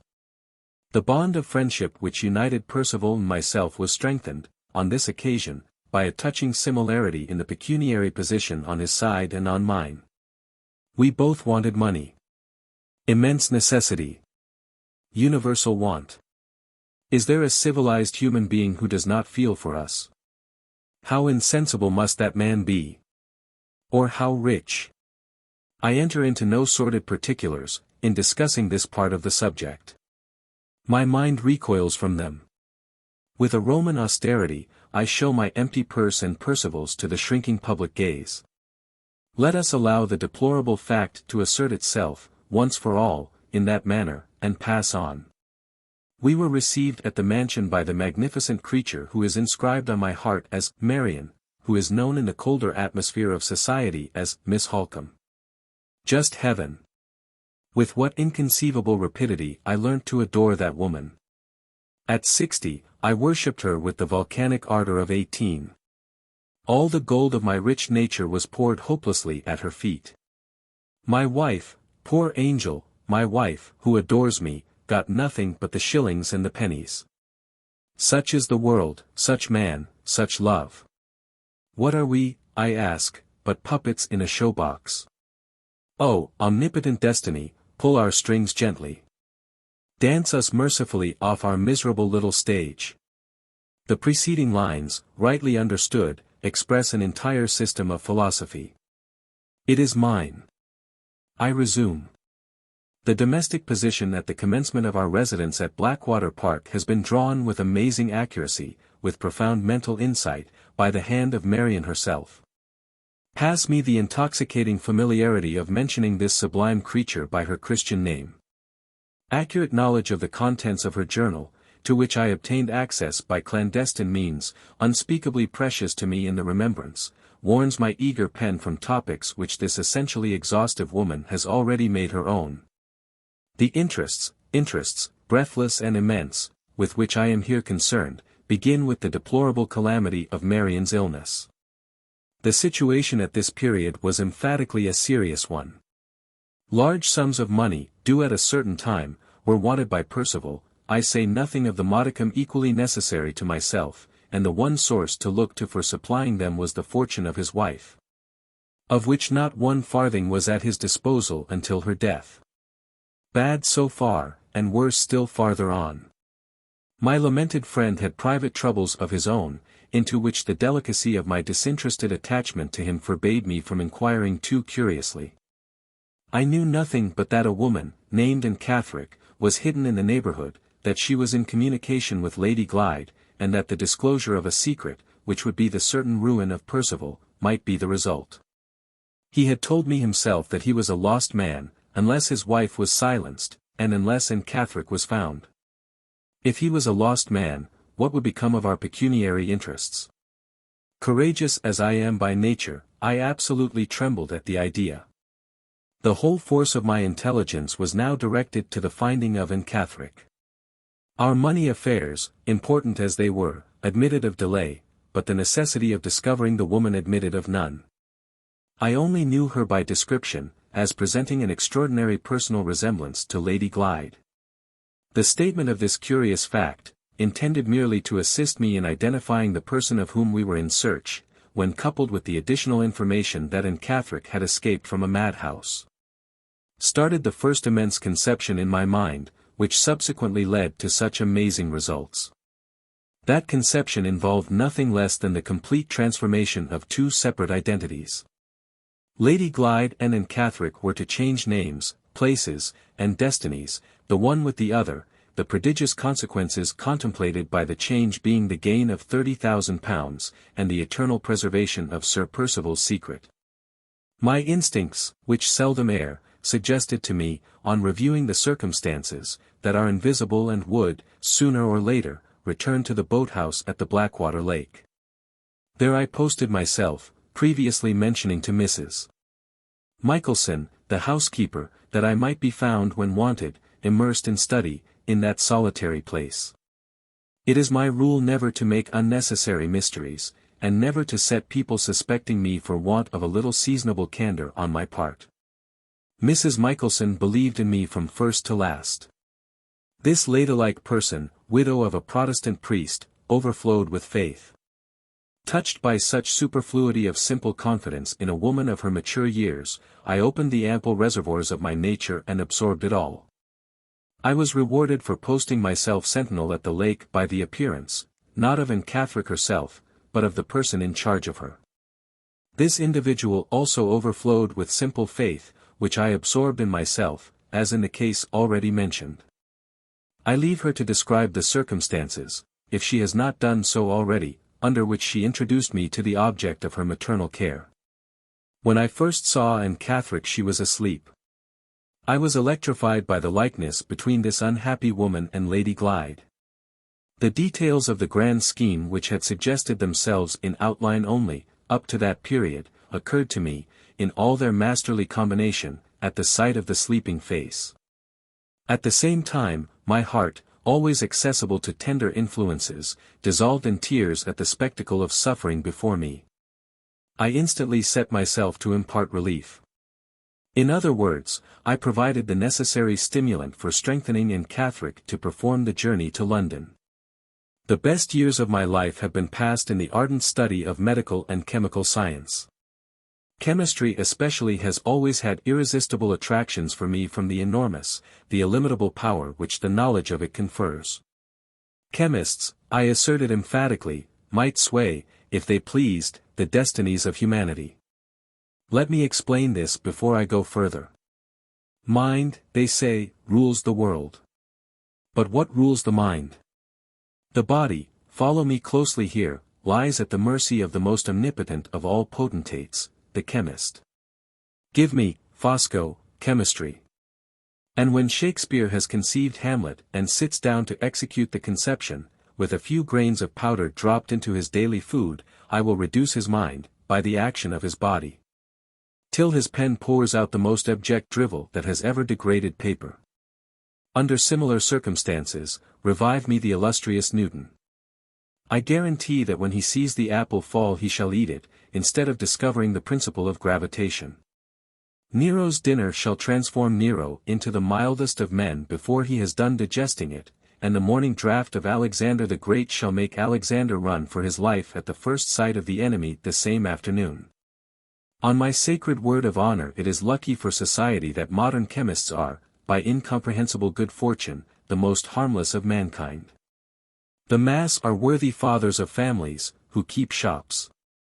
The few are philosophers besotted with admiration for the sound of their own lecturing voices, visionaries who waste their lives on fantastic impossibilities, or quacks whose ambition soars no higher than our corns. Thus society escapes, and the illimitable power of chemistry remains the slave of the most superficial and the most insignificant ends. Why this outburst? Why this withering eloquence? Because my conduct has been misrepresented, because my motives have been misunderstood. It has been assumed that I used my vast chemical resources against Catherick, and that I would have used them if I could against the magnificent Marian herself. Odious insinuations both.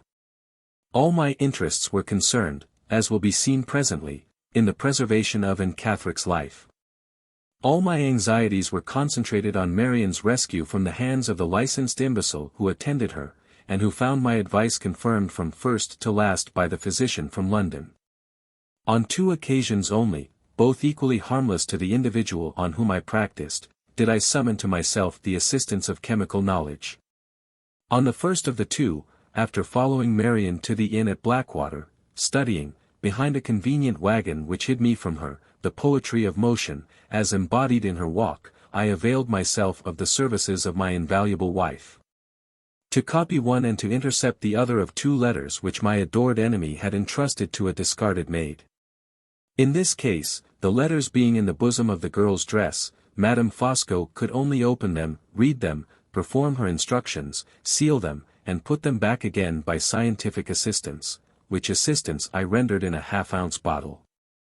The second occasion, when the same means were employed, was the occasion, to which I shall soon refer, of Lady Glyde's arrival in London. Never at any other time was I indebted to my art as distinguished from myself. To all other emergencies and complications my natural capacity for grappling, single-handed, with circumstances, was invariably equal. I affirm the all-pervading intelligence of that capacity. At the expense of the chemist I vindicate the man. Respect this outburst of generous indignation. It has inexpressibly relieved me. En route. Let us proceed. Having suggested to Mrs. Clement, or Clements, I am not sure which, that the best method of keeping out of Percival's reach was to remove her to London, having found that my proposal was eagerly received.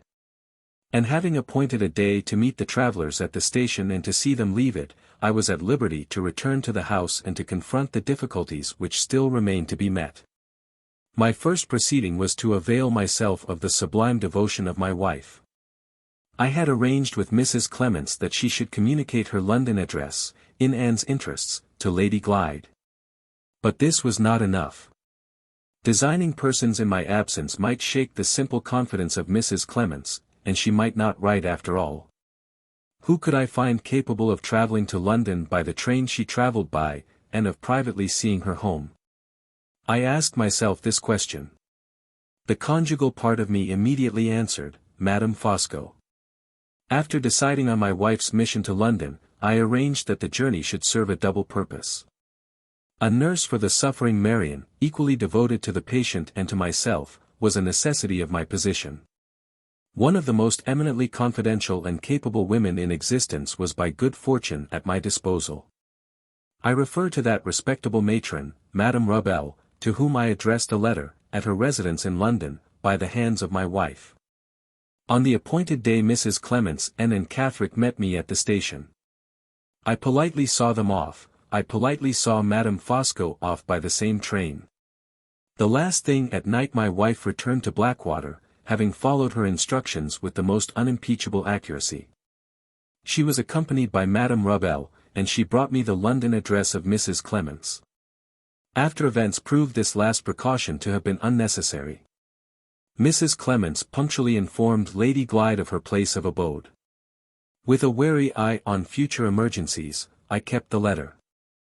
The same day I had a brief interview with the doctor, at which I protested, in the sacred interests of humanity, against his treatment of Marian's case. He was insolent, as all ignorant people are. I showed no resentment, I deferred quarrelling with him till it was necessary to quarrel to some purpose. My next proceeding was to leave Blackwater myself. I had my London residence to take in anticipation of coming events. I had also a little business of the domestic sort to transact with Mr. Frederick Fairlie. I found the house I wanted in St. John's Wood. I found Mr. Fairlie at Limmeridge, Cumberland. My own private familiarity with the nature of Marian's correspondence had previously informed me that she had written to Mr. Fairlie, proposing, as a relief to Lady Glyde's matrimonial embarrassments, to take her on a visit to her uncle in Cumberland. This letter I had wisely allowed to reach its destination, feeling at the time that it could do no harm, and might do good. I now presented myself before Mr. Fairlie to support Marian's own proposal, with certain modifications which, happily for the success of my plans, were rendered really inevitable by her illness. It was necessary that Lady Glyde should leave Blackwater alone, by her uncle's invitation, and that she should rest a night on the journey at her aunt's house, the house I had in St. John's Wood, by her uncle's express advice. To achieve these results, and to secure a note of invitation which could be shown to Lady Glyde, were the objects of my visit to Mr. Fairlie. When I have mentioned that this gentleman was equally feeble in mind and body, and that I let loose the whole force of my character on him, I have said enough. I came, saw, and conquered Fairlie. On my return to Blackwater Park, with the letter of invitation, I found that the doctor's imbecile treatment of Marian's case had led to the most alarming results. The fever had turned to typhus. Lady Glyde, on the day of my return, tried to force herself into the room to nurse her sister.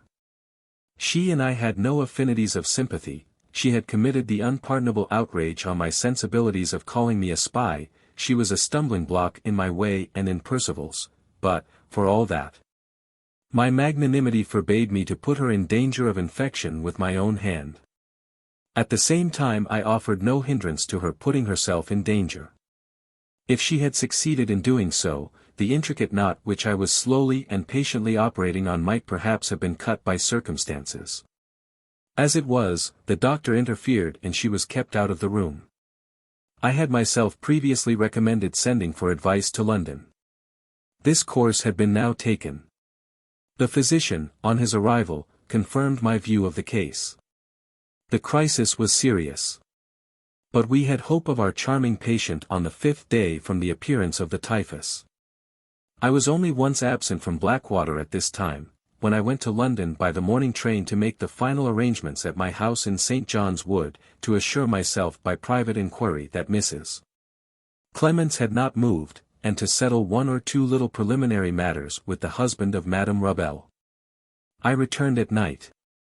5 days afterwards the physician pronounced our interesting Marian to be out of all danger, and to be in need of nothing but careful nursing. This was the time I had waited for. Now that medical attendance was no longer indispensable, I played the first move in the game by asserting myself against the doctor. He was one among many witnesses in my way whom it was necessary to remove. A lively altercation between us, in which Percival, previously instructed by me, refused to interfere, served the purpose in view. I descended on the miserable man in an irresistible avalanche of indignation, and swept him from the house. The servants were the next encumbrances to get rid of. Again I instructed Percival, whose moral courage required perpetual stimulants, and Mrs. Michelson was amazed, one day, by hearing from her master that the establishment was to be broken up. We cleared the house of all the servants but one, who was kept for domestic purposes, and whose lumpish stupidity we could trust to make no embarrassing discoveries. When they were gone, nothing remained but to relieve ourselves of Mrs. Michelson, a result which was easily achieved by sending this amiable lady to find lodgings for her mistress at the seaside. The circumstances were now exactly what they were required to be. Lady Glyde was confined to her room by nervous illness, and the lumpish housemaid, I forget her name, was shut up there at night in attendance on her mistress. Marian, though fast recovering, still kept her bed, with Mrs. Rabel for nurse. No other living creatures but my wife, myself, and Percival were in the house. With all the chances thus in our favor I confronted the next emergency, and played the second move in the game.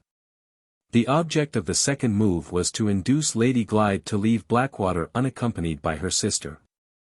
Unless we could persuade her that Marian had gone on to Cumberland first, there was no chance of removing her, of her own free will, from the house. To produce this necessary operation in her mind, we concealed our interesting invalid in one of the uninhabited bedrooms at Blackwater. At the dead of night Madame Fosco, Madame Rabel, and myself, Percival not being cool enough to be trusted, accomplished the concealment. The scene was picturesque, mysterious, dramatic in the highest degree. By my directions the bed had been made, in the morning, on a strong movable framework of wood. We had only to lift the framework gently at the head and foot, and to transport our patient where we pleased, without disturbing herself or her bed. No chemical assistance was needed or used in this case. Our interesting Marian lay in the deep repose of convalescence. We placed the candles and opened the doors beforehand. I, in right of my great personal strength, took the head of the framework, my wife and Madame Rabel took the foot. I bore my share of that inestimably precious burden with a manly tenderness, with a fatherly care. Where is the modern Rembrandt who could depict our midnight procession? Alas for the arts! Alas for this most pictorial of subjects! The modern Rembrandt is nowhere to be found. The next morning my wife and I started for London, leaving Marian secluded, in the uninhabited middle of the house, under care of Madame Rabel, who kindly consented to imprison herself with her patient for 2 or 3 days. Before taking our departure I gave Percival Mr. Fairlie's letter of invitation to his niece, instructing her to sleep on the journey to Cumberland at her aunt's house, with directions to show it to Lady Glyde on hearing from me. I also obtained from him the address of the asylum in which Catherick had been confined, and a letter to the proprietor, announcing to that gentleman the return of his runaway patient to medical care. I had arranged, at my last visit to the metropolis, to have our modest domestic establishment ready to receive us when we arrived in London by the early train. In consequence of this wise precaution, we were enabled that same day to play the third move in the game, the getting possession of Catherick. Dates are of importance here. I combine in myself the opposite characteristics of a man of sentiment and a man of business. I have all the dates at my fingers' ends. On Wednesday, the 24th of July, 1850, I sent my wife in a cab to clear Mrs. Clements out of the way, in the first place. A supposed message from Lady Glyde in London was sufficient to obtain this result. Mrs. Clements was taken away in the cab, and was left in the cab, while my wife, on pretence of purchasing something at a shop, gave her the slip, and returned to receive her expected visitor at our house in St. John's Wood. It is hardly necessary to add that the visitor had been described to the servants as Lady Glyde. In the meanwhile I had followed in another cab, with a note for Catherick, merely mentioning that Lady Glyde intended to keep Mrs. Clements to spend the day with her, and that she was to join them under care of the good gentleman waiting outside, who had already saved her from discovery in Hampshire by Sir Percival. The good gentleman sent in this note by a street boy, and paused for results a door or two farther on. At the moment when Anne appeared at the house door and closed it, this excellent man had the cab door open ready for her, absorbed her into the vehicle, and drove off. Pass me, here, one exclamation in parenthesis. How interesting this is! On the way to Forest Road my companion showed no fear. I can be paternal, no man more so, when I please, and I was intensely paternal on this occasion. What titles I had to her confidence! I had compounded the medicine which had done her good, I had warned her of her danger from Sir Percival. Perhaps I trusted too implicitly to these titles, perhaps I underrated the keenness of the lower instincts in persons of weak intellect. It is certain that I neglected to prepare her sufficiently for a disappointment on entering my house. When I took her into the drawing-room, when she saw no one present but Madame Fosco, who was a stranger to her, she exhibited the most violent agitation. If she had scented danger in the air, as a dog scents the presence of some creature unseen, her alarm could not have displayed itself more suddenly and more causelessly. I interposed in vain. The fear from which she was suffering I might have soothed, but the serious heart disease, under which she labored, was beyond the reach of all moral palliatives. To my unspeakable horror she was seized with convulsions, a shock to the system, in her condition, which might have laid her dead at any moment at our feet. The nearest doctor was sent for, and was told that Lady Glyde required his immediate services. To my infinite relief, he was a capable man. I represented my visitor to him as a person of weak intellect, and subject to delusions, and I arranged that no nurse but my wife should watch in the sick room. The unhappy woman was too ill, however, to cause any anxiety about what she might say. The one dread which now oppressed me was the dread that the false Lady Glyde might die before the true Lady Glyde arrived in London. I had written a note in the morning to Madame Rubel, telling her to join me at her husband's house on the evening of Friday the 26th, with another note to Percival, warning him to show his wife her uncle's letter of invitation. To assert that Marian had gone on before her, and to dispatch her to town by the midday train, on the 26th, also. On reflection I had felt the necessity, in Anne Catherick's state of health, of precipitating events, and of having Lady Glyde at my disposal earlier than I had originally contemplated. What fresh directions, in the terrible uncertainty of my position, could I now issue? I could do nothing but trust to chance and the doctor. My emotions expressed themselves in pathetic apostrophes, which I was just self-possessed enough to couple, in the hearing of other people, with the name of Lady Glyde. In all other respects Fosco, on that memorable day, was Fosco shrouded in total eclipse. She passed a bad night, she awoke worn out, but later in the day she revived amazingly. My elastic spirits revived with her. I could receive no answers from Percival and Madame Rubel till the morning of the next day, the 26th. In anticipation of their following my directions, which, accident apart, I knew they would do, I went to secure a fly to fetch Lady Glyde from the railway, directing it to be at my house on the 26th, at 2 o'clock. After seeing the order entered in the book, I went on to arrange matters with Monsieur Rubel. I also procured the services of 2 gentlemen who could furnish me with the necessary certificates of lunacy. One of them I knew personally, the other was known to Monsieur Rubel. Both were men whose vigorous minds soared superior to narrow scruples, both were laboring under temporary embarrassments, both believed in me. It was past 5 o'clock in the afternoon before I returned from the performance of these duties. When I got back Catherick was dead. Dead on the 25th, and Lady Glyde was not to arrive in London till the 26th.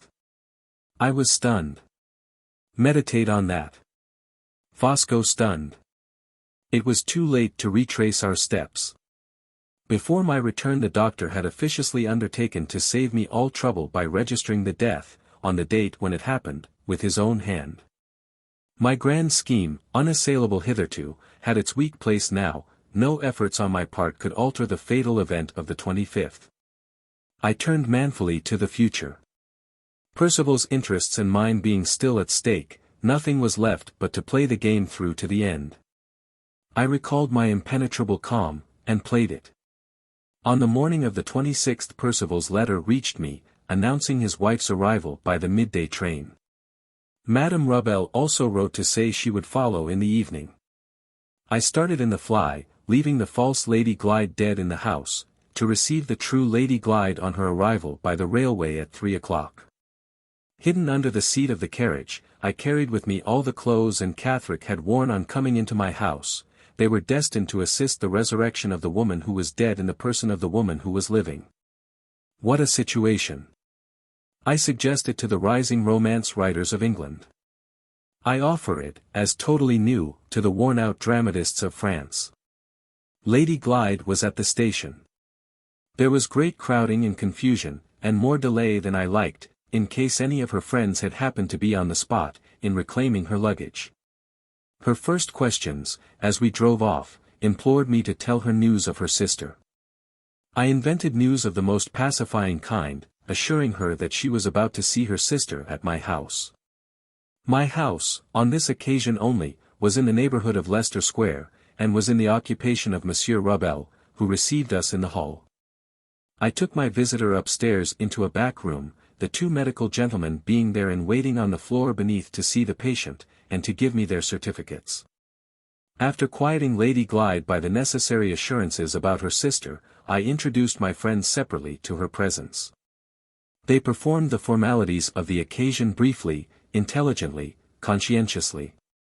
I entered the room again as soon as they had left it, and at once precipitated events by a reference of the alarming kind to Miss Halcombe's state of health. Results followed as I had anticipated. Lady Glyde became frightened, and turned faint. For the second time, and the last, I called science to my assistance. A medicated glass of water and a medicated bottle of smelling salts relieved her of all further embarrassment and alarm. Additional applications later in the evening procured her the inestimable blessing of a good night's rest. Madame Rubel arrived in time to preside at Lady Glyde's toilet. Her own clothes were taken away from her at night, and Catherick's were put on her in the morning, with the strictest regard to propriety, by the matronly hands of the good Rubel.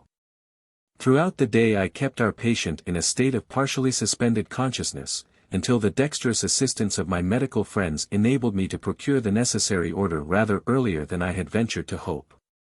That evening, the evening of the 27th, Madame Rubel and I took our revived and Catherick to the asylum. She was received with great surprise, but without suspicion, thanks to the order and certificates, to Percival's letter, to the likeness, to the clothes, and to the patient's own confused mental condition at the time. I returned at once to assist Madame Fosco in the preparations for the burial of the false Lady Glyde, having the clothes and luggage of the true Lady Glyde in my possession. They were afterwards sent to Cumberland by the conveyance which was used for the funeral. I attended the funeral, with becoming dignity, attired in the deepest mourning. My narrative of these remarkable events, written under equally remarkable circumstances, closes here. The minor precautions which I observed in communicating with Limmeridge House are already known, so is the magnificent success of my enterprise, so are the solid pecuniary results which followed it. I have to assert, with the whole force of my conviction, that the one weak place in my scheme would never have been found out if the one weak place in my heart had not been discovered first. Nothing but my fatal admiration for Marian restrained me from stepping into my own rescue when she effected her sister's escape. I ran the risk, and trusted in the complete destruction of Lady Glyde's identity. If either Marian or Mr. Hartright attempted to assert that identity, they would publicly expose themselves to the imputation of sustaining a rank deception, they would be distrusted and discredited accordingly. And they would therefore be powerless to place my interests or Percival's secret in jeopardy. I committed one error in trusting myself to such a blindfold calculation of chances as this. I committed another when Percival had paid the penalty of his own obstinacy and violence, by granting Lady Glyde a second reprieve from the madhouse, and allowing Mr. Hartright a second chance of escaping me. In brief, Fosco, at this serious crisis, was untrue to himself. Deplorable and uncharacteristic fault. Behold the cause, in my heart, behold, in the image of Marian Halcombe, the first and last weakness of Fosco's life. At the ripe age of 60, I make this unparalleled confession. Youths! I invoke your sympathy. Maidens! I claim your tears. A word more, and the attention of the reader, concentrated breathlessly on myself, shall be released. My own mental insight informs me that 3 inevitable questions will be asked here by persons of inquiring minds. They shall be stated, they shall be answered. First question. What is the secret of Madame Fosco's unhesitating devotion of herself to the fulfillment of my boldest wishes, to the furtherance of my deepest plans? I might answer this by simply referring to my own character, and by asking, in my turn, where, in the history of the world, has a man of my order ever been found without a woman in the background self-immolated on the altar of his life? But I remember that I am writing in England, I remember that I was married in England, and I ask if a woman's marriage obligations in this country provide for her private opinion of her husband's principles. No. They charge her unreservedly to love, honor, and obey him. That is exactly what my wife has done. I stand here on a supreme moral elevation, and I loftily assert her accurate performance of her conjugal duties. Silence, calumny. Your sympathy, wives of England, for Madame Fosco. Second question. If and Catherick had not died when she did, what should I have done? I should, in that case, have assisted worn-out nature in finding permanent repose. I should have opened the doors of the prison of life, and have extended to the captive, incurably afflicted in mind and body both, a happy release. Third question. On a calm revision of all the circumstances, is my conduct worthy of any serious blame? Most emphatically, no. Have I not carefully avoided exposing myself to the odium of committing unnecessary crime? With my vast resources in chemistry, I might have taken Lady Glyde's life. At immense personal sacrifice I followed the dictates of my own ingenuity, my own humanity, my own caution, and took her identity instead. Judge me by what I might have done. How comparatively innocent. How indirectly virtuous I appear in what I really did. I announced on beginning it that this narrative would be a remarkable document. It has entirely answered my expectations. Receive these fervid lines, my last legacy to the country I leave forever. They are worthy of the occasion, and worthy of Fosco. The story concluded by Walter Hartright. 1. When I closed the last leaf of the Count's manuscript, the half-hour during which I had engaged to remain at Forest Road had expired. Monsieur Rubel looked at his watch and bowed. I rose immediately, and left the agent in possession of the empty house. I never saw him again, I never heard more of him or of his wife. Out of the dark byways of villainy and deceit they had crawled across our path, into the same byways they crawled back secretly and were lost. In a quarter of an hour after leaving Forest Road I was at home again. But few words sufficed to tell Laura and Marian how my desperate venture had ended, and what the next event in our lives was likely to be. I left all details to be described later in the day, and hastened back to St. John's Wood, to see the person of whom Count Fosco had ordered the fly, when he went to meet Laura at the station. The address in my possession led me to some livery stables, about a quarter of a mile distant from Forest Road. The proprietor proved to be a civil and respectable man. When I explained that an important family matter obliged me to ask him to refer to his books for the purpose of ascertaining a date with which the record of his business transactions might supply me, he offered no objection to granting my request. The book was produced, and there, under the date of July 26, 1850, the order was entered in these words. Brougham to Count Fosco, 5, Forest Road. 2 o'clock. John Owen. I found on inquiry that the name of John Owen, attached to the entry, referred to the man who had been employed to drive the fly. He was then at work in the stable yard, and was sent for to see me at my request. Do you remember driving a gentleman, in the month of July last, from number 5 Forest Road to the Waterloo Bridge Station? I asked. Well, sir, said the man, I can't exactly say I do. Perhaps you remember the gentleman himself? Can you call to mind driving a foreigner last summer, a tall gentleman and remarkably fat? The man's face brightened directly. I remember him, sir. The fattest gentleman as ever I see, and the heaviest customer as ever I drove. Yes, I call him to mind, sir.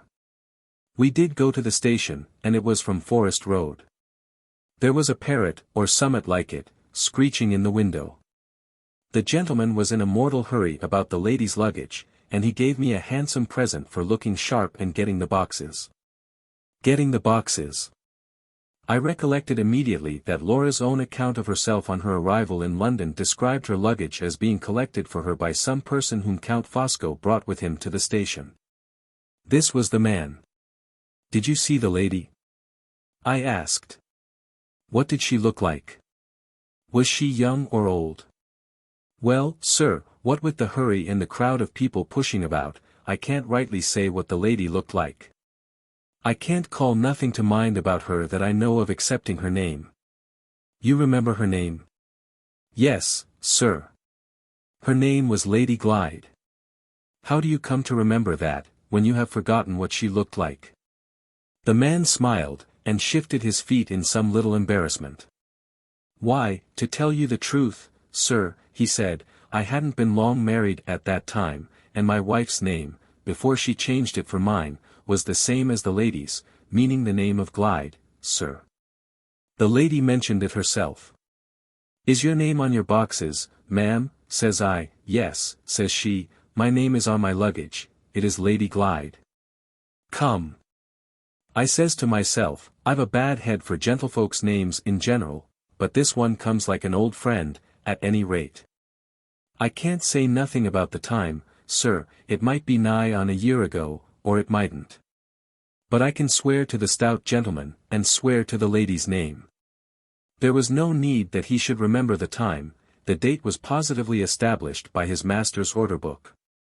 I felt at once that the means were now in my power of striking down the whole conspiracy at a blow with the irresistible weapon of plain fact. Without a moment's hesitation, I took the proprietor of the livery stables aside and told him what the real importance was of the evidence of his order book and the evidence of his driver. An arrangement to compensate him for the temporary loss of the man's services was easily made, and a copy of the entry in the book was taken by myself and certified as true by the master's own signature. I left the livery stables, having settled that John Owen was to hold himself at my disposal for the next 3 days, or for a longer period if necessity required it. I now had in my possession all the papers that I wanted, the district registrar's own copy of the certificate of death, and Sir Percival's dated letter to the Count, being safe in my pocket-book. With this written evidence about me, and with the coachman's answers fresh in my memory, I next turned my steps, for the first time since the beginning of all my inquiries, in the direction of Mr. Curll's office. One of my objects in paying him this second visit was, necessarily, to tell him what I had done. The other was to warn him of my resolution to take my wife to Limmeridge the next morning, and to have her publicly received and recognized in her uncle's house. I left it to Mr. Curll to decide under these circumstances, and in Mr. Gilmore's absence, whether he was or was not bound, as the family solicitor, to be present on that occasion in the family interests. I will say nothing of Mr. Curll's amazement, or of the terms in which he expressed his opinion of my conduct from the first stage of the investigation to the last. It is only necessary to mention that he at once decided on accompanying us to Cumberland. We started the next morning by the early train. Laura, Marian, Mr. Curll, and myself in one carriage, and John Owen, with a clerk from Mr. Curl's office, occupying places in another. On reaching the Limmeridge station we went first to the farmhouse at Todd's Corner. It was my firm determination that Laura should not enter her uncle's house till she appeared there publicly recognized as his niece. I left Marian to settle the question of accommodation with Mrs. Todd, as soon as the good woman had recovered from the bewilderment of hearing what our errand was in Cumberland, and I arranged with her husband that John Owen was to be committed to the ready hospitality of the farm servants. These preliminaries completed, Mr. Curl and I set forth together for Limmeridge House. I cannot write at any length of our interview with Mr. Fairlie, for I cannot recall it to mind without feelings of impatience and contempt, which make the scene, even in remembrance only, utterly repulsive to me. I prefer to record simply that I carried my point. Mr. Fairlie attempted to treat us on his customary plan. We passed without notice his polite insolence at the outset of the interview. We heard without sympathy the protestations with which he tried next to persuade us that the disclosure of the conspiracy had overwhelmed him. He absolutely whined and whimpered at last like a fretful child. How was he to know that his niece was alive when he was told that she was dead? He would welcome dear Laura with pleasure, if we would only allow him time to recover. Did we think he looked as if he wanted hurrying into his grave? No. Then, why hurry him? He reiterated these remonstrances at every available opportunity, until I checked them once for all, by placing him firmly between two inevitable alternatives. I gave him his choice between doing his niece justice on my terms, or facing the consequence of a public assertion of her existence in a court of law. Mr. Curl, to whom he turned for help, told him plainly that he must decide the question then and there. Characteristically choosing the alternative which promised soonest to release him from all personal anxiety, he announced with a sudden outburst of energy, that he was not strong enough to bear any more bullying, and that we might do as we pleased. Mr. Curl and I at once went downstairs, and agreed upon a form of letter which was to be sent round to the tenants who had attended the false funeral, summoning them, in Mr. Fairlie's name, to assemble in Limmeridge House on the next day but one. An order referring to the same date was also written, directing a statuary in Carlisle to send a man to Limmeridge churchyard for the purpose of erasing an inscription, Mr. Curl, who had arranged to sleep in the house, undertaking that Mr. Fairlie should hear these letters read to him, and should sign them with his own hand. I occupied the interval day at the farm in writing a plain narrative of the conspiracy, and in adding to it a statement of the practical contradiction which facts offered to the assertion of Laura's death. This I submitted to Mr. Curl before I read it the next day to the assembled tenants. We also arranged the form in which the evidence should be presented at the close of the reading. After these matters were settled, Mr. Curl endeavored to turn the conversation next to Laura's affairs. Knowing, and desiring to know nothing of those affairs, and doubting whether he would approve, as a man of business, of my conduct in relation to my wife's life interest in the legacy left to Madame Fosco, I begged Mr. Curl to excuse me if I abstained from discussing the subject. It was connected, as I could truly tell him, with those sorrows and troubles of the past which we never referred to among ourselves, and which we instinctively shrank from discussing with others. My last labor, as the evening approached, was to obtain the narrative of the tombstone, by taking a copy of the false inscription on the grave before it was erased. The day came, the day when Laura once more entered the familiar breakfast room at Limmeridge House. All the persons assembled rose from their seats as Marian and I led her in. A perceptible shock of surprise, an audible murmur of interest ran through them, at the sight of her face. Mr. Fairlie was present, by my express stipulation, with Mr. Curl by his side. His valet stood behind him with a smelling bottle ready in one hand, and a white handkerchief, saturated with eau de cologne, in the other. I opened the proceedings by publicly appealing to Mr. Fairlie to say whether I appeared there with his authority and under his express sanction. He extended an arm, on either side, to Mr. Curl and to his valet, was by them assisted to stand on his legs, and then expressed himself in these terms: "Allow me to present Mr. Hartright. I am as great an invalid as ever, and he is so very obliging as to speak for me. The subject is dreadfully embarrassing. Please hear him, and don't make a noise." With those words he slowly sank back again into the chair, and took refuge in his scented pocket-handkerchief. The disclosure of the conspiracy followed, after I had offered my preliminary explanation, first of all, in the fewest and the plainest words. I was there present. I informed my hearers, to declare, first, that my wife, then sitting by me, was the daughter of the late Mr. Philip Fairlie. Secondly, to prove by positive facts, that the funeral which they had attended in Limmeridge churchyard was the funeral of another woman. Thirdly, to give them a plain account of how it had all happened. Without further preface, I at once read the narrative of the conspiracy, describing it in clear outline, and dwelling only upon the pecuniary motive for it. In order to avoid complicating my statement by unnecessary reference to Sir Percival's secret. This done, I reminded my audience of the date on the inscription in the churchyard, the 25th, and confirmed its correctness by producing the certificate of death.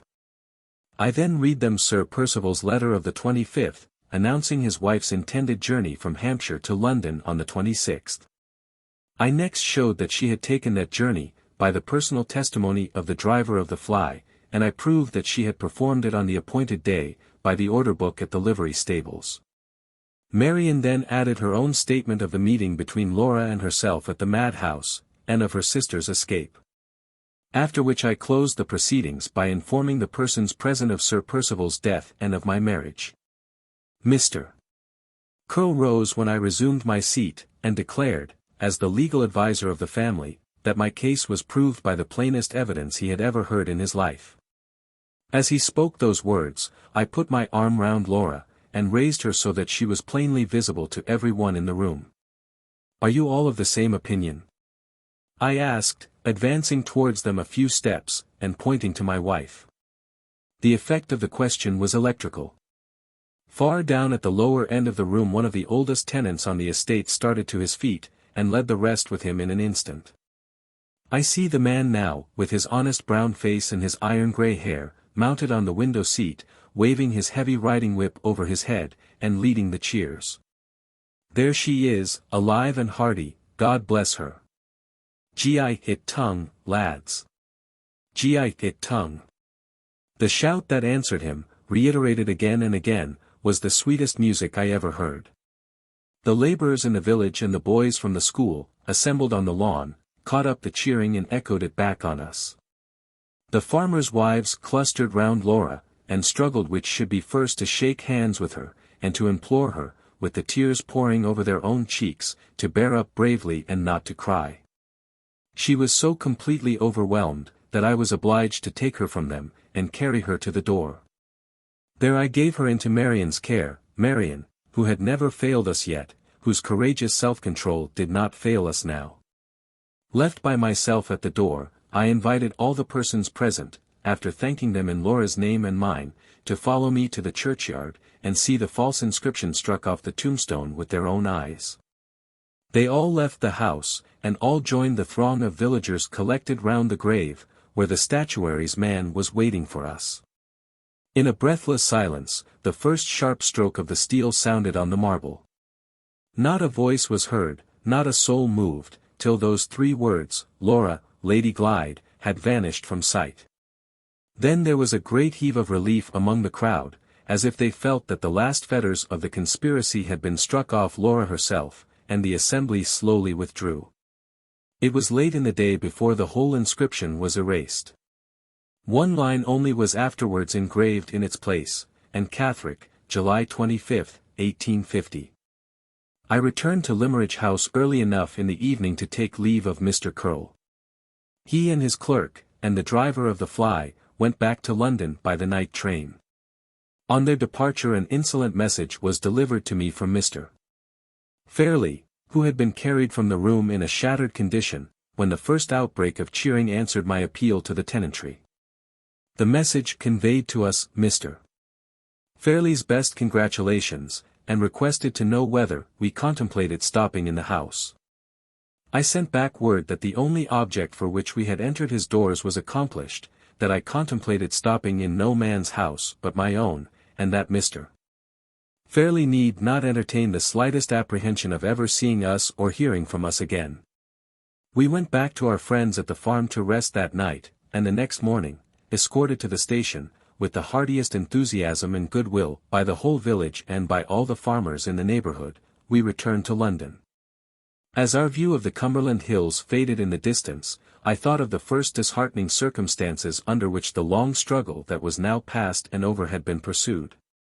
It was strange to look back and to see, now, that the poverty which had denied us all hope of assistance had been the indirect means of our success, by forcing me to act for myself. If we had been rich enough to find legal help, what would have been the result? The gain, on Mr. Curl's own showing, would have been more than doubtful, the loss, judging by the plain test of events as they had really happened, certain. The law would never have obtained me my interview with Mrs. Catherick. The law would never have made Pesca the means of forcing a confession from the Count. 2. Two more events remain to be added to the chain before it reaches fairly from the outset of the story to the close. While our new sense of freedom from the long oppression of the past was still strange to us, I was sent for by the friend who had given me my first employment in wood engraving, to receive from him a fresh testimony of his regard for my welfare. He had been commissioned by his employers to go to Paris, and to examine for them a fresh discovery in the practical application of his art, the merits of which they were anxious to ascertain. His own engagements had not allowed him leisure time to undertake the errand, and he had most kindly suggested that it should be transferred to me.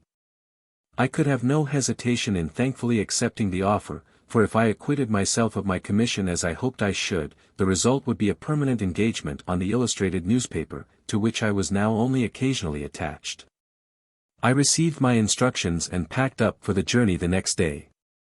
On leaving Laura once more, under what changed circumstances?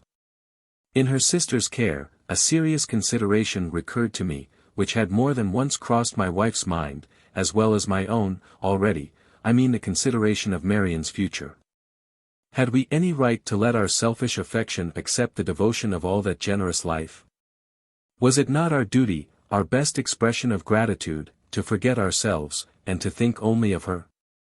I tried to say this when we were alone for a moment, before I went away. She took my hand, and silenced me at the first words. After all that we three have suffered together, she said, there can be no parting between us till the last parting of all. My heart and my happiness, Walter, are with Laura and you. Wait a little till there are children's voices at your fireside.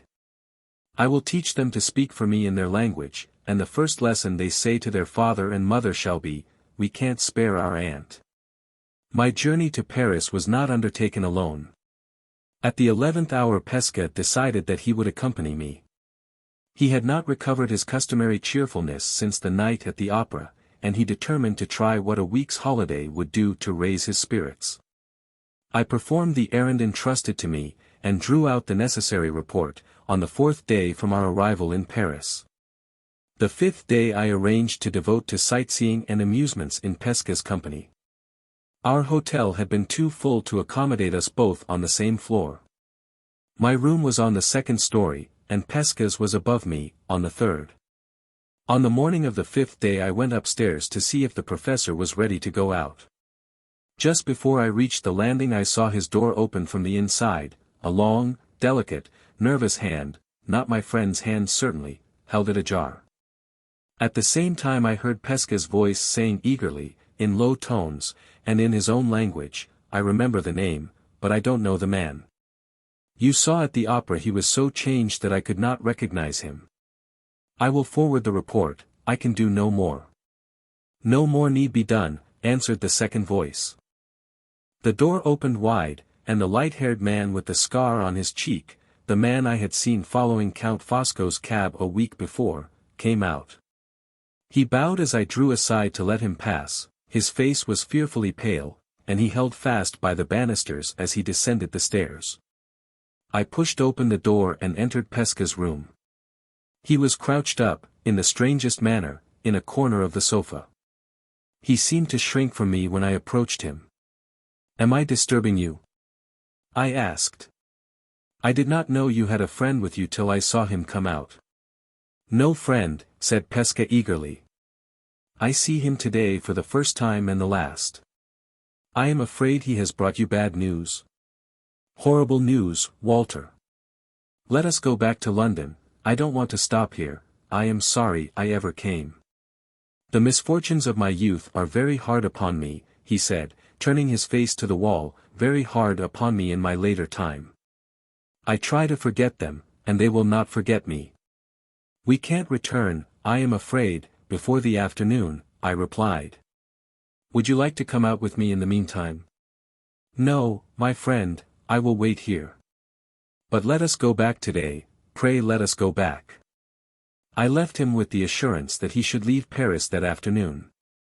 We had arranged the evening before to ascend the Cathedral of Notre Dame, with Victor Hugo's noble romance for our guide. There was nothing in the French capital that I was more anxious to see, and I departed by myself for the church. Approaching Notre Dame by the river side, I passed on my way the terrible dead house of Paris, the morgue. A great crowd clamored and heaved round the door. There was evidently something inside which excited the popular curiosity, and fed the popular appetite for horror. I should have walked on to the church if the conversation of two men and a woman on the outskirts of the crowd had not caught my ear. They had just come out from seeing the sight in the morgue, and the account they were giving of the dead body to their neighbors described it as the corpse of a man of immense size, with a strange mark on his left arm. The moment those words reached me I stopped and took my place with the crowd going in. Some dim foreshadowing of the truth had crossed my mind when I heard Pesca's voice through the open door, and when I saw the stranger's face as he passed me on the stairs of the hotel. Now the truth itself was revealed to me, revealed in the chance words that had just reached my ears. Other vengeance than mine had followed that fated man from the theatre to his own door, from his own door to his refuge in Paris. Other vengeance than mine had called him to the day of reckoning, and had exacted from him the penalty of his life. The moment when I had pointed him out to Pesca at the theatre in the hearing of that stranger by our side, who was looking for him too, was the moment that sealed his doom. I remembered the struggle in my own heart, when he and I stood face to face, the struggle before I could let him escape me, and shuddered as I recalled it. Slowly, inch by inch, I pressed in with the crowd, moving nearer and nearer to the great glass screen that parts the dead from the living at the morgue, nearer and nearer, till I was close behind the front row of spectators, and could look in. There he lay, unowned, unknown, exposed to the flippant curiosity of a French mob. There was the dreadful end of that long life of degraded ability and heartless crime. Hushed in the sublime repose of death, the broad, firm, massive face and head fronted us so grandly that the chattering French women about me lifted their hands in admiration, and cried in shrill chorus, "Ah, what a handsome man!" The wound that had killed him had been struck with a knife or dagger exactly over his heart. No other traces of violence appeared about the body except on the left arm, and there, exactly in the place where I had seen the brand on Pesca's arm, were two deep cuts in the shape of the letter T, which entirely obliterated the mark of the Brotherhood. His clothes, hung above him, showed that he had been himself conscious of his danger. They were clothes that had disguised him as a French artisan. For a few moments, but not for longer, I forced myself to see these things through the glass screen. I can write of them at no greater length, for I saw no more. The few facts in connection with his death which I subsequently ascertained, partly from Pesca and partly from other sources, may be stated here before the subject is dismissed from these pages. His body was taken out of the Seine in the disguise which I have described, nothing being found on him which revealed his name, his rank or his place of abode. The hand that struck him was never traced, and the circumstances under which he was killed were never discovered. I leave others to draw their own conclusions in reference to the secret of the assassination as I have drawn mine. When I have intimated that the foreigner with the scar was a member of the Brotherhood, admitted in Italy after Pesca's departure from his native country, and when I have further added that the two cuts, in the form of a T, on the left arm of the dead man, signified the Italian word traditor, and showed that justice had been done by the Brotherhood on a traitor, I have contributed all that I know towards elucidating the mystery of Count Fosco's death. The body was identified the day after I had seen it by means of an anonymous letter addressed to his wife. He was buried by Madame Fosco in the cemetery of Père-Lachaise. Fresh funeral wreaths continue to this day to be hung on the ornamental bronze railings round the tomb by the Countess's own hand. She lives in the strictest retirement at Versailles. Not long since she published a biography of her deceased husband. The work throws no light whatever on the name that was really his own or on the secret history of his life. It is almost entirely devoted to the praise of his domestic virtues, the assertion of his rare abilities, and the enumeration of the honors conferred on him. The circumstances attending his death are very briefly noticed, and are summed up on the last page in this sentence: his life was one long assertion of the rights of the aristocracy and the sacred principles of order. And he died a martyr to his cause. 3. The summer and autumn passed after my return from Paris, and brought no changes with them which need be noticed here. We lived so simply and quietly that the income which I was now steadily earning sufficed for all our wants. In the February of the new year our first child was born, a son. My mother and sister and Mrs. Vesey were our guests at the little christening party, and Mrs. Clements was present to assist my wife on the same occasion. Marian was our boy's godmother, and Pesca and Mr. Gilmore, the latter acting by proxy, were his godfathers. I may add here that when Mr.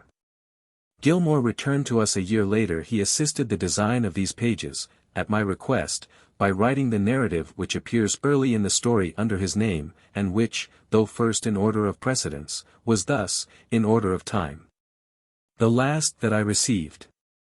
The only event in our lives which now remains to be recorded, occurred when our little Walter was 6 months old.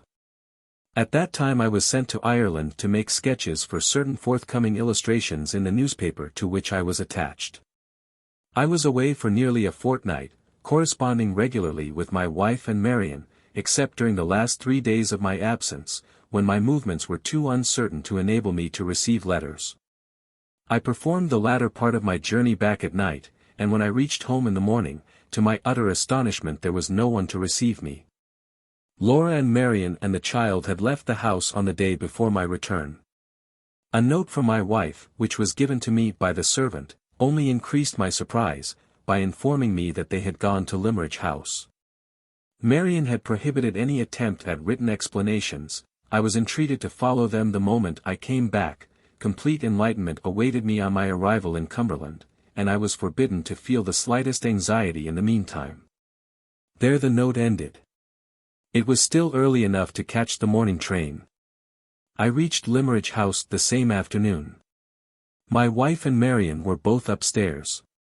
They had established themselves, by way of completing my amazement, in the little room which had been once assigned to me for a studio, when I was employed on Mr. Fairlie's drawings. On the very chair which I used to occupy when I was at work Marian was sitting now, with the child industriously sucking his coral upon her lap, while Laura was standing by the well-remembered drawing table which I had so often used, with the little album that I had filled for her in past times open under her hand. "What in the name of heaven has brought you here?" I asked. "Does Mr. Fairlie know?" Marian suspended the question on my lips by telling me that Mr. Fairlie was dead. He had been struck by paralysis, and had never rallied after the shock. Mr. Curl had informed them of his death, and had advised them to proceed immediately to Limmeridge House. Some dim perception of a great change dawned on my mind. Laura spoke before I had quite realized it. She stole close to me to enjoy the surprise which was still expressed in my face. "My darling Walter," she said, "must we really account for our boldness in coming here?" "I am afraid, love, I can only explain it by breaking through our rule, and referring to the past." "There is not the least necessity for doing anything of the kind," said Marian. "We can be just as explicit, and much more interesting, by referring to the future." She rose and held up the child kicking and crowing in her arms. "Do you know who this is, Walter?" she asked, with bright tears of happiness gathering in her eyes. "Even my bewilderment has its limits," I replied. "I think I can still answer for knowing my own child." "Child," she exclaimed, with all her easy gaiety of old times. "Do you talk in that familiar manner of one of the landed gentry of England? Are you aware, when I present this illustrious baby to your notice, in whose presence you stand? Evidently not. Let me make two eminent personages known to one another, Mr. Walter Hartright, the heir of Limmeridge. So she spoke. In writing those last words, I have written all. The pen falters in my hand. The long, happy labor of many months is over. Marian was the good angel of our lives, let Marian end our story. The end.